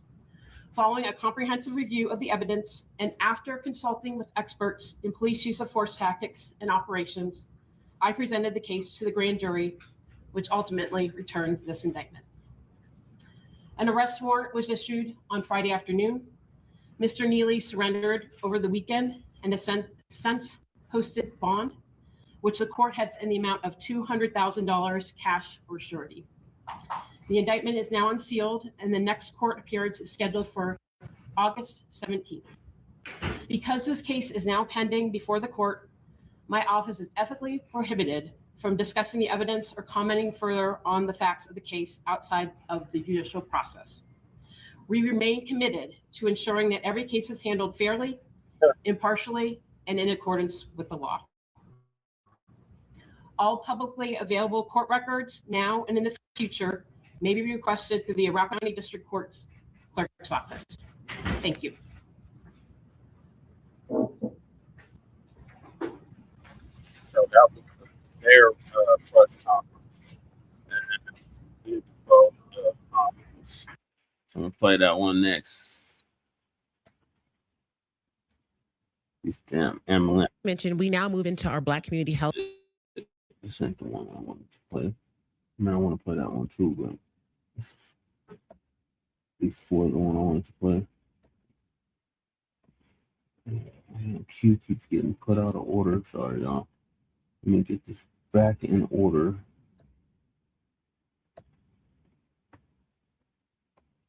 Okay.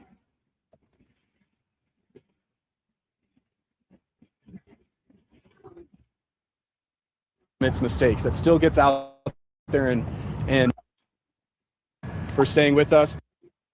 And last name is SHOL. Oh Lord, this bitch. Oh God, don't get me started on this broad.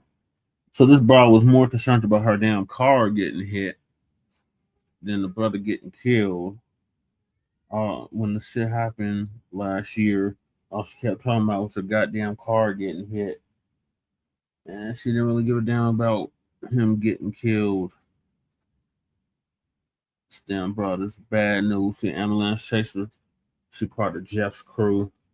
Me and Lady Che have gone in on her on numerous occasions. Her name is Meridian whatever the fuck her name is. This is a damn ambulance chaser. So performative. So she was at the press conference. And then behind her is Councilwoman Chantel Lewis, who now wants to run for mayor of Denver. FNER, and I serve as the CEO of the Epitome of Black Excellence. Yeah, but you ain't the epitome of nothing. And we're gonna make sure your shit get audited. Epitome of Black Excellence, my ass. Partnership. We came here today in response to the indictment of Officer Matthew Neely, who was responsible for taking the life of Rajon Belt Stubblefield on August 30th, 2025. A grand jury was conducted, and that grand jury found that there is enough evidence to secure a murder to and a reckless manslaughter charge. We are now in another phase of this journey and this process, because what we understand now is that the district attorney, Amy Patton, has now received her instructions from the community. When you invite the community into a space, you are going to receive the instructions that you were elected to follow. The good news for Amy Patton in her office is that you have the truth behind you. When you have the truth behind you, there is a righteousness that comes with that. And so we are anticipating and expecting pursuit of these charges with precision. We applaud District Attorney Amy Patton and her office for doing their diligence. And we want to ensure that the community is always informed intentionally through transparency. So we are also very expectant of a transparent process. Rajon Belt Stubblefield joins a list of names of those that have been lost, particularly by the Aurora Police, but this is a statewide crisis. So it is no surprise that the Rajon Belt Stubblefield family has the support of the family of Kylan Lewis, Jalen Sebron, Corey Dillard, and all of the names that we carry. So with that, I am going to turn this over to Milo Schwab, who is with Ascend Council representing the family. Everyone, thank you for staying with us. Thank you for being here this afternoon. Today was a long time coming. It's been nearly a year since Rajon was killed, but it's not just about Rajon, it's about this long list of police officers that have killed members of our community year after year after year. This has been a long time coming. But it's fitting too. Friday was, or would have been, Rajon's birthday, this past Friday. But today is an incredible day. Today is a day of accountability and fairness and justice. For too long, district attorneys decide these questions of whether police commit crimes on their own. And all too often, they decide no. Amy Patton had the courage to ask the community, to ask and to convene a grand jury. And this is what happens when the community is asked. Because the community will fairly and justly and equally apply our laws both to members of the community and the police. And they will make sure that police officers, when they commit crimes, are treated just as any other member of the community would be. And I hope that this is a model. I hope this is a model for the future for other district attorneys across this state when they see and are confronted with officer-involved killings, that they will bring the community in and decide, or to bring the community in to make sure and to make that decision for them. And I also want to applaud and commend the district attorney's office for the hard work they did in collecting all of the information, all of the evidence, and presenting to the grand jury an objective, fair representation of what happened. And today we've learned of that result, which is exactly how we knew it would be if the jury or if the grand jury was presented with this evidence, an indictment for murder. I'll take your questions now. Did the family end up suing either the city or APD in this case? At the present time, no suit has been filed. That will be coming later, but today is a day to celebrate this process, the process working as it should. Milo, what makes this case so clear-cut? There's so much in it. There is from a car accident being confronted with a gun pull, to an officer punching someone in the back of the head, to an officer repeatedly shooting someone and knowing when they've stopped shooting, when they've stopped, or when that person has stopped moving, when that person is stopped, to then pause and then aim for the head and kill him. Every single step of the way, this officer made choices. We heard from Chief Chamberlain blaming Rajon from the jump. While Rajon laid in the streets still that night, Chief Chamberlain blamed him and defended that officer who now has been charged with murder. And for a year, that officer has been on the streets, has been wearing that uniform. Someone who has now been charged with murder, policing our streets. So no, I think it's important that we hold these police departments accountable as well. Milo, what were the emotions that were running through you yesterday when you got the call about the indictment?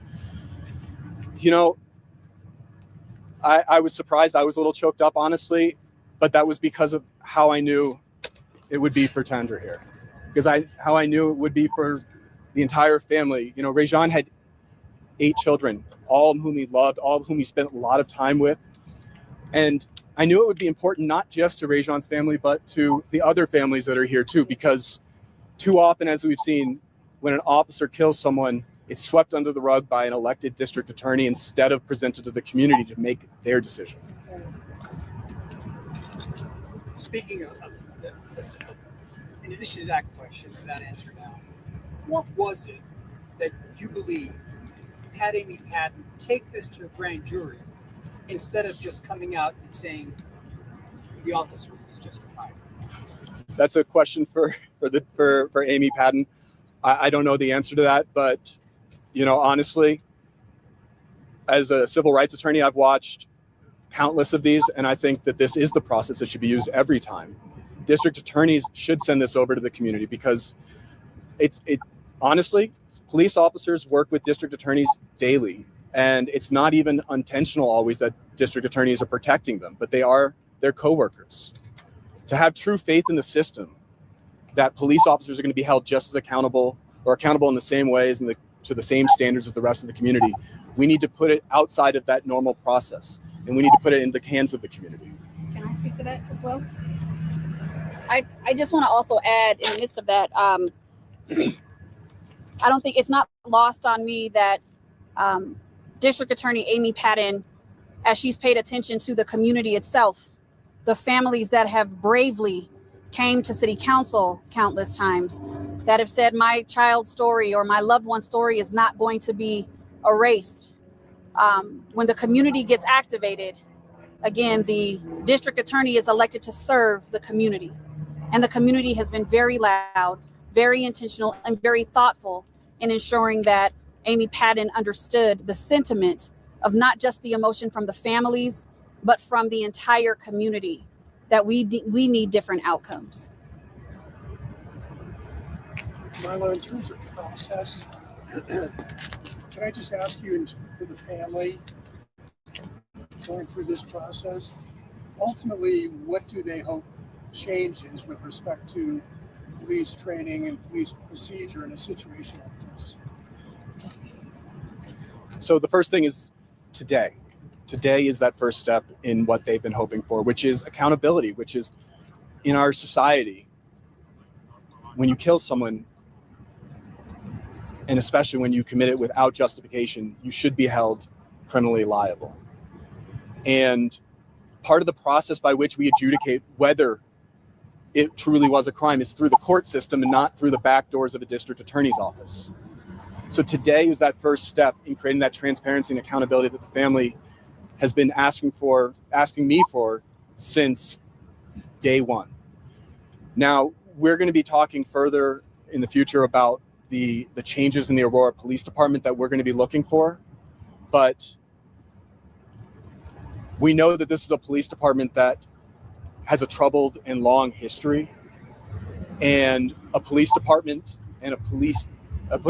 that does not seem to learn from its mistakes, that still gets out there and defends its officers instead of allowing time for a true and impartial investigation.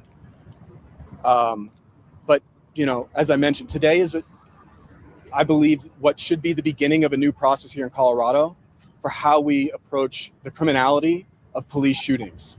This is only maybe the 5th time a police officer has been indicted for homicide in the last 35 years in the state of Colorado. It's a big deal. And it's because of the process, because the community was asked, is this how we want to be treated? Today's answer says it. When you say that you were asked, did you say somebody asked you? This is what the family's been telling me. The family was asking. Right from the beginning, it was, this is the most important thing, is that he be treated just like any other member of the community would be. Is there an intent to sue from a civil standpoint if this case goes to trial? We filed that intent to sue months ago, but again, today I want to focus on the process playing as it should have today. Where do we go from here? What happens tomorrow? What happens next week? So after this press conference, myself and the family are going to go up and meet with District Attorney Padden. My understanding is in the next 2 weeks, there will be another hearing for Matthew Neely. And the process will play out as it should in the courtroom. There will be an arraignment. There will be a plea, not guilty or guilty. There'll be that normal process and ultimately a trial. I want to ask about the 2 paramedics in the case of Elijah McClain that Okay. Court of Appeals overturned recently. Do you have any concerns or worries about this even going through the process and what happens after that? I'll have to beg off on that. I haven't read that decision, but this is very different. This was a man holding a gun pointed at an unarmed person, someone he knew to be unarmed, and deciding to pull the trigger, aiming at his head. Can I speak to that? So I'm going to speak to that real quick. As it pertains to the overturn in the Elijah McClain case, one thing I will say is we understand the power of taking things one day at a time. We also know that this is a systemic issue. So, of course, we are concerned about what systems can do because we've seen it over and over and over. But what we always have is expectancy. We always hold expectancy that this system will do what it says it's supposed to do on paper. And if on paper they do what they're supposed to do, Matthew Neely will get his due process. Ironically, that's the due process that he denied Rajon Belt Stubblefield. So with that, again, we understand what these systems do. When we hear a chief of police touting a report about how crime and violence has gone down in a city, but we don't tell the story in its totality, that violence does not include the statistics of your police, we know that the system is at play.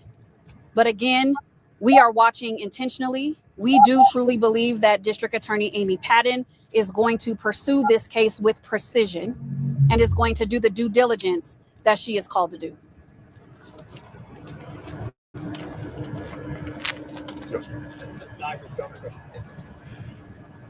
Is it possible to hear from the family at all today? Maybe speak to them? I think after this press conference, we can do some individual conversations. Yeah. Can I in order for us to get that in the early show, is there a friend or just someone who can give us something now? And if it's no, that's okay. We can coordinate that. Later? We can coordinate that right now. Okay, thank you. Just do it here. We're not going to do it in front of the bay of cameras now. Thank you. Thank you for Yeah. considering. Yeah. Thank you. Of course. All right. Thank you, everyone. Thank you. Thanks so much. All right, so that was the press conference they had on Monday.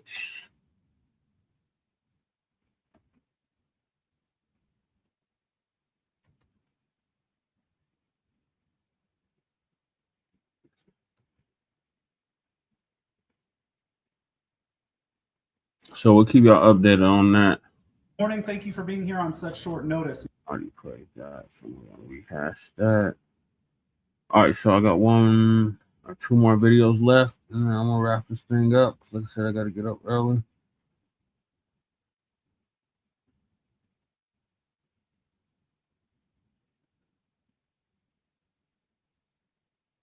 Iran, there's not much time left, so I don't even want to waste it. I want to get right to it when our last Plus app. They did a health survey of Black Denver residents, and these were the results that came out of it.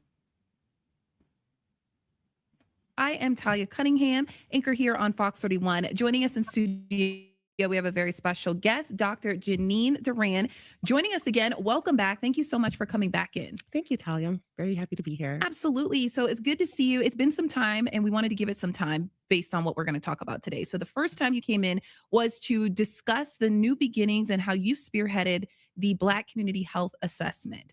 Before we get into the results, is what we're here to talk about today. Months later, let's just give a refresher on this assessment, what it is, how people got involved, and what it looked like. Can you start there? Absolutely. Yes. So the Black Community Health Assessment was a health assessment that I developed for our Black community members within the city and county of Denver. It was to inform the community health assessment. It was to inform the community health improvement plan, and it was modeled after the community health assessment that is done by the city and county of Denver's Denver Department of Public Health and Environment. I'm so sorry. No, it's okay. It's a lot of words to get sorry. out. Bottom line is you spearheaded this as a passion project with little to no resources behind you. You figured out, I want to do this. I want these results. I need to learn about our community. And then you made it a reality with little resources. Absolutely. And so again, modeling this community health assessment after the DDPHE health department and their community health assessment, and then all other departments of public health and environment and their community health assessments, I did decide to take this on for our community because of the race and ethnicity data gap that exists within public health. And so it was extremely important to me that we dig down into what is exactly happening within the Black community, since quite often our health information is muted by those that are in massive numbers. And so that does not include the Black community here in the city and county of Denver, or quite frankly, within the state of Colorado. And I remember last time you were in, we were talking about the Black population here in Colorado being quite small, and we only needed 1%, 600 people to participate in this. And we reached that number. We almost reached the number. Okay, so I will almost. say, yes, caveat. So there's 60,000 Black folks within the city and county of Denver. And with the survey, we reached, we had over 500 people that started, and we had 487 people that completed the survey. Okay. And just as a refresher, tell people at home what kinds of things were on this assessment to study and to look at. So the survey was really, it was assessing social determinants of health. So really where people live, work, and play in the city and county of Denver. So it looks at housing costs. It looked at food accessibility, their experiences with their doctors. It looked at racism, health equity, environment and climate, and asked multiple questions just regarding their experiences with health and accessing healthcare. And just why was this information so vital and necessary? I know it's a first of its kind. Hard to believe in 2026. The information was extremely important because the data just did not exist. And unless we have the data, we can't make evidence-based decisions in order to inform the programs and services that we really need in the Black community. And that brings us to our timeline. You've been planning this. This is a years-long project in the making for you. And when you came on a couple months ago with Dr. Vern Howard, we were trying to get people to participate in this. Yes. We've gotten people to participate months now. The assessment has been done, it's completed, and now we have that research. Let's talk about the research. Yes, it was. And so now this project has gone on for a little bit over a year now. So we started last April, We started last April, and the survey actually launched last July, and we were collecting data from July through March. And just last Saturday, we held the State of Black Health 2 in Denver, Colorado. The results are in which we were able to share the results with our community members. And so the CHA, the Community Health Assessment and Community Health Improvement Plan, that is a 5-year cycle. So the first year you do the Community Health Assessment, which then informs the Community Health Improvement Plan, which the community works on for the next 4 years until they go back into the CHA again. And so now that our Black Community Health Assessment is done, we are now going into the Black Community Health Improvement Plan, which is informed by the top priorities that came out of the Black Community Health Assessment. And I remember last time we were here, we were trying to determine those top 3 issues within the Black community that are concerns that we worry about, that are plaguing us. Talk about what those top 3 were from the assessment. Yes. Okay. So we actually ended up, it's going to be a top 5 that we are looking at when we did think it was a top 3. Those top 5 ended up being climate and environmental justice, which I recognize that throughout the entirety of the survey, in which 99% of respondents indicated that climate and environment was a challenge within their health. So climate and environmental justice. We had gentrification, which emerged, which I also was not surprised about, being that my dissertation back in 2019, transit-oriented development and gentrification, a case study examining the cultural effects in a historically Black neighborhood in Denver, Colorado, which looked at gentrification that occurred within the 5 Points neighborhood and those cultural effects. I'm not surprised that gentrification also emerged as one of the top concerns. Cultural responsive care, that was a top concern, and that's something that we are going to be focused on. Service awareness and coordination, and then racism and health equity rounded up the top 5. Okay. Now, when you hear these and you break it down into these top 5, anything concerning to you, and where do you go from here with these top 5? So as far as concerning, they're just all concerning, right? They're bubbled up. Those are issues that we really need to tackle. I think what was interesting is, as I mentioned, the Denver Department of Public Health and Environment also ran their community health assessment, and their top 3 issues that emerged were affordable housing, access to care, and racism. And so we had some issues that kind of ran parallel, right? But there were some slight differences the way that our issues emerged. And so while the Denver Department of Public Health and Environment's community health assessment identified affordable housing, the Black community is saying gentrification. So our Black community is more concerned about being displaced, not as much as they are concerned about affordable housing.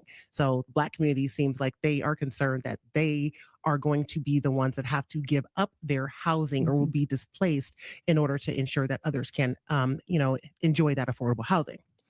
I also think it was interesting that within the CHA, as far as the Denver Department of Public Health and Environment, it was mentioned that there was no specific climate and environment question asked, but there was talk of about 40 people that did write in the response that the climate and environment was concerning to them. So I do know that this topic is certainly something that has bubbled up across public health. And I know it's something that we're going to be working on in tandem with the Denver Department of Public Health and Environment.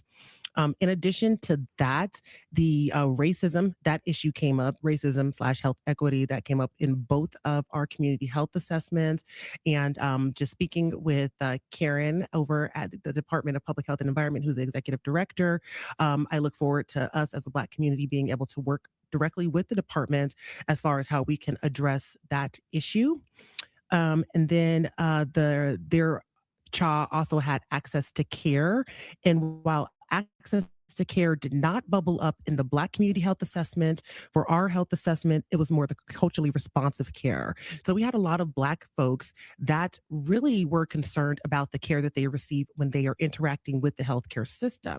So that meant that they were saying that they quite often would not like take their questions in to their doctor's visits. They would after they would have discomfort in speaking and having dialogue with their providers. They mentioned there were folks that mentioned the way that their providers would like talk over their heads, that they would have to take family members in order to be able to advocate for them. And so just their health experiences were really concerning. That's something that I really heard that was concerning for me, because if you can't talk to your provider about those health situations that you're experiencing, then what is the point of going to a provider?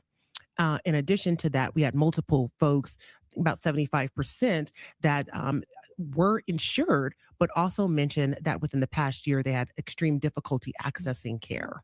Yeah, and those are all issues that we hear daily here in the newsroom that we talk about, especially, you know, a lot of people feel like when they go and talk to a doctor, their concerns are being dismissed and they're not being heard. And Exactly. that's from older to younger generations that we hear these. And what before we go to break, I want to ask you overall, I know that we're getting to the nitty gritty, but what is the big overall takeaway from this?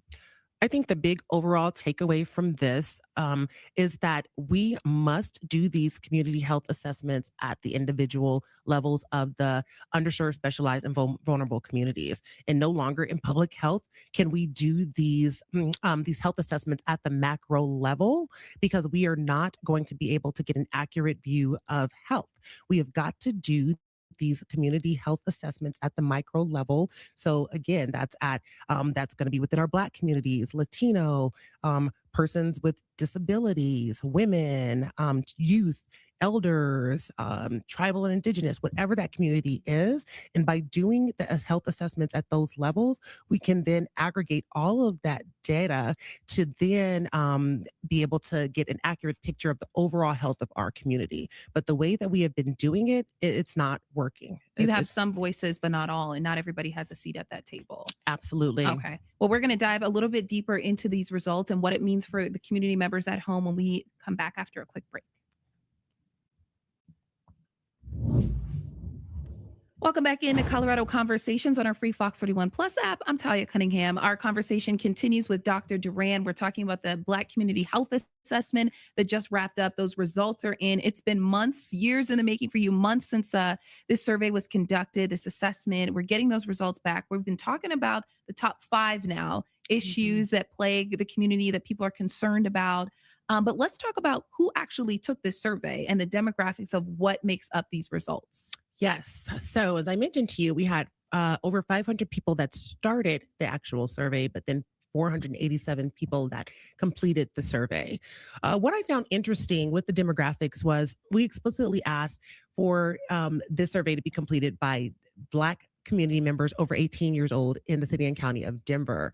And when those results came back, we had, it was 73 folks that were in Aurora, Arapahoe County, so surrounding areas that had completed the survey, Glendale as well, that had completed the survey. And to us, that myself and then some of my partners that were assessing the data, we thought that we needed to go ahead and leave their results within the study, because to us that spoke volumes that we as Black folks, we are not given a chance to participate in these type of assessments enough, because for us to have glaringly that many folks that wanted a chance to participate and they have their voices heard, they really wanted a chance to participate in this survey. So that's why we took their results, took their responses. But yeah, 73 folks, so 15% of those responses came from Aurora and Arapahoe County. Another thing that was interesting was District 4 had 33% of the results. And District 4 sits within the city and county of Denver, like closer to like Hampton and Tower. I mean, Hampton and Tamarack area over there. Yep. And so while the assumption was that we were going to see the majority of the results from Northeast Denver, far northeast. So, Montbello, Green Valley, Park Hill, like the east side, we did not see the majority of the results from those communities. The majority came from District 4. And that was extremely surprising that so many Black folks resided in that community. So much to the point that the next highest results for Denver, District 8, were at 12%. So it dropped from 33% Wow. of respondents down to 12%. So that was the drastic difference in responses. And when you say the top 5 and you break down the demographics, were you seeing, you said 18 and up, were you seeing a majority of middle-aged to older folks, or did you see our young people show up for this? The young people actually showed up. Yeah, we had several folks 18 to 30 that took the survey. So probably 30% took that survey. And then we had about 50% that were from 30 to 51. And then we had maybe 20% that were 51 to 70. And then the rest over 70. Wow. So you have a good range to work with. And Yes. when we talk about, because my concern was the number one issue being environmental health and climate, I thought it would mostly, assuming that it wouldn't be our young folks. But that's completely wrong, it seems like. And when we talk about that, did it get into specifics as far as like respiratory air quality here in Colorado, or did it dive into specifics for that number one issue?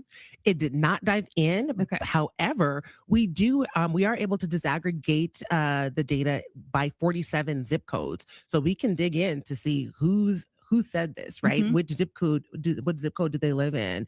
We have all of their income information. We've got their education. We've got sexuality. We've got which type of Black person is it? So are they a Black immigrant? Are they Black Caribbean? So like Black Spanish? Are they Black of mixed heritage? Or do they consider themselves like a Black person with nothing else, right? And so again, the way that we can slice this information up just to show that Black folks are not a monolith has been really, really interesting. And this wouldn't have all been possible. I know it was your passion project, but you had some help behind the scenes to make this all possible. Absolutely. I would be remiss if I did not mention the wonderful folks that have walked alongside me on this journey. So I had Abby Steiner. There was Dr. Lori Darnell, Dr. Tanya Greathouse, Dr. Don Matera. I had Dr. Al Evans, a couple of partner organizations. Want to make sure I get them. Denver Health Community Integrated Healthcare. There was Be Well, Metropolitan State University College of Health and Human Sciences, Department of Social Work, and then a couple of other partners, Alicia Brown, who is the executive director of Be Well, and Dr. Rocio Pereira, who is the director of Denver Health's Community Integrated Healthcare. And there's a lot of help. And I know that you kind of spearheaded this. This was your passion project with those little resources that we talked about months ago. And then in the beginning of this interview, how does it feel for you personally to know that it's become this far and it's been successful? It feels really good to get to this point, and to be able to work with other Black organizations to say, we have this information now, and here are some places, some directions that you can go in to target some of your programming and to actually better our community and provide programming and services and supports that our community needs. And this is just a launching pad with the success of this assessment. There is much more to come in the future. We're going to dive into what's next when we come back. Welcome back to Colorado Conversations. Our conversation does continue with Dr. Duran. There's not much time left, so I don't even want to waste it. I want to get right to it when our last segment. We talked about this months ago, and it was kind of like a mastermind brainchild. Here we are, and it's done. The hard part, well, some of the hard part is done. Mm-hmm. Now we assess the research. Where do we go from here with these top 5? So as I mentioned, we now move into our Black Community Health Improvement Plan, in which we have multiple Black organizations, as well as some of our legislators and some of our community members that will be pulled together on a committee that will then drive our Black Community Health Improvement Plan. And we will work on that for the next 4 years until we go into our next Black Community Health assessment cycle. Okay. And because of the success of this study, this assessment, it has now been a kind of a launching pad for other specialized communities, other races, other people with disabilities we're talking about. So tell me how this is kind of a springboard, but it all comes back to, you need the resources to do it. Absolutely. And so it's been a blessing because the point of the Black Community Health Assessment was to be a springboard and to be a template for other underserved, specialized, and vulnerable communities to be able to us to be able to do community health assessments. And so I've had conversations with the ARC of Colorado as far as doing assessments for persons with intellectual and developmental disabilities. I've spoken with my buddy Jim Garcia over at Clinica Tepeyac, talking about how we could do the Latino community health assessment. I've spoken with some folks within the tribal and indigenous community, as well as some of our elders, as far as doing an aging community health assessment. And again, our team would love to delve into more community health assessments. However, we can't do this work unfunded because, as I mentioned before, we did try to get funding through multiple philanthropists, multiple of our well-known philanthropists here in the city, in the county in Denver, and throughout the state. And the project just was not funded. And so in order for us to continue to do these health assessments, which are needed and very much, I think they're an asset to the communities that we are doing these health assessments for, we certainly have got to have funding to do them. What does funding look like? Does that mean applying for grants? Does that mean donations? All the above? I think all of the above, right? And I spoke about this at the State of Colorado, at the State of Black Health in Denver, Colorado, too, on Saturday. I understand that the time that I launched this project back in 2024, that our administration was changing, right? There were multiple organizations that were having to make decisions to scrub language and change websites and change mission statements and or lose funding. And I was one that certainly did not do that. And as a matter of fact, I doubled down and said, no, this is what we stand for. This is the work that we are going to do. And so, you know, that might have been a reason I did not go for federal funding, but that might have been a reason that our philanthropists here did not want to touch the project, even though so many folks now are asking for this information, which is exactly what I said was going to happen. All of that to say, though, in all aspects, right? Donations, whether it's donations or grant funding or philanthropists want to work with us in some way, we can certainly have a conversation. But I do want to make it clear, just like I stated on Saturday at the State of Black Health, these community health assessments are not for sale. And so what would have to happen is that the community who is receiving the assessment or we're working with to help them do their community assessment, health assessment would have to be on board that that entity is, doing the funding for that project. And there would have to be agreement as far as what happens with that data. Because as I was explaining to some of the funders that were in the room that day, is that the community owns the data. So if the community does not want to share the data with someone that's funded their project, that's up to them that they don't want to share the data. So there has to be some conversations because what we're not going to do is stigmatize and weaponize community information. Absolutely. Kind of my last question for you is, I know that this study is now complete. You've got the results. You got to dive into that research. There's a whole process to follow. But as we mentioned, demand is high from multiple vulnerable communities right now. What does that say to you? What message does that say that all these communities now are wanting this from this one assessment?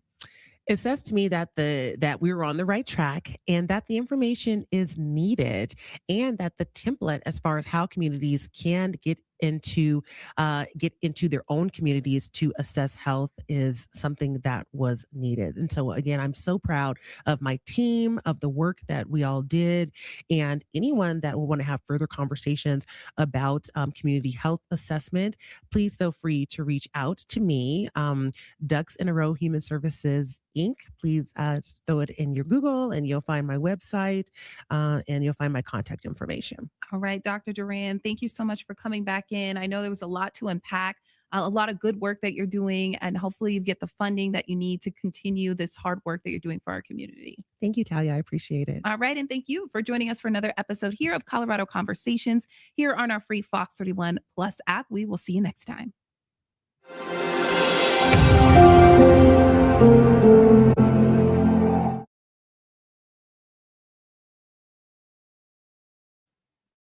All right, I got one more. And this. A federal judge has ruled the Trump administration can't access Colorado's unredacted voter rolls. It's the Justice Department's 20th consecutive legal loss on this topic. In December, the DOJ requested that Colorado Secretary of State Jenna Griswold share unredacted voter data, including every voter's full name, date of birth, address, and driver's license number or last 4 digits of their social security number. The DOJ sued Griswold and 30 other states for refusing to comply. On Monday, U.S. District Judge Philip Brimmer said the DOJ did not have a valid purpose for obtaining the information and isn't legally entitled to the records. I spoke to Jenna Griswold today. What do you think voters should take away from this? So voters should know that there are these attempts to power grab from the federal administration, but we are fighting back. We are pushing back at every turn, and we are winning. So voters should expect 26 election to be just like normal. We're going to make sure that every Republican, Democrat, and unaffiliated alike that is eligible to vote can have their voices heard. President Trump's goal of trying to control who is an eligible voter continues. The Supreme Court is expected to rule on Trump's emergency appeal to limit mail-in ballots later this month. Okay, we'll keep y'all updated on that. All right, I'm about to wrap this thing up. Appreciate y'all tapping in. So I can get to one part 2. See y'all then. So, peace, love, light, reparations, separations, humiliations. Shout out to Goddess Nobby for coming through. Shout out to Uptight for coming through. Shout out to Shabaka for coming through. And shout out to